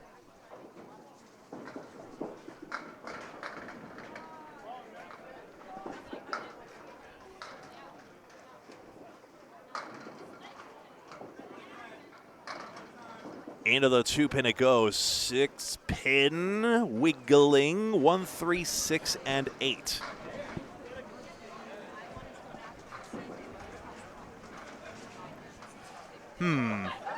Doesn't seem totally impossible that something could bounce into the 8. Let's see. Way on the outside of it, though. I thought driving into the 1-3 pocket might have given it more of a chance, which may have been the aim. Daly's still churning. He's now an eye shot for us, and he's got 105 through 8. We'll see who it comes down to at the end. Dean's third ball does not collect that pin. It's a 9 box for a 90 through 8.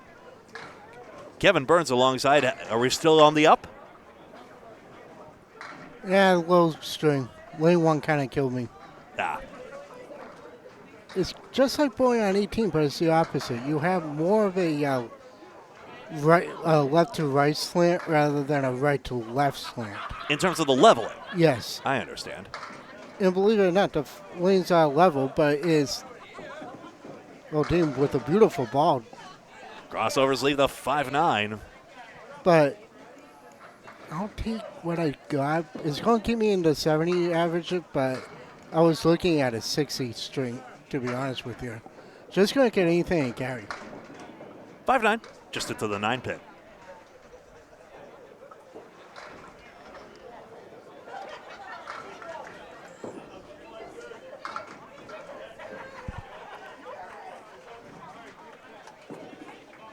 And then we'll make it 10. 100 even after 9. 4 head pins I show here, but a good string nonetheless. Apart from really that 6 box is really the only thing that's gone outright awry. Dean Sullivan has made a number of appearances on King of the Palace. That was a good show. One of the unfortunate COVID derailments of this game. Because that was a good atmosphere. Even if it was a bit unorthodox, that's just the way they liked it. Down goes that 9. The 5-pin remains. 9-pin all by itself. It does go. Well, I made that shot a few times today. So Surratt threw a 89 string, so he may drop out lower in the standings. Sullivan collects this pin for a spare and a chance to go into the high 110s. The 1-teens. String 8 of 20 here at Leda Lanes for the Easter Classic, an annual major tournament. Austin Barnes, the defending champion, is nowhere near the top 5. some familiar names milling around the top 5 and a lot of former champions milling around the top 15. The fill is 8 and the box is 18 and the string is 118 for Dean Sullivan. All right, Greg, I'll be back. I'll check in. And we'll be back as well for string number 9 of 20 in just a moment.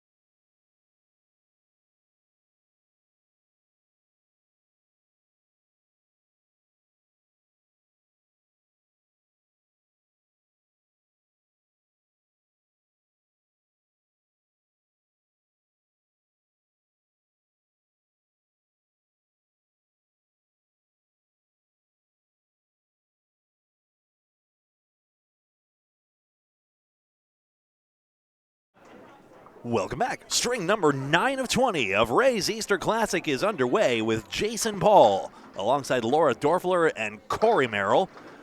Coming up, he's got the 4, 6, 7, 10. There's the Casey McCool. Where are you? I'm Greg Gouillart, and this is Candlepin Bowling Network on YouTube, also simul-broadcasting on Facebook. Well, a different broadcast on Facebook as well.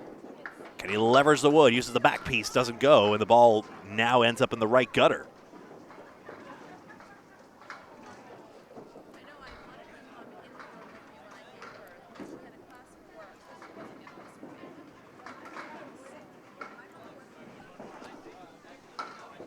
And the 2 pins taken out on the left side. So Jason Paul, this is his 9th Easter Classic. His best finish was in 2014 when he had a 23.86. A good score, just not enough to get him beyond 22nd place.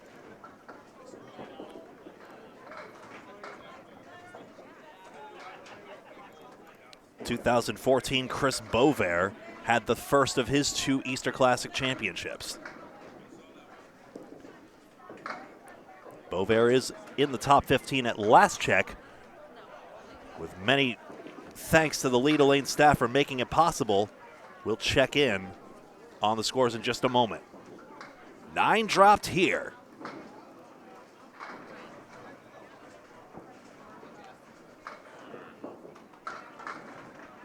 Five pin off the foul line and does not break in. So a bit of a drop. Just the littlest timing changes can make all the difference. And there's a 9.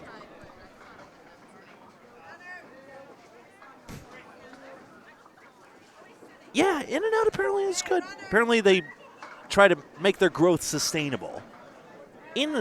Insofar as that relates to Candlepin, as much as we need growth at all, or else one has to worry about the future of this, and that starts with pin center machinery and other things. If that investment comes, you still want the growth to be sustainable. And I think about that all the time as we broadcast these bowlers of all sorts. And I think about, we're now a part of this community, and with that comes a responsibility to make sure that we grow in a way that, we're still maintaining the fabric of that somehow, and making sure that, insofar as we promote these bowlers, we don't, cheapen their what this is, because we've seen so many times how big business can really dilute the experience of something, but also many other times where that growth makes something all the better. So it's just something to keep in mind, especially in, these bowlers are human beings as well, and treating them as such as well. And that's sort of the approach I've had and why we do what we do here. One of my favorite things about Easter Classic is the fact that friends and family can see that as well. That was particularly prominent during 2022 when we first started streaming this tournament. And people really, there was a real novelty to seeing your favorites in the bowling alley no matter where you were in the country or the world. This 3-1-1 split is bamboozling Paul. He's got a third ball coming up on the 3, 6, 7, 8.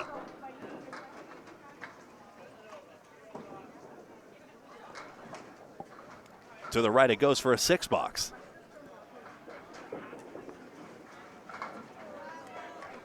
In this 9th string, a certain Chris Petrin has one of his 2 instances where he has the highest score that was ever recorded in that string. He had a 180 in the 9th string in 2002 and then a 173 in the 2002 Easter Classic. What an interesting statistic. They have high strings by string.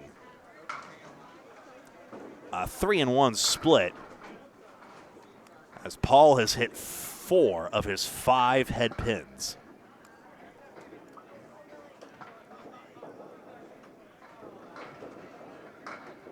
I don't think there's any other bowler who has 2. Nope, that's not true. Sean Baker got the high single, has the highest 10th and 17th string. Push down spare. Great shot by Jason Paul, one for the seat. And take another look at how he willed these pins down. 1 and 3 into the pin and the wood, and eventually got tickled by that one just as it was disappearing into the pin setter carousel. Here's Laura Dorfler. We've seen her before. This is not her first rodeo here either.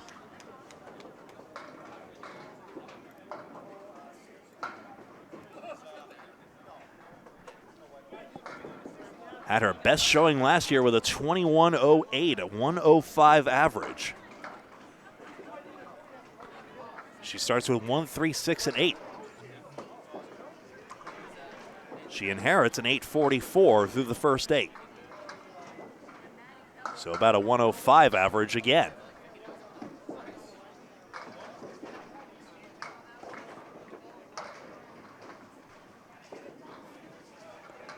Good third ball, and that's off the wall for a 10. Just those little pins add up over time. That's why average is such a sought-after thing to improve. Every bowler wants to improve their average, and that third ball is so fundamental to doing that. Really, the way I think about it is if you can't pin on the third ball, we probably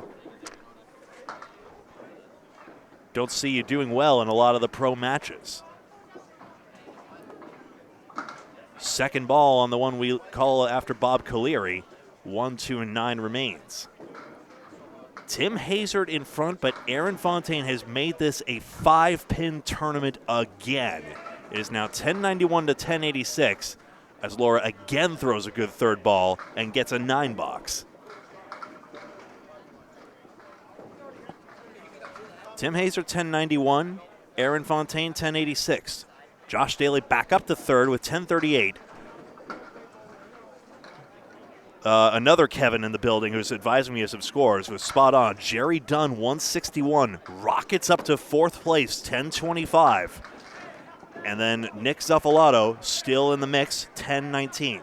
Also notable, Charlie Collins is back up to sixth. And that's a good shot and a spare. The 1, 2, 4, and 5. And Dorfler's just getting stronger and stronger. Once again. It was a sidewall kick that took out that 5 eventually. The 4, excuse me. And there we have it.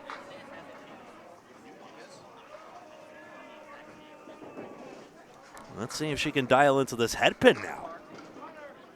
Not quite. Uh-oh, just a 1 fill, unfortunately.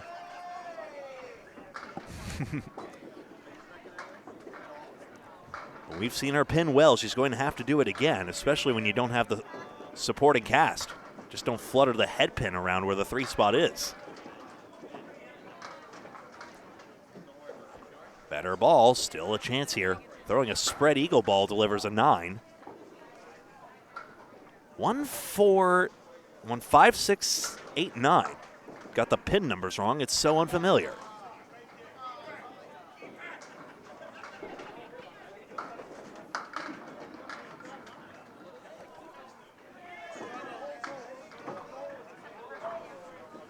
Nice shot off the wall by JT on lane 32. Laura gets into the 9 pin and gets a 6 box. Tougher go of it there. Most important thing is to reset it and forget it, to borrow more King of the Palace terminology.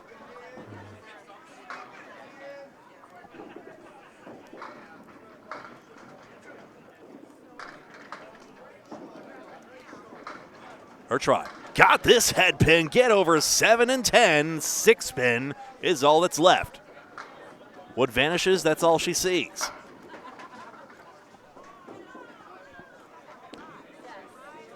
Just to the left.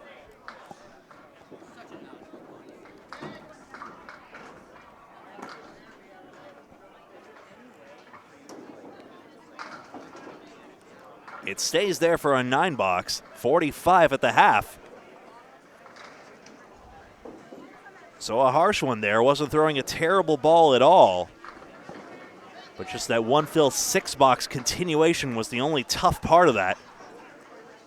As we move on down to Academy Lane's youth product, Corey Merrill. Again, not product, human being, but there you go.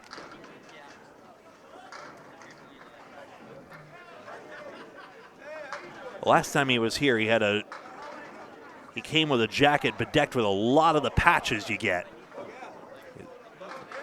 Celebrating all the milestone scores, for example.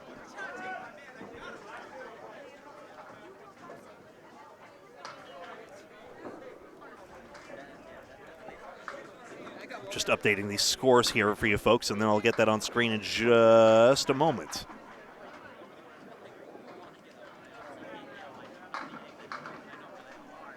And there you go. 72 pins, 5 pins between first and second. That's all there is.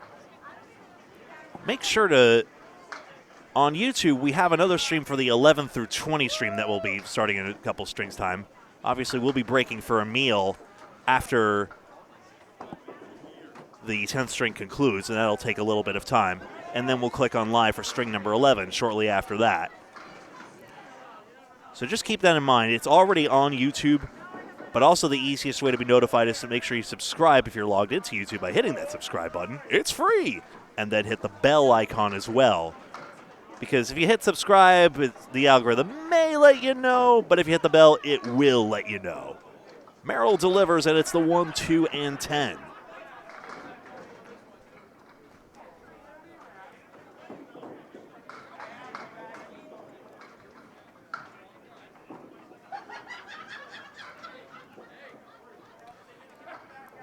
He had an 1851 his last Easter Classic, but we saw a very good string out of him when he was on our featured coverage. Didn't get it all the way out there. He has the 1, 2, 10 staring back.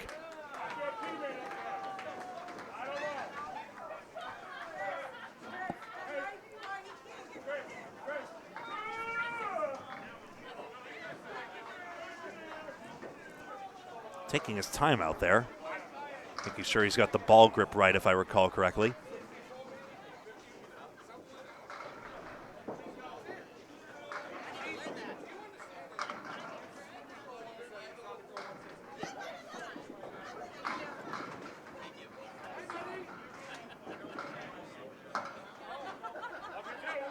I wonder what he saw in his ball that makes him so uncertain.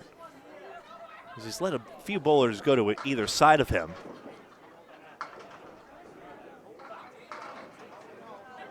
Maybe making sure he doesn't cut off a bowler as well. He delivers now and cuts the 2 over the 9 spot. 1 and 10. He gets an 8 box to begin. It reminds me of how divers in the Olympics are. Their dive tends to be worse if they wait on the platform longer and longer. There's no, set time limit, same as in Candlepin. But the longer you wait, the worse the agony can get at times. Delivers here, mixing out pins as he got a bounce off the right wall. 1, 2, 7, and 8. Utilizing the sidewall so important.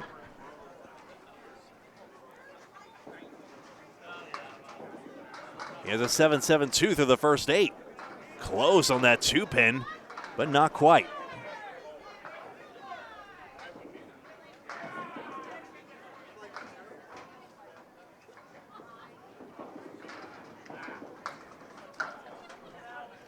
He gets a 9-17 through 2.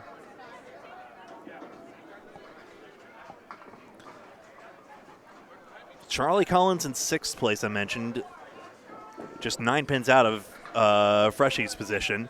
Sean Baker in 7th, Chris Bover 8th. Nick Leach in 9th with exactly 1,000 pins through the first 8. And then Tim Douglas 10th. Good head pin hit here, 5, 6, 9, and 10 for Corey Merrill. Justin Waters 11th, Austin Barnes, last year's champion 12th. Jeff Surratt, last year's runner-up 13th. Kevin Davis 14th and Tim Jalbert 15th. Aaron Fontaine, last year's 3rd place, is now in 2nd. How about this wood? Right cap, yes, tangles it all up. Good shot. Wasn't sure how that was all going to get done, but we'll take another look. And just a piece got lodged in there. In fact, I'm going to do something rare. I'm going to look at it a second time, if I may.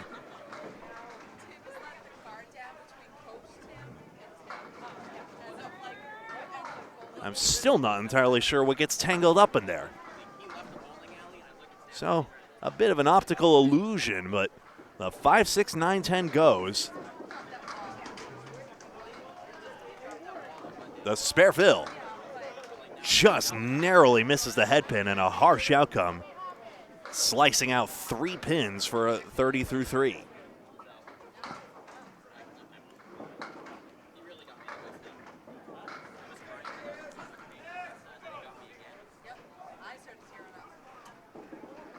Seven pins to get.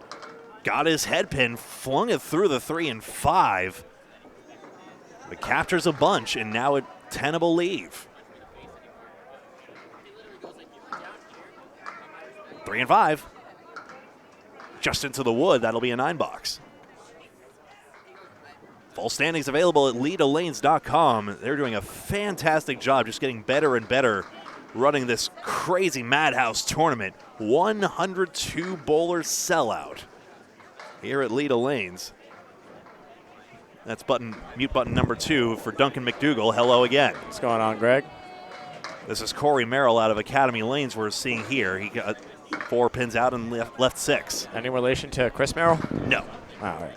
There's that FAQ, but no. I see you have the updated standings. Very good. Fontaine with a big one to put himself back in contention for first.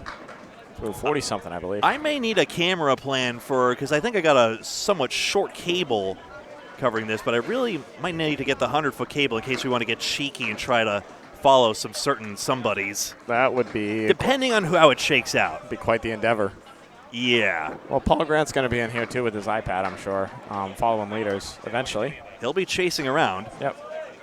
We can probably get a little creative, maybe follow along. Well, we got Tim Hazer coming up in a couple of strings, too. That's true. We'll see them. That's Jason Gauthier Sr. We'll see him just next. You're losing about half of it? I'm not sure what that means. The 6 and the 10 out on Merrill.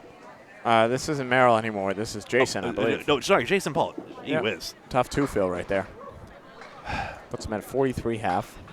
Sorry, I got my eye taken off the ball there. That's on me. I'm just here to distract you. Uh-oh. A couple of wild pitches right there. He's going to need a big out right here. 7 pins on the deck, all in a bunch. He's been so accurate on the head pin, a bit of a mystery all of a sudden. He's done this before. It's tough at this time. It's game 8 right now? Game 9? Game 9. Yeah, so... You've lost track too, huh? I don't know what's happening anymore, Greg. I'm just trying to throw a ball. Duncan's out there bowling as well, folks. Yeah, just cherry to 2-pinner. I feel great about that. That's 62.5. It's fine. But should be 62 in a ball. Shoulda, coulda, woulda. That's Candlepin bowling for you, folks. Yay, bowling. 50 through 6. Nailed out with a 7, so now he's going to see. It's also true I don't commentate every single ball.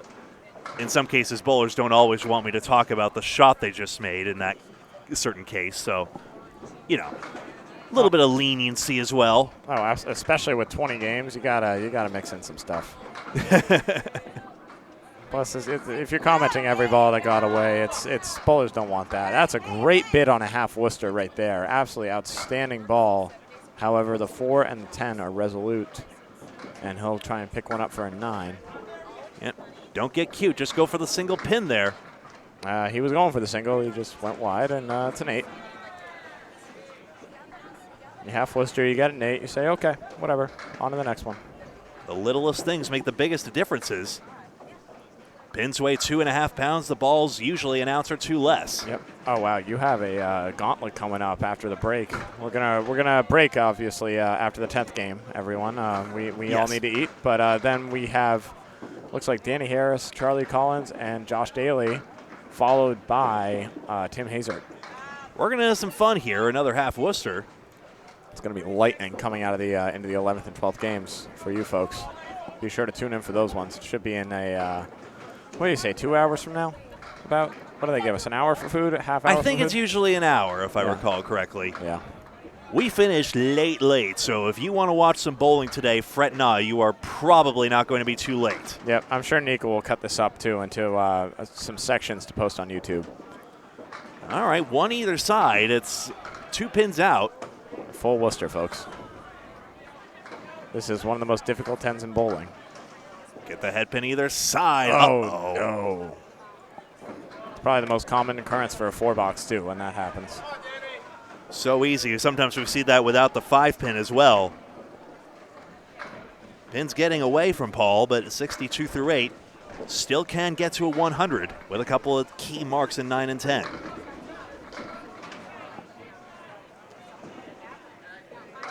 He's wearing a white belt, which reminds me of Jeff Surrett's former habit as well in this tournament. What a smash on the head pin. Yeah, that 3 and 7 tipped out as well. Yeah, really active ball the Wood got going on that one. Now he's got a 3-pin with the plank, or a 6-pin? I think it's 6-pin. Oh, is that It is. Irby Kafalis that we're going to see next Why, yes, it is. Oh, what a great guy. Shows out for tournaments in a big way. Good bowler in his own right. Always holding his rag.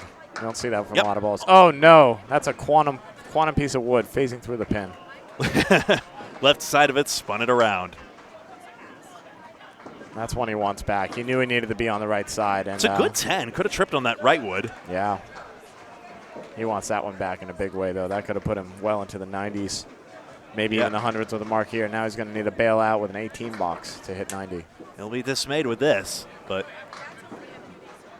every pin, every ball down as we go. It's hard fought right now.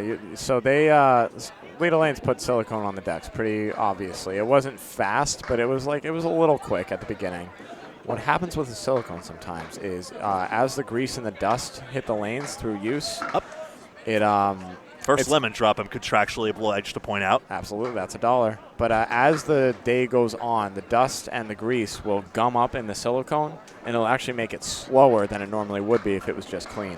Interesting. So there's a big shift right now, you'll see, where a lot of bowlers are starting to get splits, and wood that was moving fast is all of a sudden going to tighten up. I do notice some pins skidding to a halt. Yep. Because I wasn't sure if it would be silicone or just a really thorough cleaning there, but on the other hand, so if it's a thorough cleaning, it won't do this. It will eventually do this, but it won't do it as quickly. Here we are in string 9, and I guess we are getting that tightening of sorts. Oh, big hammer over on lane 32 to finish that string. That was on that was in the 10th box on a spare. So that was Jeff Gouillart having a better string this time around. Yeah, 108, maybe 109. That was 10 something.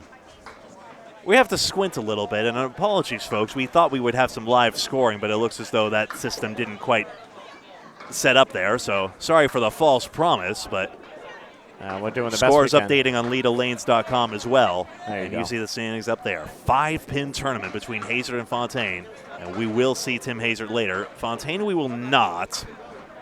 Not immediately, but he may come into eye shot at some point. Yeah, I'm sure Paul Grant will have him on at some point. We'll figure out a way.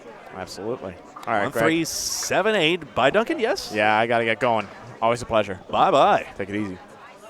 No good for Dorfler on the second ball. And now the 1-7-8. There it is. There's the 8-pin and out for an 8 box. 53 through 6.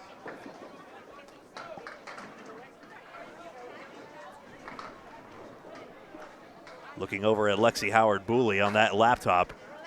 Doing a great job. And these automated Cubica scores really do take out a lot of the difficulties there.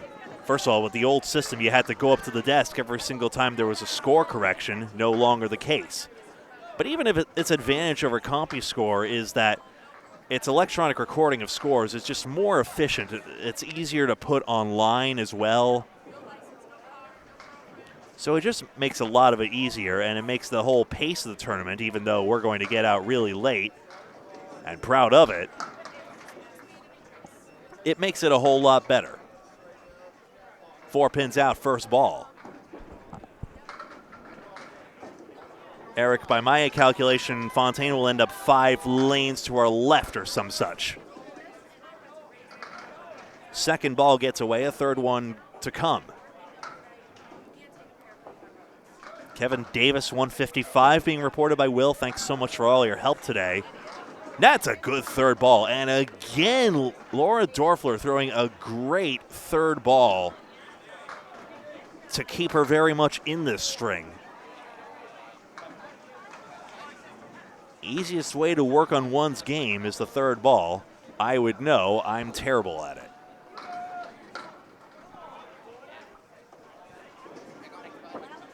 gets her head pin, and she's hammered this one in the 8th. A great shot, and worth another look. Maybe full-ish on the head pin, but it really went like a classic strike. 4-pin last. And a dandy. So that's the importance of that pinning. Yes, the one fill, the 6 box sets her back a little bit, but now plenty of time to make up for it here.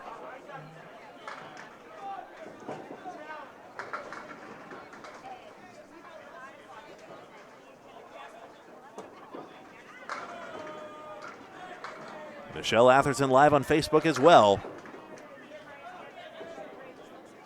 Dorfler's strike fill starts with 3. The bounce off the wall didn't deliver anything. It's so tough when their chances are so slim. Just ask Tiffany Gothy, who rang a 10-pin just a moment ago. Strike fill will be 5, 77 through 7. It's so tough to get dialed back in for a task that you haven't done in a while. The first time you fill, it's so tough when the string is so difficult and laborious. But again, a third ball turns 5 into 9. And this is how important it is in this 20-string format. It's a chestnut I say many times, but every 1 pin you gain translates to 20 pins across the whole tournament. That's 3 marks worth. You think Hazer and Fontaine are counting every pin they knock down? I bet they are now. It's the 6, 9, 10 for Laura Dorfler. Just over curled it and leaves the 6-10.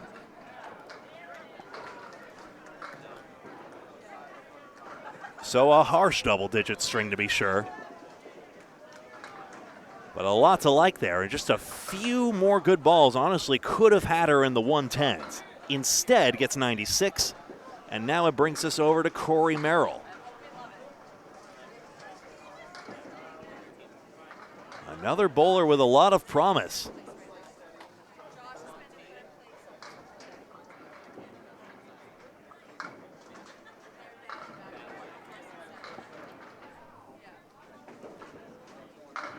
Daly, Fontaine, and Hazer have been orbiting around the top. Even Charlie Collins,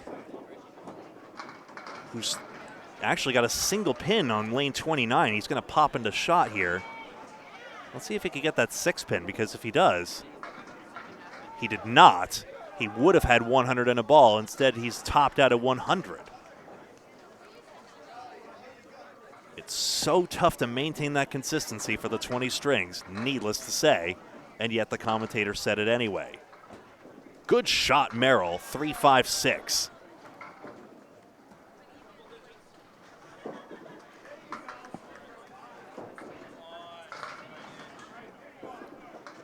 Waits for Dean, now delivers, and just misses. The 6-pin.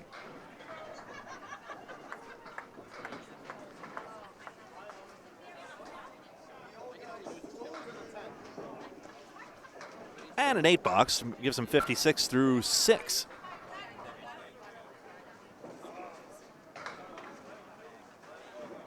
Apropos nothing, I'm reminded that Bowling for Scholars is apparently still onto its, 13th episode now out of Spare Time Recreation in Whitensville, Mass.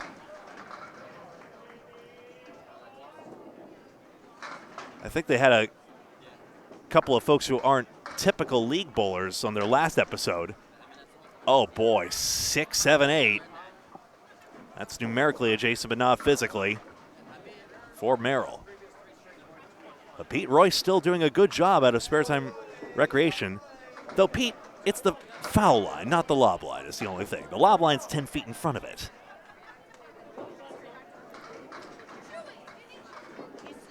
But doing a good show for him and his neighbors as Merrill gets a 10-box. One more tidbit about Spare Time Recreation. Gordon Ramsay was seen going in there. Now, of course, there was I think it's Neighborhood Kitchen is the restaurant name that's nearby there in Whitensville.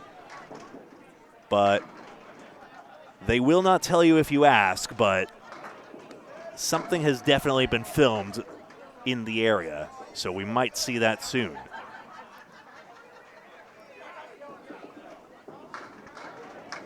Oh, just chipped out the 2-pin, a quarter Worcester.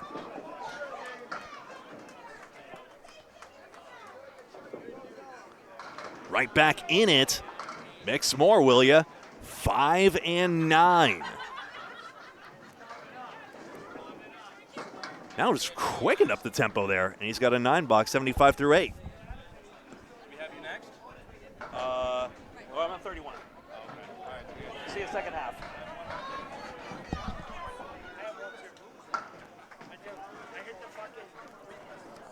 Charlie Collins at a 100.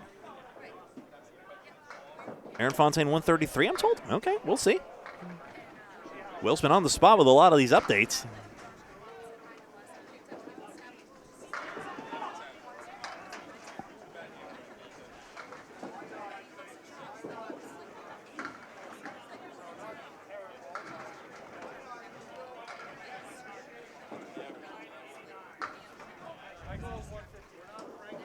Four and 2, Chester Cove's favorite. Another fluttering 3-pin. And this would be some out if Corey Merrill can dig in. One side of the head pin or the other. That's the sort. And he goes to the 2 on the right side. I think that's a pretty reasonable shot here, all told. He gets a 7-box out of it. Some may have gone for the aggressive try on the head pin because if you can spray it one way or the other, you maybe miss only the 9-pin and you get a 9. But it's a riskier shot as well.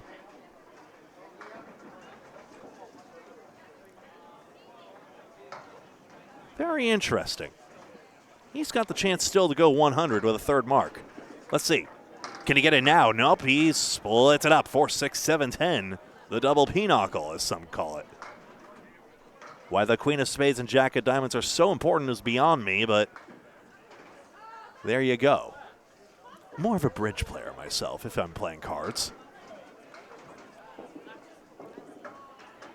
Off the wall, it's going across. Now he's got the corners full, 7-10.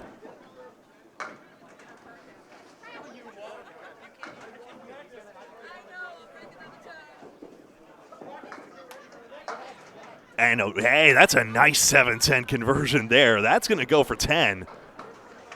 One more look at this one. That was pretty. Not as high a score as he had last year on our stream, but take a look here. Twirl off the wall. See ya. And that is that. So tough scores for the bunch here, but a 10th string coming up next with the Gothiers and with John Kafalis. That's going to be a good one, and we'll be right back for that in just a moment. We'll seek out some score updates. In the meantime, we'll be right back.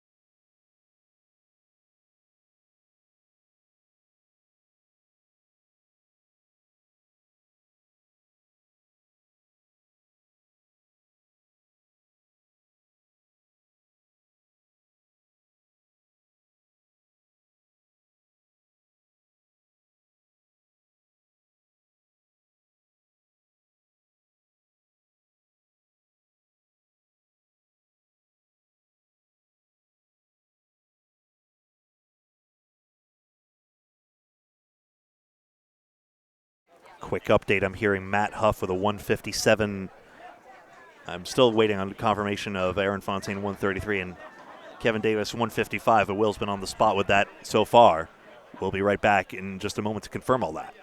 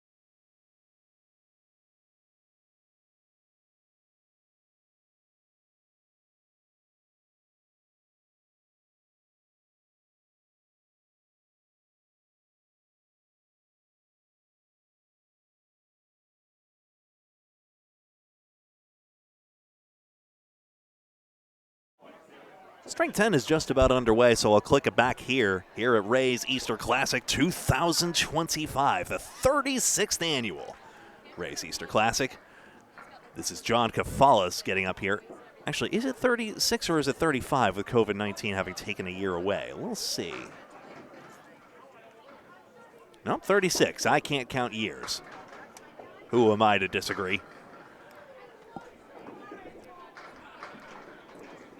John Irby Kafalis, 135689. That's his nickname.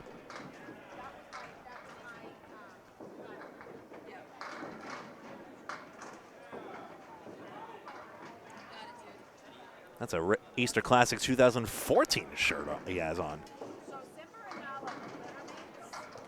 And then that logo is one of the world's teams from yesteryear.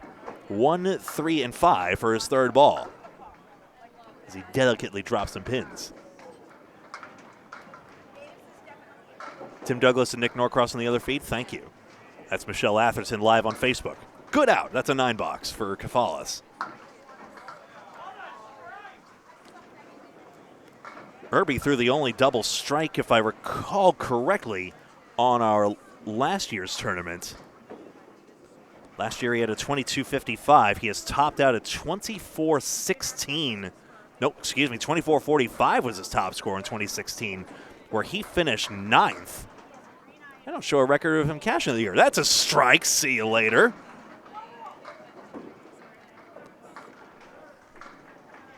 Slow roll, take it easy. He'll have to note this one himself because the computer got impatient with it. But there's no time limit in Candlepin. And here comes the rolling wood to take out the 5 and then spin into the 8.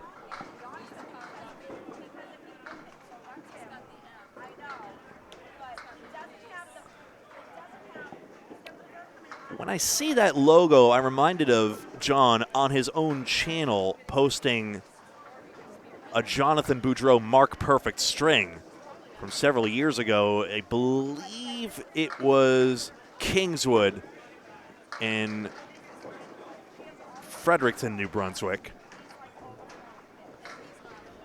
Strike Phil. Got his head pin on his knees in prayer. A 3-1 split.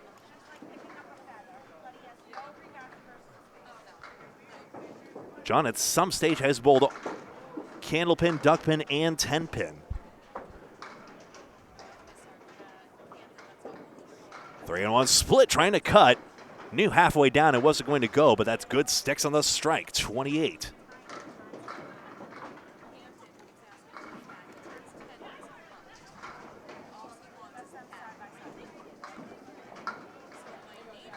Sticks with it. That'll be another 9. Just writing 9s on the scorecard all the way down. Greg Gouillart here. This is Candlepin Bowling Network. Please like the video if you haven't already. Thank you so much to all, how many, 50 of you? Thank you, who've done so already.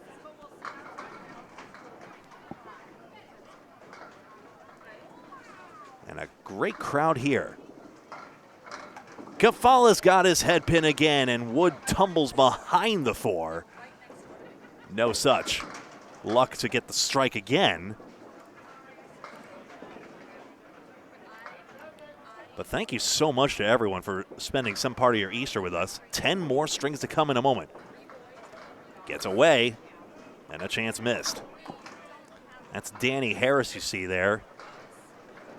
He, Charlie Collins, and Josh Daly will be on lane 31 in their second stream for the second half. That's what he wanted the last time around, 10-box. You see Irby all over the head pin.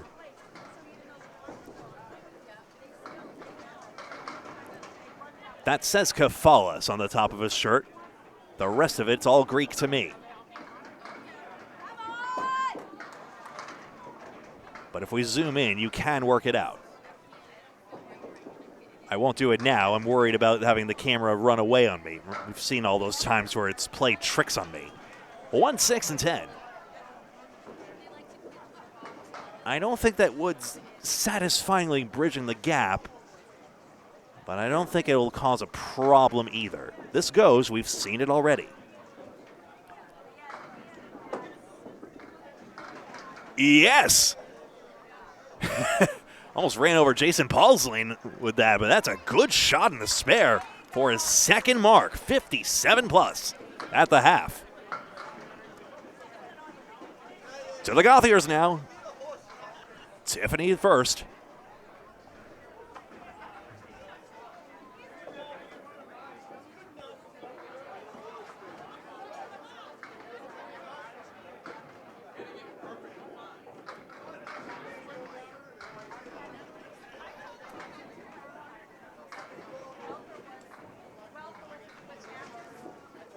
Her try. Got on this head pin, and it's the 610. That is a straight dart down the middle. Delivered it basically from the middle of the lane. And just straight on down. And that straightforward approach delivers a starting spare.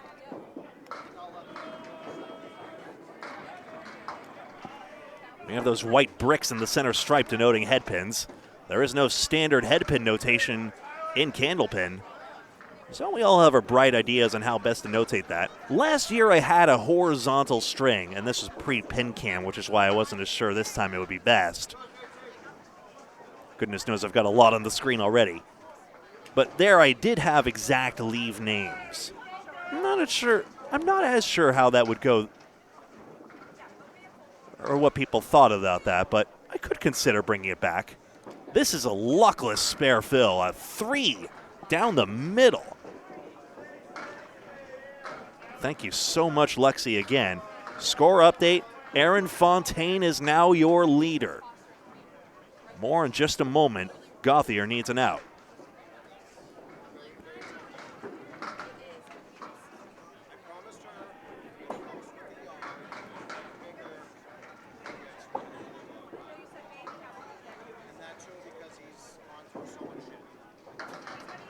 And into the 2-pin, that is a good one. Still they mix, nothing back row, but it is 7. That's a pretty sweet escape on the third ball. Aaron Fontaine is first with 12.38. Tim Hazer 12.17 minus 21. Nick Zuffalato threw a 155. That's still 130 average. That's tremendous, and it's only third place. Gauthier again head pin. 2 and 8. That's a doozy. And then Josh Daly in fourth through a 113 on our camera. You may have seen me try to show you. And then Nick Leach on again, off again through a 132. He's in fifth place, back in the top 5. No dice on this 2-pinner for Tiffany.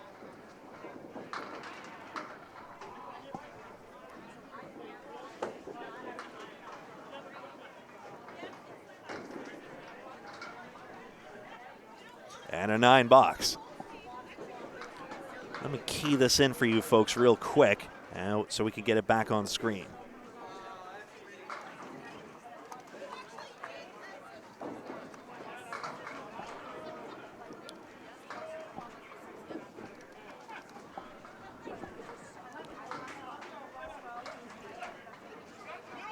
Box 4, first ball gets away.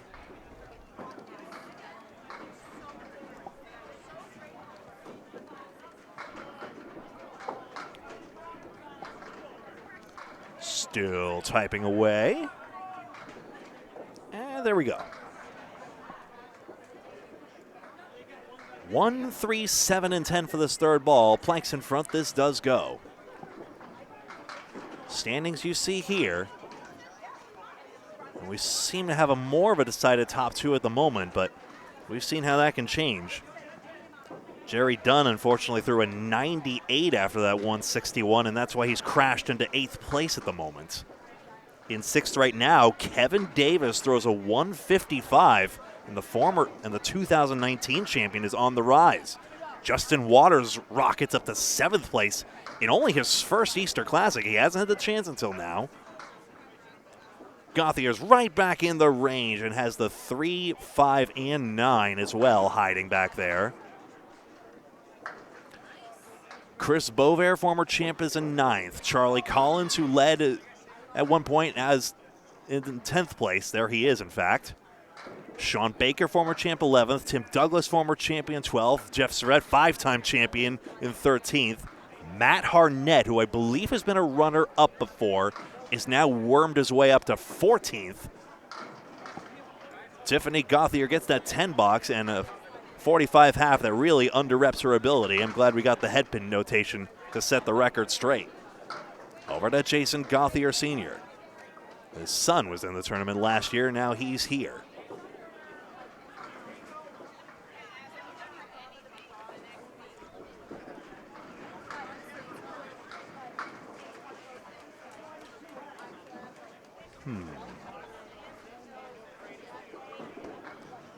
The lefty deals, and he's got the 4-7-10 with wood in front of the 4-7.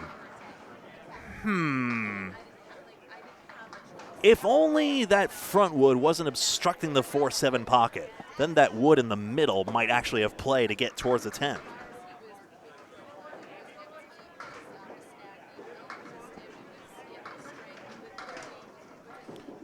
Drives, goes right side.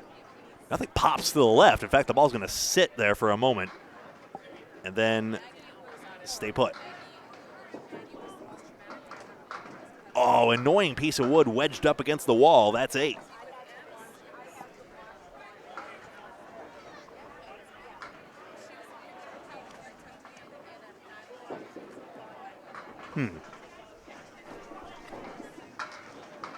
For the life of me, I cannot remember the name of Gauthier's bowling center. He is a bowling center proprietor. I know that for fact.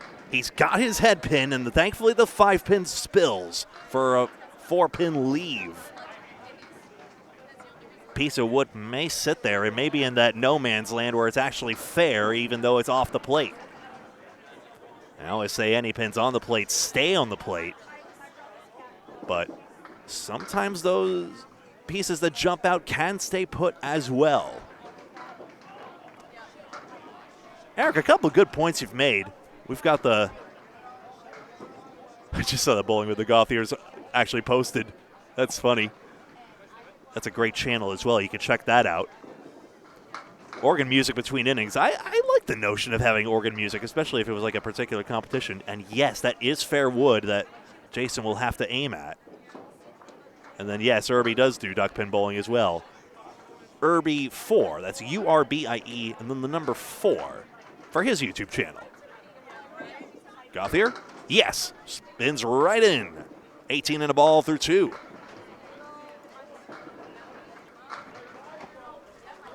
So if I actually, look up bowling with the Gauthiers, spelled as you see it in chat, maybe, just maybe, I'll be able to work this out.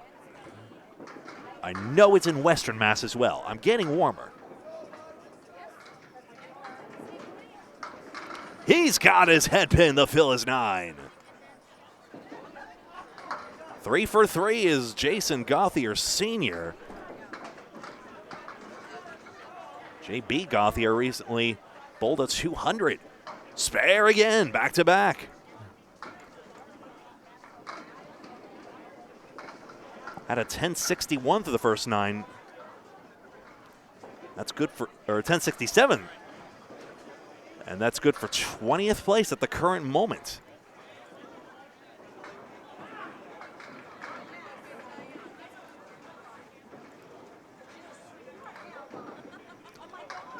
Into the 3-pin. If my understanding is correct, this is Jason's return to the tournament. He has not bowled in it since 2007 when he had a 23-47.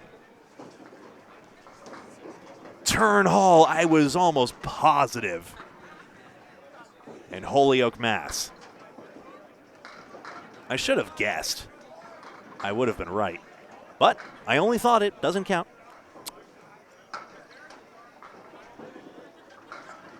For Phil, now a 7 box. Lets off the accelerator just a little bit, but still could have a 60 half with another mark. 2 mark half is already good going, as we've seen in Irby's case. He'll be on 57 and a ball when he gets back up for box 6.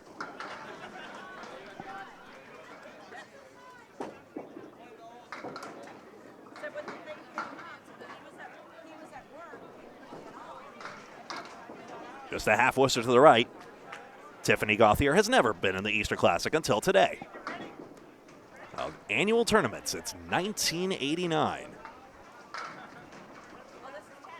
Tries to get back on it. Just narrowly missing the head pin, and now the head pin does not have the supporting cast. 1, 4, 6, 7, 8, 10.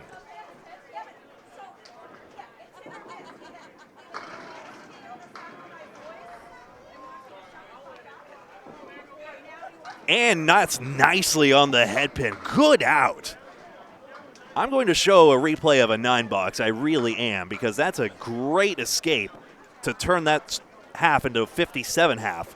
Watch again.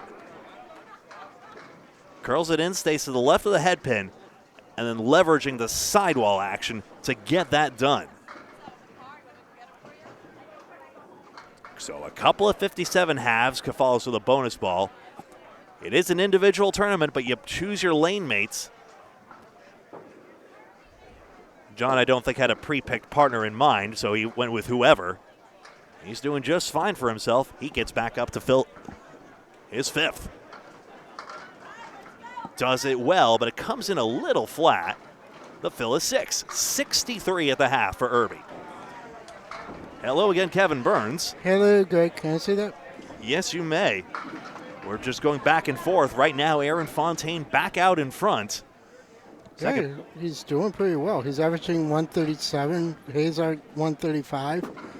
Freshy's at 130, so there's not much room within the top 3. Yeah, still 3 130 averages. Bovia is actually in the money now. He went 156, 98, 111, 125, 129, 123, 140, 119, and a 115. That's nothing to sneeze at. For reference, Austin Barnes won the tournament last year with a 26.72. That's a 133 average. Yeah, my 2 teammates that I'm bowling with today. Gavala's in the air, 9-pin tips, 6-pin stands. So my 2 teammates that I'm bowling with today, they're not doing that bad. Angie's starting to struggle a little bit. Selena's been on the head pin. She actually threw a double. Did she? Yes, she did. Nice. I, however, just Yes, spare. got my first spare in like 2 frames. So, and I just had a rough half. For the first time in forever. And I hate to admit it, and I'm not going to say it, but I do owe the charity. Oh, no. Jar's right there, bud. Well, guess who don't pay? We'll get you back another time. It's all good. No, I owe my life savings to the charity as it is. And plus, I'm wearing this shirt. I think that's enough. Hey, only if the dollar doesn't kill you. But for all the bowlers and all those who have given already, thanks so much. It's direct financial relief to families who could use the support during that difficult time. Well, no, the dollar will kill me. 9 drop. Irby catching fire. Another 9 fill, this time on a spare, and another 6-pin. Well, I do want to say one thing. At least we have a little bit, not too much longer until we have break, and I'm pretty sure, and I'll be changing my attire. 99 and a ball. Yeah, a lot of bowlers will change that shirt out, you know. Oh, yeah, because once you stop and it dries up, you're not going to... Nobody wants to be around here. The thought of it as well. Well, that's why I'm changing, because I actually have the Leda World shirt that was available during the World, so I actually bought one. All right, Kafala's cooking here. 4 marks and 8 boxes. At a 9 in the last fill. You think he could make me a steak if he's cooking? Maybe so. Oh. But a rare miss, and he's got a 6 fill. Almost a Caleri. The 1 and the 2 just kind of, the 2-pin just took off. Well, it would be the 3-pin because it's on the right side. Trying to work with the liminal space here. Wow, 1-6-10 went eventually. It's rolling into the 8, and it's gone! A spare! And, of course, he does his traditional bow. Oh, always the theatrics with this man. Look again. He played it on the outside, and look at this wood just roll and roll. And the wolf said, yeah, you got to go because that was. He turns to bow as well. I wish you had a picture of the bow. We'll get that later. Nico, help. We'll just outsource it to Missouri. No actual pressure, of course. No. To Phil again. Got the head pin. See a 5, 10 pin. Get out of there, Wood. Really? Actually, that's not bad. All you has to do is cap it, and it'll sure shoot right into it. I don't mind that piece of wood. Believe it or not. I actually said that. I don't mind that wood. Put it right on the cap. Here it comes. No, Ooh. missed it altogether. We may see on the third ball how it turns out, but a guaranteed 130 string.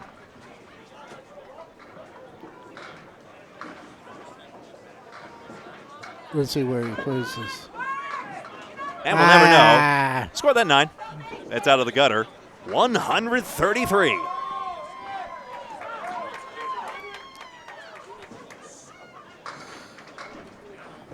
Do you happen to have the leaderboard again by chance, or did I pilfer it? You have it right here. Thank you.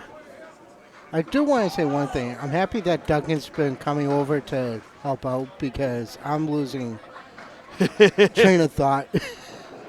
Isn't that just the way? Hopefully, I'm a little terrified I'm being too repetitive as well, but, you know, it's the grind of bowling is the same thing, and we love, you know, trying to commentate an actual running marathon is probably worse. And one foot in front of the other, and then the other foot. At least in Candlepin, things happen with regularity. Oh, yeah. Kapala said a 107 average before that 133 just now. Well, that should help him out. Here's Tiffany Gouillart. Well, out the head pin. Drops 6 now. Yeah, maybe. Yeah. 1379. What seems behind everything. Yeah, a little. Just narrowly missing the pocket. Well, after the break, you get Charlie Collins, Danny Harris, and Josh Steele. That should be a good one. That's going to be a firework one probably for the day. But you might end up with Chris Bovier and those guys. And if I got really, really greedy, I might try and tether a longer cable to my camera and try to follow along. There's only so much we can do. Yeah. And thankfully, there's a bunch of TikTok streams as well. I mean, look at the phones around, by the way, as we look at Gouillart blow out a 3-2 split. Oh, yeah. I mean, TikTok has been streaming. I mean, we also have that backup announcer covering the side I'm on now. So I mean, we had the coverage this year, which is a good thing. Ooh, over the 9 spot goes Gouillart, but not into the 6-10. Yeah. I think TikTok has its place. China, if you'd like to sell it, anytime. Don't get me going with that crap, please. The last thing I wanted... It would be the best of both worlds if they could just. We don't need to get more into it than that. No, we do not. And I will talk to you after the break. 16-7 for Tiffany Gouillart.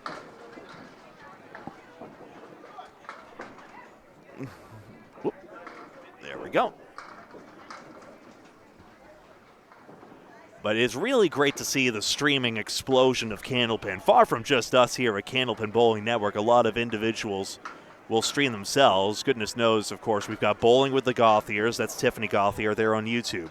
To her left, Charlie Collins, _Charles1_ on TikTok. And on it goes.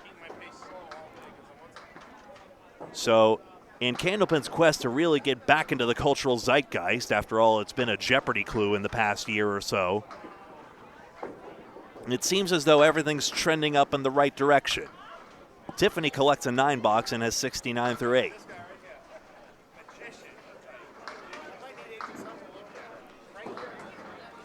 John Kafalis with a great 133 string just a moment ago. Matt Huff threw a 157 in the last string, by the way. I've got to give another Kevin his due, not Kevin Burns. But another one comes along and is helping me identify the high singles, at least to the best of his ability, and I appreciate his and everyone's help with that. Will, shout out to you as well. You've been spot on with these scores, and thank you so much for being our informant for as long as you can handle it throughout this 20-string marathon. Third ball for Tiffany Gauthier, the 1, 6, and 10.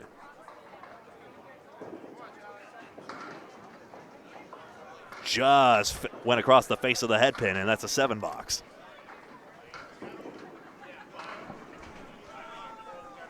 Austin Barnes, defending champion, 26-72 last season. Aaron Fontaine, who came third in that tournament, now leads over Tim Hazard by 21 pins. We will see Tim Hazard in string 12 on our featured lanes. Gauthier has the 5 and 7. Plank in front. As we bowl with the Gauthiers here at Leda Lanes in Nashua, New Hampshire, for a change. Off the plank, nice shot spare. Well played, bookend spares, first and last. And another look at how that one went. So it goes off the cap. Ball goes off the wall to take the 7.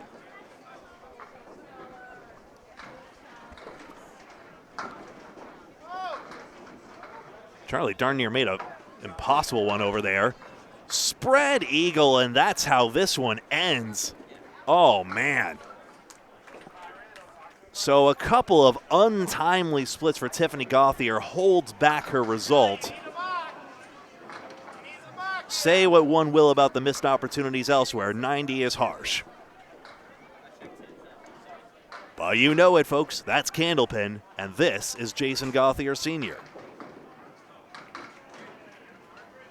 Narrowly missed, bumps the 5 off spot. 4 horsemen, 5, 8, and 10.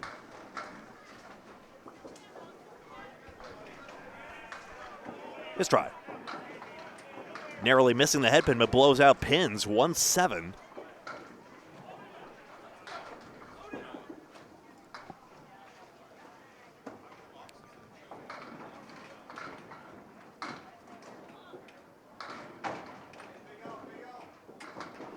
And he clips that one more for the 9. Couple of key spares there. I replayed that pivotal 9 box as he went to the seat.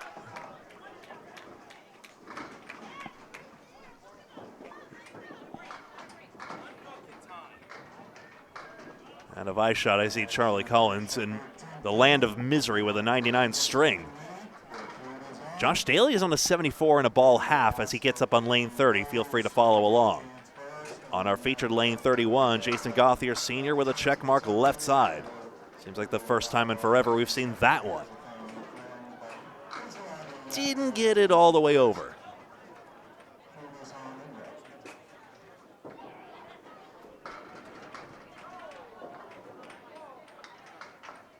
Two, 4, and 5 for the third ball. This is Daly's spare fill, by the way, which he just dumped 8 on, so he has an 82 half. Feel free to keep an eye.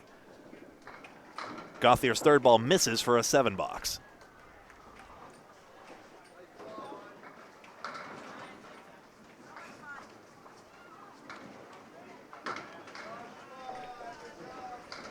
So Daly now has 92 and a ball through 6.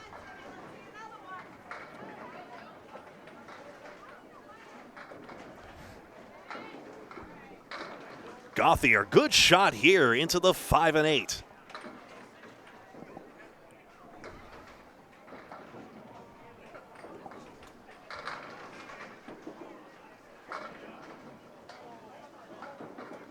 Tim Hazard's on a double strike on 29, and he just dumped a triple strike. Those pins disappearing represent our current second place bowler's 3rd straight strike. And let's see how long it takes for the shockwave to ripple over to Aaron Fontaine, who sits 21 pins ahead momentarily. Gauthier converts this 2-pinner. It's a 10 box, 83 through 8.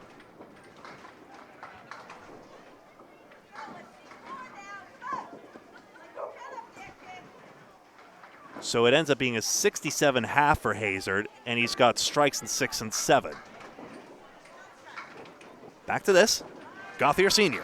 Head pin, 5 stays put. A 9 drop.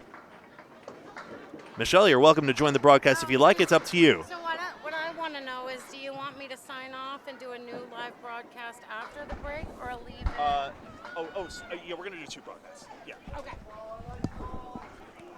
5 pin just off target. Dickey's Beer Review is good to see you as always. Cheers to you. I was talking with Michelle Atherton. We're just coordinating the plan here, but folks, we will be cutting this stream after this string concludes. Not rushing it out. I want you to see the rest of, say, Daly's and Hazard's strings, for example. As Tim got a 6 fill on the first one. But afterwards, we're going to take a break for lunch. We believe it will take an hour. I always forget the interval, to be honest with you, but people need time. But make sure to subscribe and hit the bell icon so that you're in the know. Make sure you're logged into YouTube before you do that. Otherwise, you're just going to tab out of the video. 5 and 7 for Gouillart. Subscribe and hit the bell so that you are notified when we go live again with string 11 of 20. Just off the cap. It's harsh to say it was not far off at all, but I think if Jason gets more to the right of that, he collects. Daly spares again. He's at 126 and a ball through 9.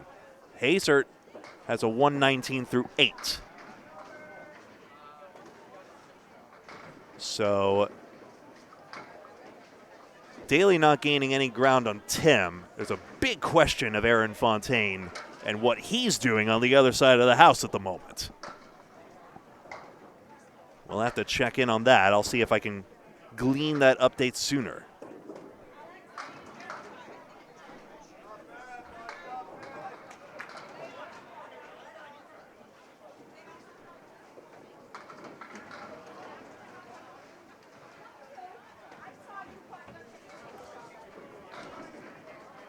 I'll be honest, folks, I had my eye turned away.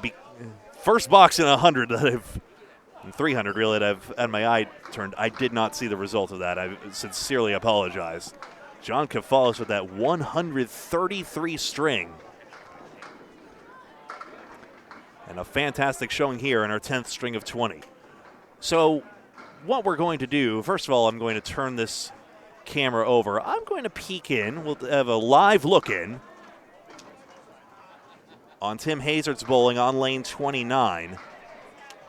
Tim Hazard is 119 and a ball through 8 after a triple strike across boxes 5, 6, and 7. A slow start, no marks prior. But now this.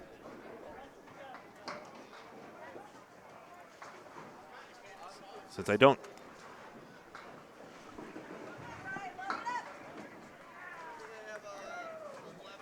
have a scoreboard up right now, but let's actually just have the Kafalis string. Why not?